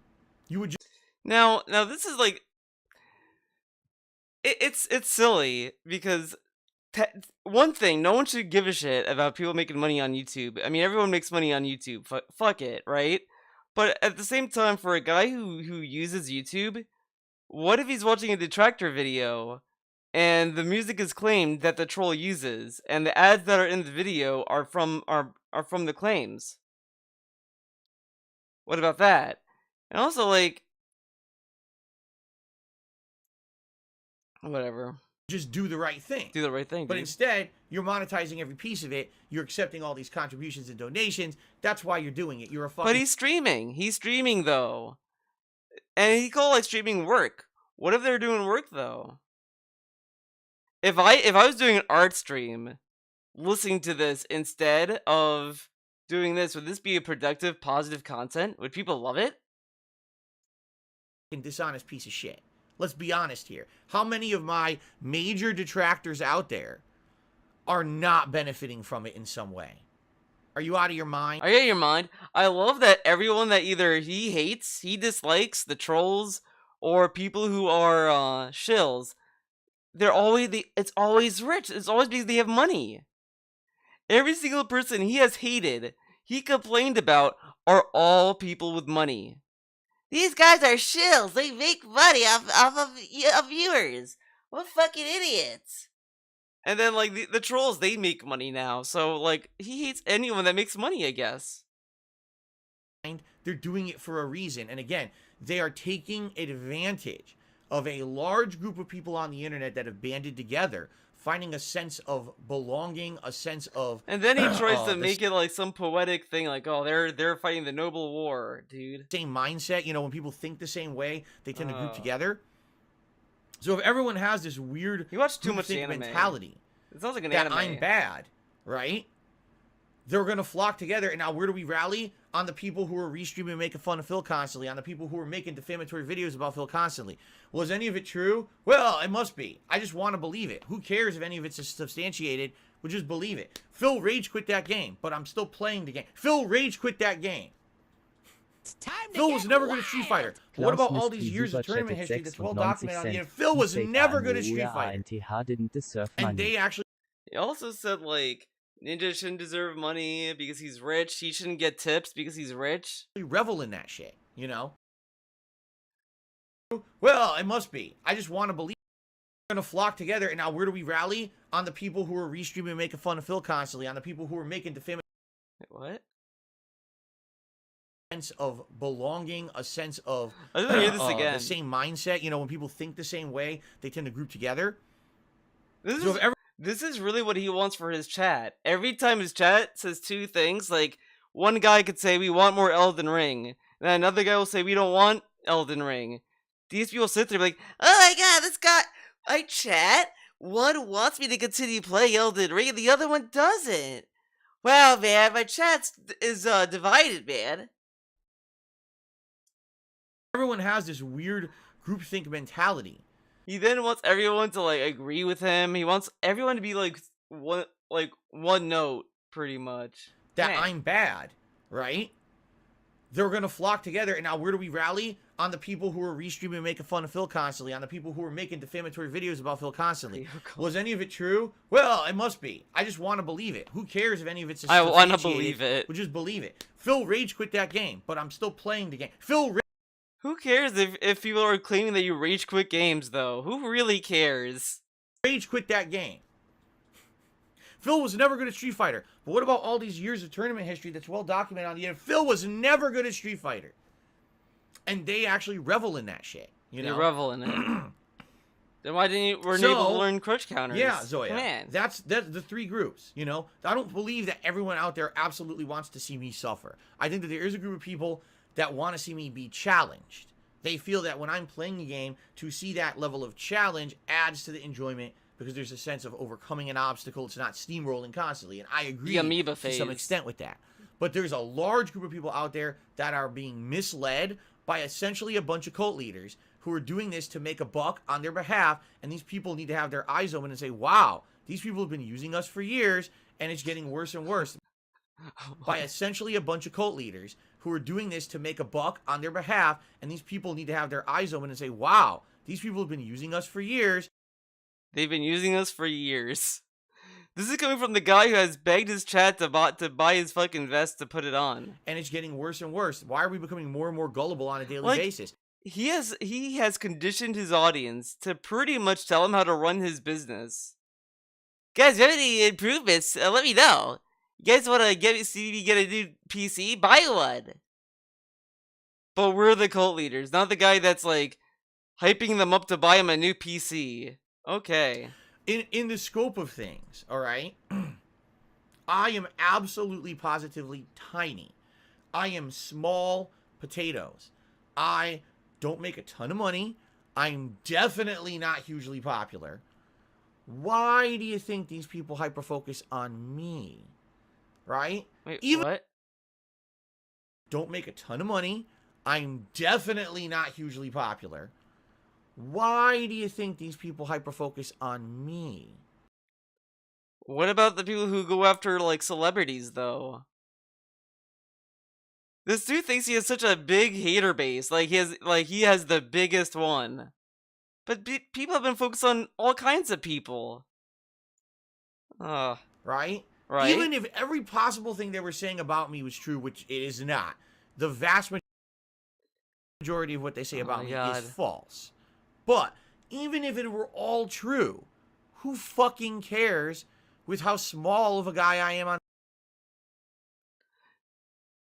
This what he just said is really fucking dumb. Because he said, if everything the troll said is true, why should we care? Do you know what the trolls have said about DSP according to DSP? He scams children. That's like the latest example. But he also said the trolls call him a pedophile. And I'm like, so he says that's what the troll said, right? And then he's like, well, if that's all true, why should we care? I'm a small guy. Oh my god. On the internet. There are people out there that are doing way worse things. On a daily basis, they're hurting people. They're lying to their audience. I've explained to you guys many times, that over the years, the things that is happening with the gaming community, people who have become paid shills, literally paid advertisements for games, they're doing way more harm to the public at large than anything I've ever done. I'm the antithesis of the shit that they do to harm. Now, I love this, right? So these people who are shills, right? Who get paid to put out a product, how is that such a bad thing? They're just playing a game and getting paid to do it. Oh my god, guys. They're playing a game and getting paid. Oof. Every day, yet somehow they make me out to be the villain. Why? I'll tell you why. Because those people aren't doing it because they feel like they're exposing something great or bad. They're doing it because they found a way to monetize it. That's why. They found a way to monetize. That everyone who dislikes me turns ads off, stops accepting donations, stops getting super chats, super stickers, cheers, subs, and monetary donations, is the day that it all goes away. But there has been literally trolls who were doing this before they could even get $1. So explain that then. Like, there's a YouTube channel that's been re-uploading old DSP videos. Is he making money? Because that's what it's all about in the modern era. It ain't about hate and fill. It's about taking advantage of a bunch of gullible people who want to believe whatever you tell them because they got this sense of community and worth around it. As I said before, who cares? And then you milk them for all they're worth because you think that they're stupid and you don't respect your audience. That's exactly what these people have been doing all along.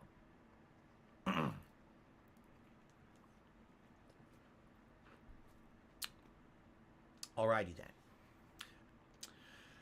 Zoya did another super chat. Said it's crazy. As a new reviewer, I didn't know how bad the trolling can be. Yeah, and it's sad, and there's nothing I can do about it. I've tried for years to reason with people. I've tried to counter. I tried to reason with them, some of the crazy stuff that's said about me, but the thing is, when you have a group of people that believe anything, and they want to believe anything, you can't ever make them see reason. Because at any moment, someone will just make something else up, and that's the new thing that's talked about constantly. So, there's not much I can do to counter that stuff. You know what I'm saying?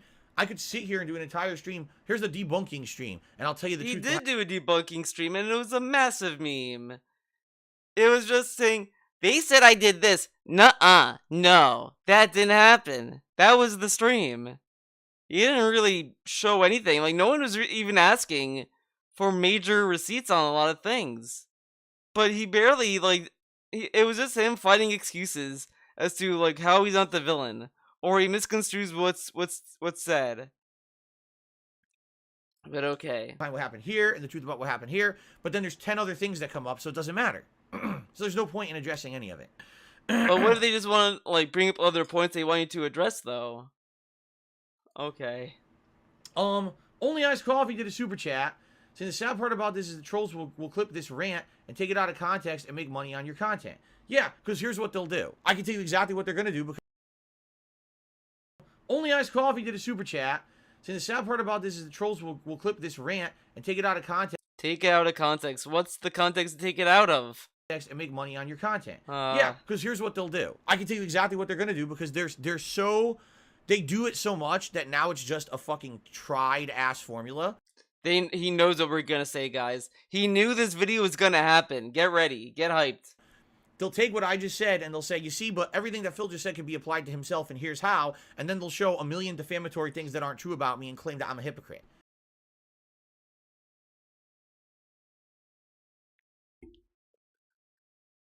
What? Tried-ass formula. They'll take what I just said and they'll say, you see, but everything that Phil just said can be applied to himself and here's how. And then they'll show a million defamatory things that aren't true about me and claim that I'm a hypocrite.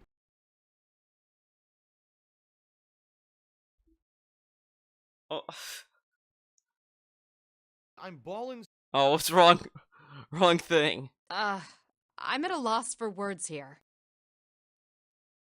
So he says something, or like, hey, see, he said this, and that's what I think of that. See, they're moving the goalposts. All right. And they'll say, well, here's the evidence, and there's no evidence. All it is conspiracy. Conspiracy. Leaks, bullshit. Stuff that's not corroborated and not factual. What about the stuff that is corroborated and factual? Does that not count? And it doesn't really matter because he was never gonna confirm the leaks.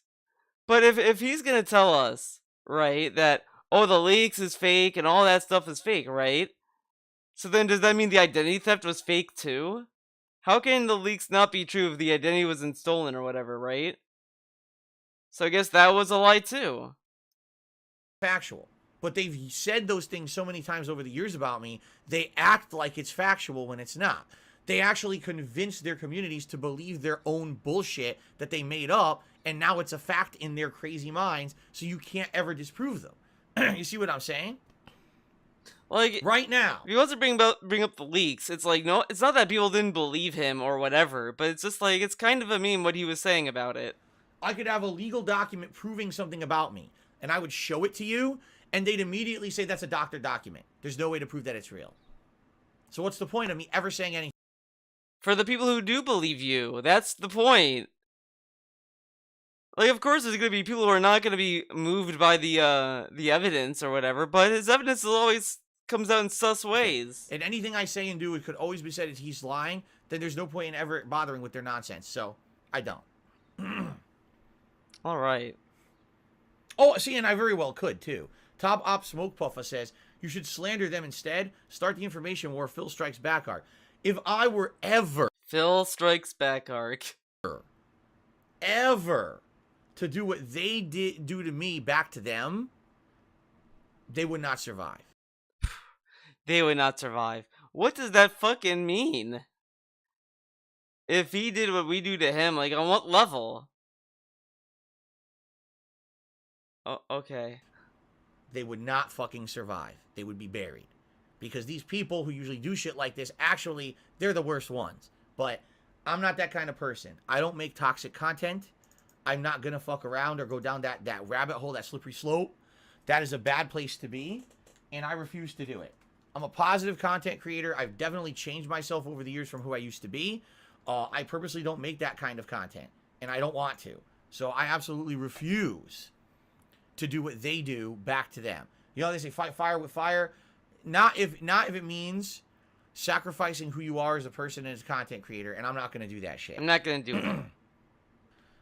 Das Bullshit. Oh god, Das Just Bullshit. did a super chat and says the following. I remember being tactically involved. Wait. No.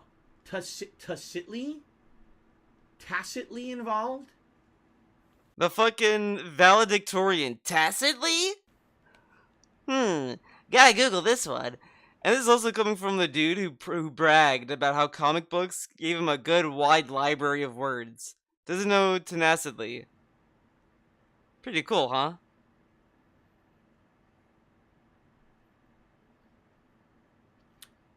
in a way that is understood or implied without being directly stated. So he was involved in hate watching. Involved.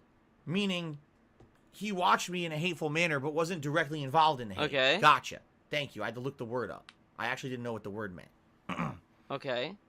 I remember being tacitly involved in the hate watching right up until that they started attacking just to get a rise out of you. Now, it's kind of funny, right? That's Bullshit was on the SOK podcast for years. For a few times, whatever, right? He did a giveaway. He did a crowdfunder. Crowdfunding for like some charity. And then got called out by saying, hey, you're pocketing some of that money. Shouldn't that all go to the charity? And he had some like excuse why he couldn't do it or whatever the fuck. It's old lore, old drama at this point. And then he just stopped making videos. After he did that like update video, he stopped making videos. He was part of the hate watching. This dude is so lame because like he made videos that echoed a lot of the criticisms people had, and people were like, yeah, that's exactly the issue with Phil. That's what people liked about his videos. And he's saying, oh, well, I was part of the hate watchers. Then you didn't, whatever. Then it got uncomfortable. And again, at one point, absolutely positively, the things that were said against me, I feel were true. At one point, it was, while Phil is, first of all, he refuses to improve his content, right? He doesn't implement anything that would make him a better gamer or a better content creator. Meaning I didn't want to do direct capture. I didn't want to do live streaming. I didn't want to interact with my audience. I didn't want to do special events and things for my audience that they would benefit from. For the longest time, it was Phil sits in front of his TV with a camera right here, and he talks when he plays games, and it's the same thing every... Wait, what? Make him a better gamer. True. At one point, it was, while Phil is, first of all, he refuses to improve his content, right? He doesn't implement anything that would make him a better gamer or a better content creator. Meaning I didn't want to do direct capture. I didn't want to do live streaming. I didn't want to interact with my audience. You didn't want to edit his videos? Events and things for my audience. What about editing videos? Benefit from. For the longest time, it was Phil sits in front of his TV with a camera right here, and he talks when he plays games, and it's the same thing every single fucking day. And I get that. That was a valid criticism.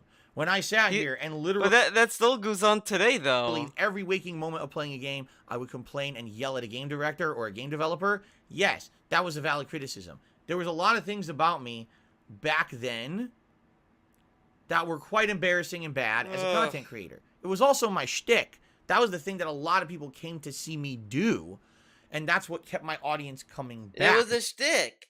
It was a shtick, dude, but he was also real and not a character. They liked the shtick that I did. It's funny because some people say, was that a character? Was it a character? Well, DSP has said it was a character.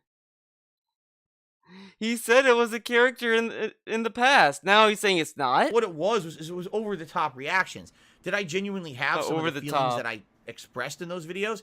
Yes, but I was always kind of overdoing it and over exaggerating it to get that reaction out of people, to get people to come back. How come he never explained this in the past when people were asking him about it, though? People were straight up asking him about it, and he never once said this, and said, no, it's my honest opinion. If something's working and people like it and want to come back and see more, why not keep giving them what they want? You know what I'm saying? But what ended up happening was, over time, everything else evolved, and not me. And that's where the rise of This Is How You Don't Play came from. People basically saying, Phil, your content is so outdated at this point because you absolutely refuse to change. You're the same guy 5 years later, and everyone else has moved on and doing different stuff, and you're not, right? They were absolutely positively correct. And it took me many years to figure this out. Even when I adopted direct capture and live streaming, I still refused to acknowledge my streaming audience for 4 fucking years. 4 more years. He says this, but you want to know why he became an interactive streamer in 2017? It's not because he wanted to or that he decided to finally change his content. It was because Machinima kicked him off the fucking partnership program. So he only decided to be interactive because he needed to make money. That's why. It wasn't because he wanted to change his content or anything, or he decided to listen to his audience. It was because he couldn't make money with Machinima anymore. That's why he did that.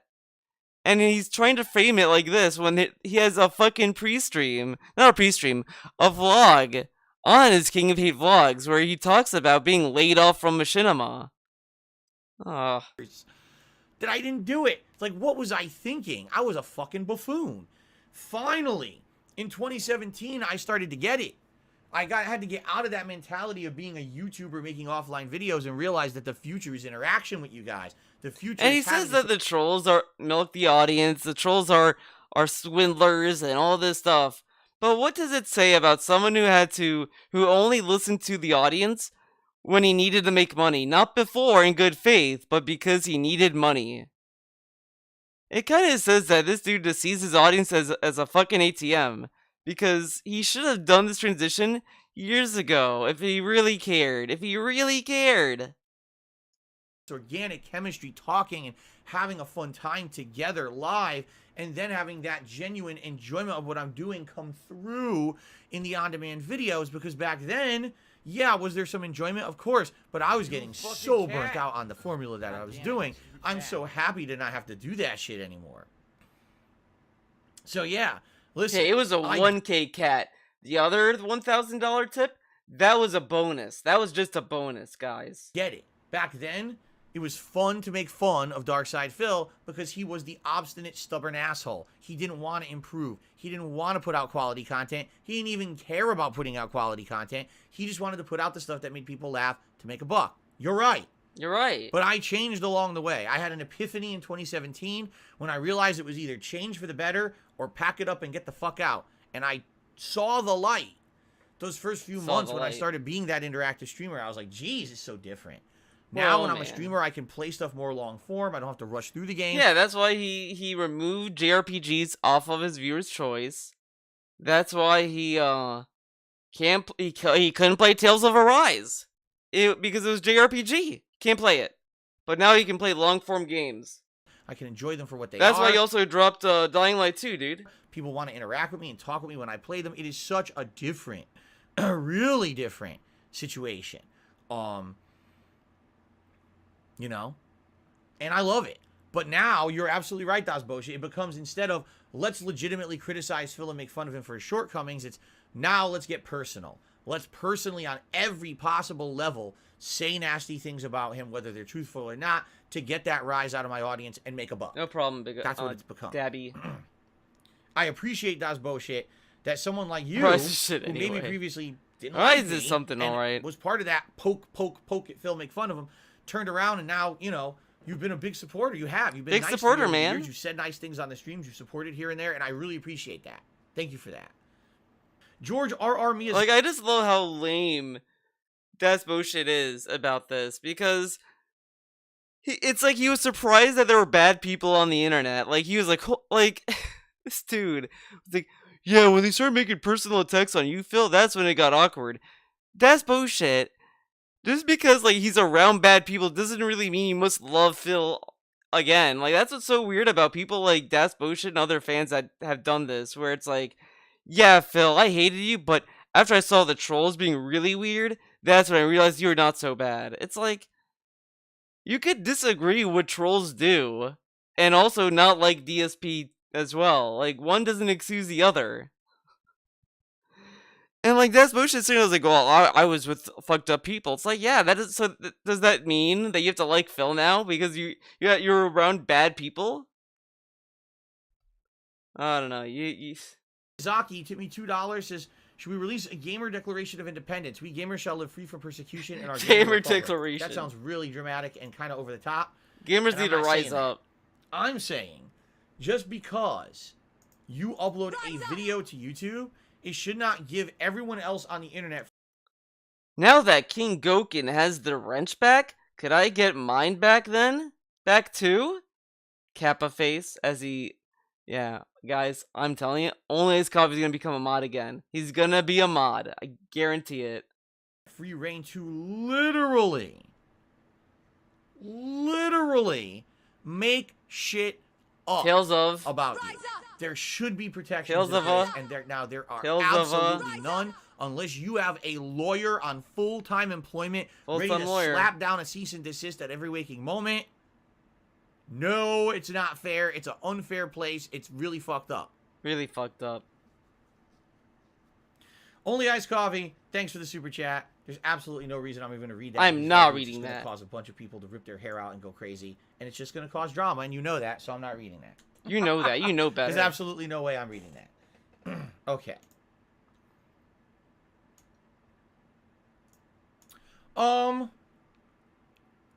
Legmick says, you said you didn't interact in the first 4 years of streaming. How come? Okay. How come? By the way, Legmick, I think he your made money. membership expired right now. Damn, dude got called out. Dude, your sub expired right now. Renew it now.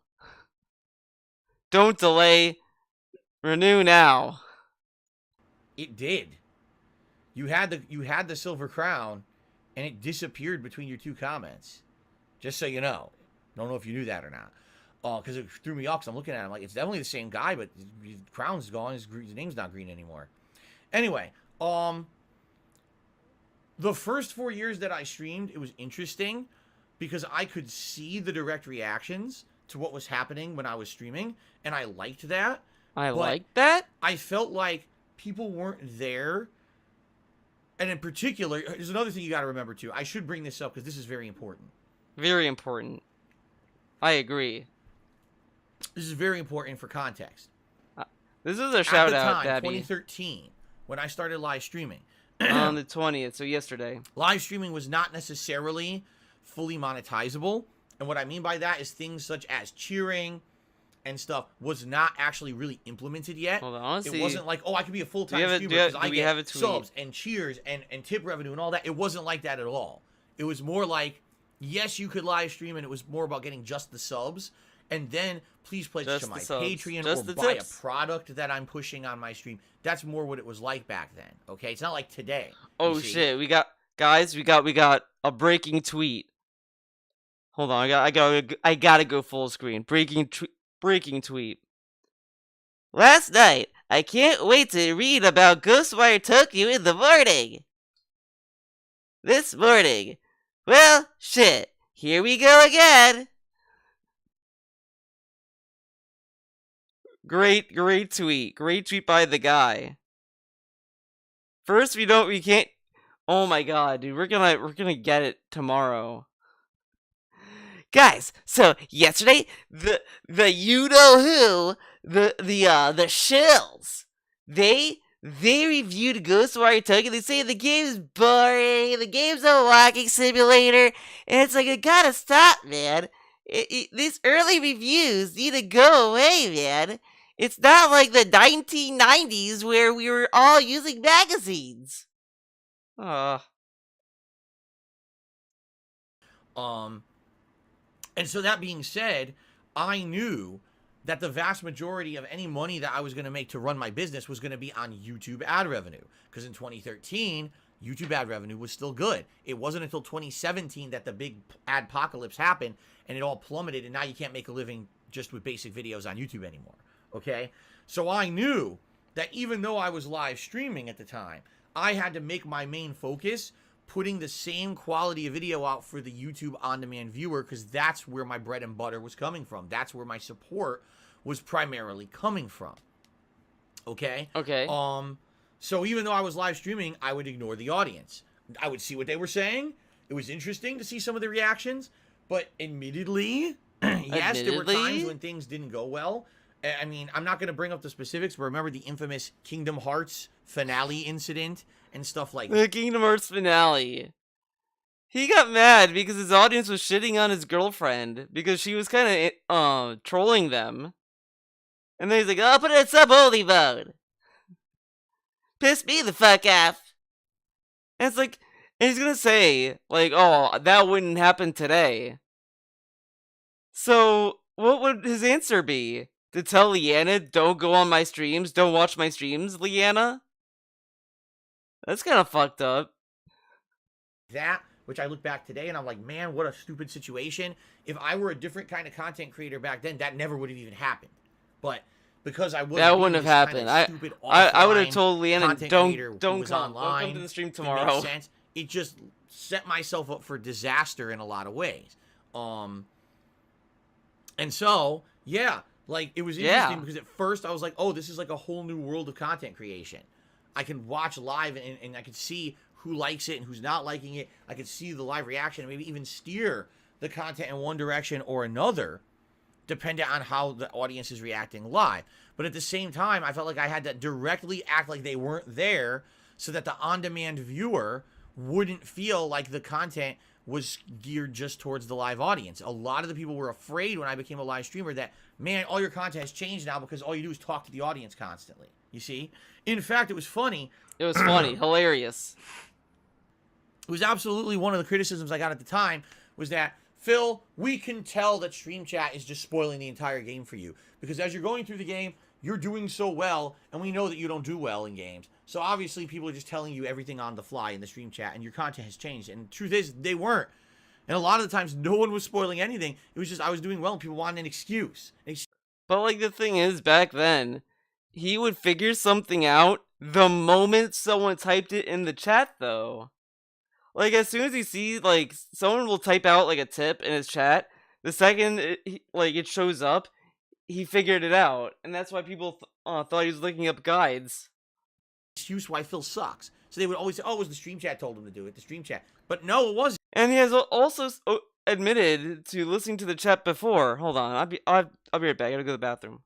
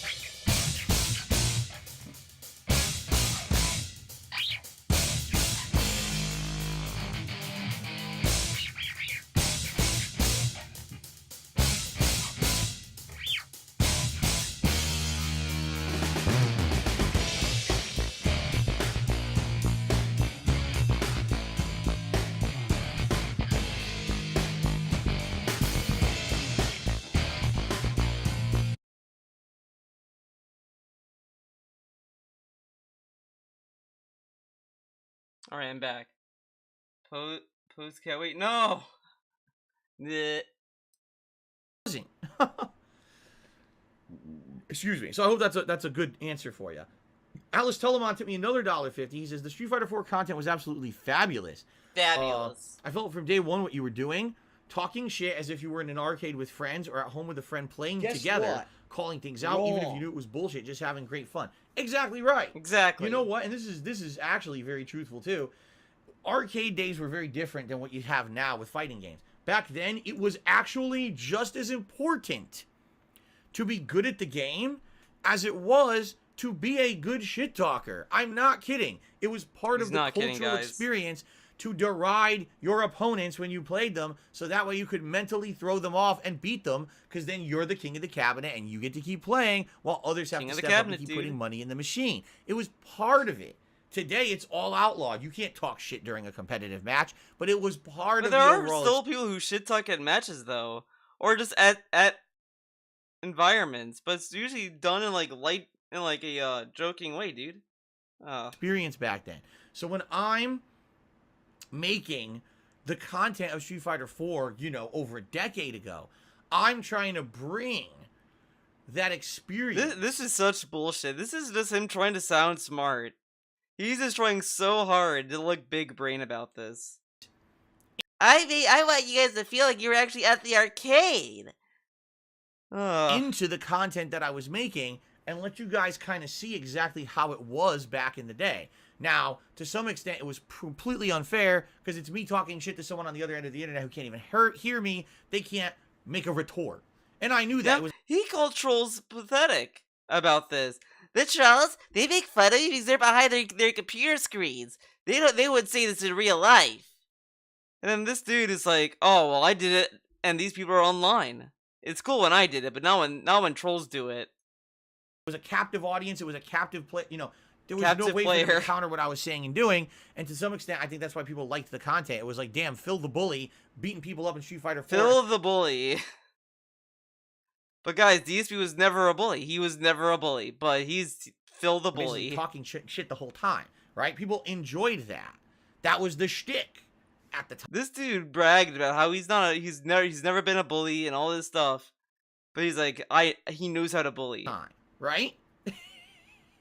So you know what I'm saying? But now things are so different. Now, if I were to make content just like that today, people would go nuts. This guy is out of his mind. What is he, a giant egotist? What is he, a fucking asshole? And you know what I mean? Like, people would go nuts to make that kind of content. I'd probably get in trouble. I'd probably get reported on fucking YouTube and have videos taken down for community guidelines for being mean. This dude really loves the SJW Boogeyman. They take me down because I'm being mean. He's been mean. He's still making videos. He's still on a platform. Seriously.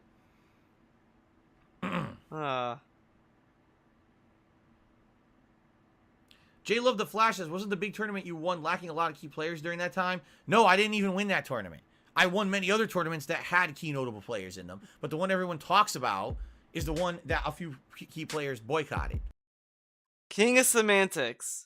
The dude explains the tournament that, like, you won a tournament or whatever because people of note weren't there. Well, no, I didn't win that. I got 4th place. Get it right, buddy.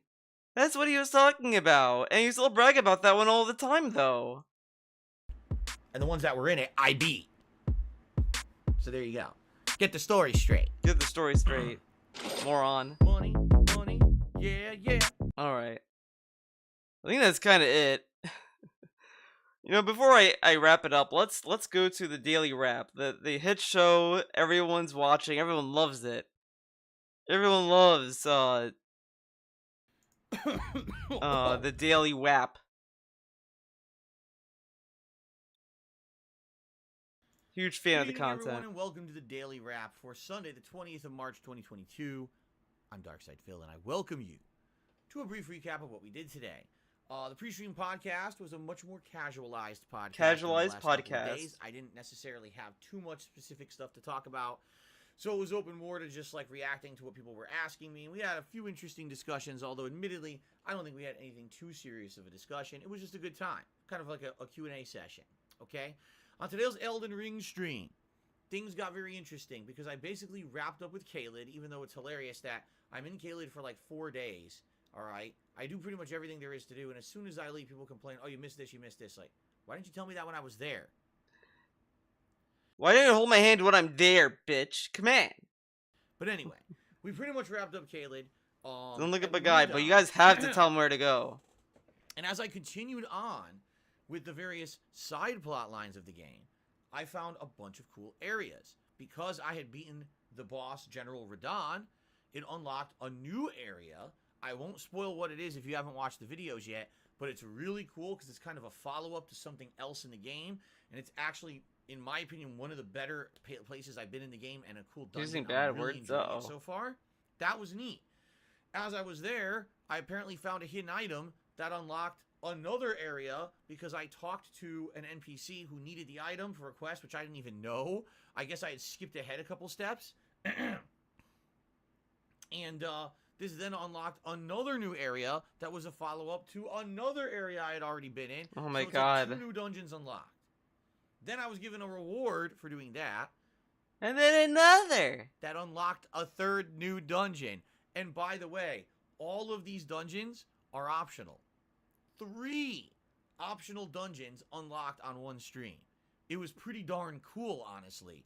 In addition to that, I actually did the final of the 4 belfries. Wow, guys, you got 3 dungeons unlocked. I didn't know that's what it was, and when I saw what it was, I was like, oh, okay, it's all coming full circle now. So, it was actually one of the more productive Elden Ring streams that I've done, although I didn't necessarily make progress in a major dungeon or kill a giant boss. It was still great because I've unlocked so much stuff. When I come back to it on Tuesday, it's going to be super fun. I'm going to probably jump into one dungeon, see how far I can get. I'm not a whiny baby. Go to another. It's nice to have all this optional stuff to do before we actually advance on with the main plot of the game. So I'm stoked for this when I come back on Tuesday. Okay? Then on the late stream, it was Horizon Forbidden West. Major plot developments. Like, most of tonight was a lot of plot and exposition, with some action, you know, paired in there, and a brand new awesome ability unlocked. So it was quite good of a mix. It was. I really enjoyed it. It was a good mix, guys. I had a great time. The audience actually was quite good as well. Here's the deal with Horizon Forbidden West, okay? Uh-oh. I've now been playing the game Horizon for exactly 1 month. As of tonight, it's 30 days since I originally started playing it, okay? 32 hours. Now, this shocks me. We're at the end. Story-wise, I believe that if I just primarily focus on the story, I can likely beat it next stream. However, I did just unlock a really cool ability, and there's maybe 1 or 2 things that I'd like to do with that ability. And in addition, there's other quests that unlocked. Like, Alva just gave me her companion side quest, and I'm like, darn, I wonder if it's any good. So, dependent on how much time I have left, I have 2 streams, 2 nights. I don't quite get why he wants to rush to the end for Horizon. Like, it'd be such a bad thing for this playthrough to continue next week. I don't understand it. And this dude claims he's a variety streamer. Wouldn't it be more variety to stream Horizon, Kirby, and all these other games at the same time? On different days or whatever? Because all that's gonna happen is that this new schedule is just gonna go through another pattern. And then that will be boring after a while. Because it's gonna be, okay, this stream is gonna be Elden Ring. Tomorrow's day stream. Ghostwire. The following day, Elden Ring. The day after that, Ghostwire. The night streams will be Kirby. The next night Skyrim. The next night Kirby, etc., etc. It's just gonna be that. But he's a variety streamer, guys. Plays 4 games, alternating every day between the 2 games. Amazing. To finish up Horizon Forbidden West. What I'd like to do next time around, on Tuesday night, is start the next story mission. Let's see how lengthy it is. Let's see if the game warns you. Oh, warning, if you started, this is the end of the game. If so, I might actually spend a little bit of time doing some side missions and side content, since it seems like it'll be my last opportunity to do so. Okay? But my goal... I love that he forced Lost Judgment to continue on and did all the side quests, or at least attempted to do all of them. He forced that. But Horizon? Fuck that. We gotta end it. We gotta end Horizon right now. week between the 2 night streams I'm playing of Horizon to beat the game. Because we've got new releases coming out on Friday. I cannot keep playing this game. By the way, the interest has dramatically waned for the game as is. So definitely I gotta see it through. But at the same time, I don't want to have it still linger. And he's also forcing fucking Skyrim too. No one really cares for that let's see what playthrough. happens starting Tuesday night, okay? So it was a great streaming day overall. And this week, even though it was a shorter week than the week before, it was only a 5-day stream week for me. It was a great one. Thank you guys for all of your support this week. Thank you for everything. It's just great. Engagement was great. Please remember, tomorrow I'm not here on Monday. Take the time. If you're going to watch the videos and get caught up with the content from the week, please remember, if you're having a good time, to like those videos and leave comments. This concretely helps the channel. It has helped it a lot in the last... Now remember, he wants you to like his content because you like it. But also remember, it also helps the channel. So if you like the content, it helps the channel. Because apparently DSP has to say this. His viewers never figured that out. Last month for discoverability. If you don't believe me, take a look at the Elden Ring playthrough. Take a look at the views, the engagement, the likes. Everything there is superb. And that will continue with new release coverage if you guys continue with the engagement. So thank you for that, okay? Have a great Monday. Whatever it is you do, whether you get caught up on videos... Look how much you have to do for him to be successful. You have to give him money, you have to hit like, you have to leave a comment, you have to do all this stuff. But we're the cult leaders. The trolls are the cult leaders. Because people watch the content and happen to give some trolls money or whatever. But DSP, guys, you have to hit like. You have to do this. You have to do that. Okay. Pretty cool. Whatever outside of my content. Please be safe. Have a good one. I'll be back on Tuesday with Elden Ring. This guy's a bitch. West. Wednesday will be Elden Ring and Skyrim. Thursday, Elden Ring, and basically the conclusion of Horizon Forbidden West. And then Friday, the big new releases, Ghostwire Tokyo and Kirby and the Forgotten Land. And by the way, 7-day streaming week coming up. Whoa. A big one. All right, guys. Whoa, Thank you so very much. Have a good night. Whoa. Whoa. Let's just take a look at some of the views. 915 views, dude. Holy shit. It's doing infinity numbers. 726. 1,955. Wow, guys. His views is going up. 1K views, 2.3K views, 752. These views are very sporadic. There's no like consistency with these views. Did you see the? He's been half an hour ranting. Oh, I was gonna do that actually. Thanks for reminding me. Wrong button. Davidson.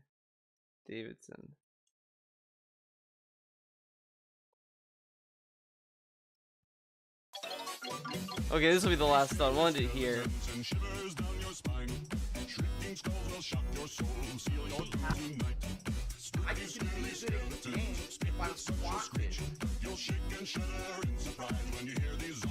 I'm getting ridiculous questions in the stream chat. Am I going to get confused? In what?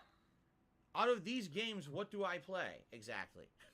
What do I play? Do you see Super Turbo there anywhere? No.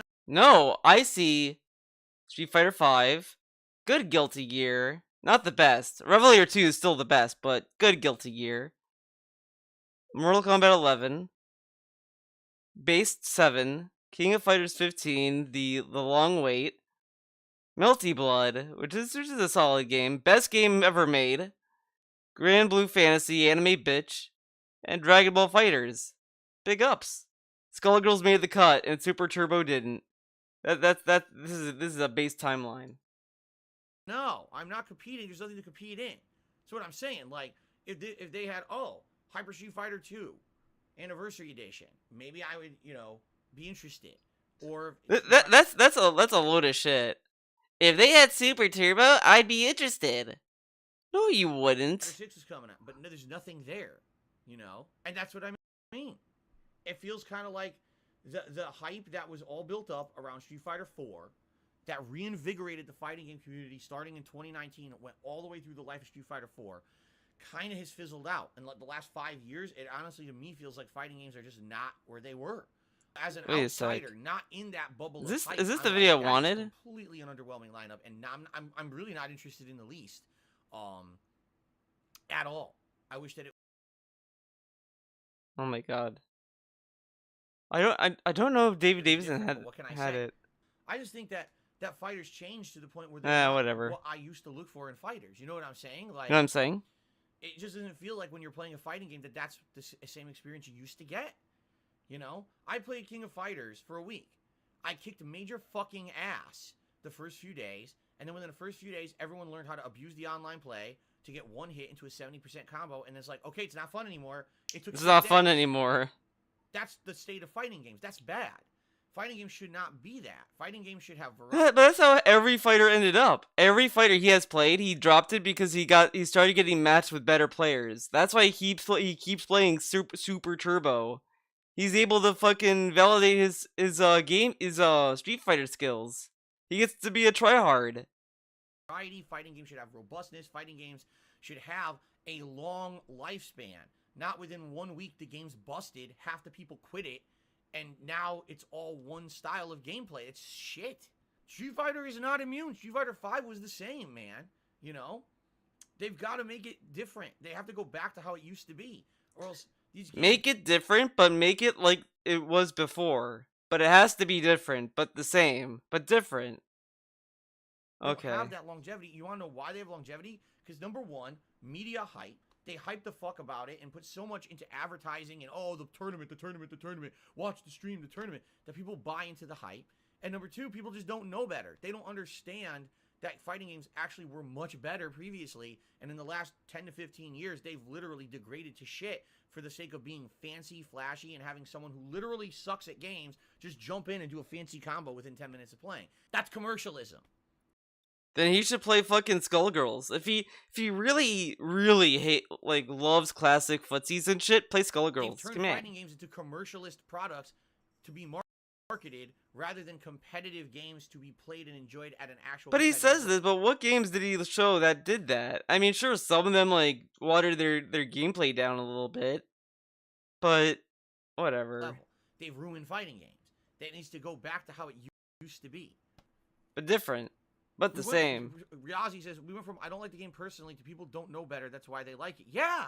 And yeah. What I just described in the last 60 seconds is more complex than most fighting games that have come out in the last 10 years. That's bad. They have dumbed down fighting games to the point where it's just one strategy. But if you're good at fighting games, it shouldn't matter how they dumb it down. Like, the only time I've seen it get really bad is BlazBlue Cross Tag Battle. That game is fucking garbage. It sucks. It's a really bad fighter. Ad nauseum, repetitious bullshit, so that a newbie can play the game and feel like they know what they're doing. But that's not valid. We'd like the game to have an easy mode. We'd like the game to have easier inputs. We'd like the game to have all these accessibility functions. Okay, now. Big wobble. If that was the news story, I'd be like, that's great. That's great news. I love added accessibility to any game. Really, like, I feel like the more accessible games are, the better. Games should be more accessible. If there's no reason that games should have, like, giant barriers to allowing people to play them. And that's not good. Okay? It's just not. That's not what a fighting game should be. So, yeah, if people like that gameplay, I'm not going to fault them. It's probably literally all they've seen for the last 10 years. But they just don't know better. They don't understand how different fighting games used to be, how much you had to think, how much you had to learn, how much you had to practice, how much you had to dedicate, and how much you had to actually, like, have an idea of, like, I'll give you perspective. Oh my god, you're gonna make give you perspective. Easy? Oh, come on. It was funny reading all those reviews of the reviewers who can't do well in the game and seeing that they're just fucking, noobs and journalism mode players, and they hate the game because they're not good enough. And the fact that this game rewards being good and getting good is the whole... Now, but dude, it's important to know. He's talking about single-player games here. Accessibility is only okay for single-player games, not for multiplayer games, okay? So, I'm sorry, Brandon Cole. Sorry, Super Blind Man. Okay? I'm sorry, Super Blind Man. You can't fucking, play fighting games, okay? Sorry, DSP said so. No accessibility for you. Focus of the game. And if you make this game easier, then that means anyone could just play it and beat it, and then it loses what it's supposed to be. You've lost the core of what Sifu is supposed to be if you make it easier. Okay? Most of these people, oh, here's a character, little jump punch, little jump punch, little jump punch, I hit it, 70% combo. Oh, well, go back to little jump punch, little jump punch, little jump. There's nothing to them. That's it. The game is a mini game. It's a mini game, dude. It's literally a mini game. There's no thought to it. There's nothing, you know? And that it's so different to understand how these games are supposed to be, as opposed to what they become to sell copies. And that's what I mean. I look at that constantly whining. There's not a single game that I'd be excited to watch. Shut the fuck up. God damn. Some of them aren't good, but some of them are outdated, years and years old. I don't care about that. Street Fighter's dead at this point. We need Street Fighter 6. I like Tekken, but I don't want to see Tekken. Why does he want Street Fighter 6? He hates it. You know, it's been too long. So, Evo would hold a retro tournament with Super Turbo in the roster. Would you go? There would be so many determining factors. Seriously. Here's the only situation. He'd only do it if he could fly in, fly out. Like, he doesn't have to wait, because he described it as he would never do it because he would spend so much time sitting in the little gamer room, and he doesn't want to do that. But now he wants to do it. Consider re-entering the competitive scene for Street Fighter is if they were going to have a tournament somewhere where I'm not investing significant time and money to be there just for the tournament. So, for example, let's say Evo's in Vegas, and I just so happen to say, okay, my wife and I are going to go on a trip to Vegas. And maybe one day... So it has to be there when he's there, pretty much. He's not a narcissist, guys. He just wants an event to be there when he's there. Or in Vegas, I'll go to Evo, and I'll play in a tournament. But outside of that, the rest of it is nice, relaxing with my wife. Then maybe I would even consider it. I know that if I actually concretely practiced against good players, I could get back to where I was, if not be even better, because now I have even more knowledge of fighting games from probably the mid-2000s. I probably have grown in my knowledge and everything. All right. He didn't know how to do crush counters. Yes, but the answer is, would I want to? Probably not. First of all, what's the payoff? Would it grow my business or my following on the internet? Don't think so. Most people who are here are not here to watch me play competitive fighters. There's a group that watch me play it Friday nights, and that's about it. Was it 200 people? You know what I'm saying? Am I going to get some kind of a giant mainstream following in the fighting game community for playing fighting games competitively? No. No one will care. If anything, they burned that bridge. Oh my God. Not me. They burned it a long time ago. When 10 years ago, they were so jealous that I was popular on YouTube for basically being a scrub. You got some idiot named DSP who's a total piece of shit, by the way. Total piece of shit. I like to get that on YouTube. But this guy thought he was hot shit because he beat me and Choi in a game that was like, it's like fucking Neo Geo conversion of Street Fighter or some crap, dude. And he was so proud that he put under as a signature, he's the #1 U.S. ranked Super Turbo player that year. But I mean, look at him now. I mean, he's just... 20,000 idiots are subscribed to him. That's great. Congratulations. Congratulations. To your YouTube channel, and hope you enjoy your life, bro. I mean... I wasn't good at it. I hope you enjoy your life. And having a good time with it, but I was pumping out videos at a rate that I was overshadowing the entire competitive Street Fighter community at the time, and they were so pissy about that they shat all over me. Every time someone asked about Dark Side Phil, they insulted this guy is me. totally not a narcissist, guys. Newcomers who had just started playing Street Fighter 4. Fuck that Dark Side Phil. Who the fuck are you? I don't even know who you are. Why are you shitting on me? He's horrible. Shit, Wonder Waffles. He's terrible. Absolutely awful. I love it. Online play. Only the shitty make. Didn't Wonder Waffle like body him later on? Find prominence on YouTube when they were struggling to try to find Wonder Waffle. And they burned the bridge, not me. Now people in that community think I'm some kind of a terrible player and never was good. Like, what are you talking about? What are you talking about? It's the opposite, but you're an idiot and you just don't want to accept facts because people told you to hate me for no good reason. So why on earth would I give two fucks about anything like that? I don't. I really don't. I just don't have the freedom to do it. You know? You guys know about financially what's going on with me. I'm transparent about that shit too. And you know, I'm strapped. I'm living day to day. Day to day, man. Stream goes to a bill, you know. I don't have the means to play competitive Street Fighter. It's just not going to happen People have these crazy pipe dreams believing that, like, my life today is the same as my life 10, 15 years ago. It's completely different, all right? Completely And different. I think it still hasn't sunk in for some people, right? It's just not a viable thing that I can do. I can't sacrifice what I have for a crazy feeling of like a last burn at glory. You know what he I'm just saying? doesn't want to Maybe do if it. entered a competitive Street And he has Fighter to make it some tournament one poetic last time at reason. Evo, he could make it to the top 5 and he'd get prominence in fighting games again. It's not going to happen. Even if I won the fucking thing, no one would care. I mean it. Even if I went to fucking Evo right now and I won Street Fighter V Champion Edition, oh, that doesn't mean anything. See, this just proves what we've been saying, that the game sucks from the... DSP said the FGC never admitted Street Fighter V sucks, but if he won, they would say it validated their reason to hate the game. Isn't that what he wants? So he should compete. He should compete so everyone hates Street Fighter V. Why didn't he do that? Come on. The day one, because that's how it's become. He should have proved to them that Street Fighter V sucks by joining the tournament. Anything that I succeed at is a fluke or isn't real or is disqualified for some reason. It wouldn't benefit me. It wouldn't benefit the business. It wouldn't benefit my streams or my content to be a prominent Street Fighter player. All right? I'm not the same person that I was. I mean, I'll be honest. I quit the competitive community in 2007 because I was fully burnt out and I didn't care about it anymore. It was only with the reinvigoration with Street Fighter 4 that I even cared about fighting games again. And even then, I never got to a competitive level in that game. You know, Marvel vs. Capcom 3, same thing. I never got to a competitive level in those games. I fucked about with them. I got prominence on the internet for covering them, but I was never good at them. I didn't care. And as you guys can see, this is the other problem, all right? Fuckheads in the chat literally just talking shit, making stuff up. Conspiracy theories. And this is the problem with me on the internet. Oh my god. Oh, can Phil be a competitive Street Fighter player again? Well, what's the point? No matter what happens, these idiots will make shit up about me and insult me and say negative stuff, and everyone will just believe it is fact. So, how would that ever motivate me, right? To try to do something. Seriously. Seriously. How would that ever motivate me to try to go back and do anything like that when those moronic idiots literally are always in the wings waiting to say something stupid or write or something off? You know what I mean? You know what I mean?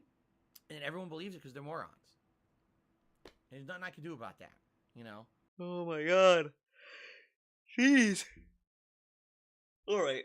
I think that's it for today's stream. Thank you for watching. It was a fun one. I'm gonna double check the Twitter. I'm gonna see if there's any breaking news. Breaking Twitter news.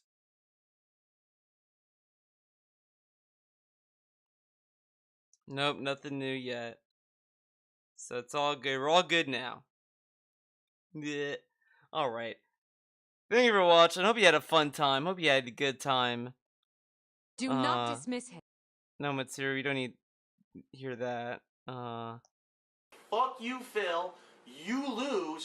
Try again from the beginning. Try again. Alright. Well, thank you for watching. Hope you had a good time. I'm gonna wrap it up. Let's go to full screen. Hope you enjoyed the nonsense. It was a fun ride. I don't know why my hand got caught there. Alright. So thank you for watching. Hope you had a good time, good day, good week. Hope to see you next time in the next stream, whenever that may be. On Twitch, here, I don't know. But I'll see you in the future. Bye-bye.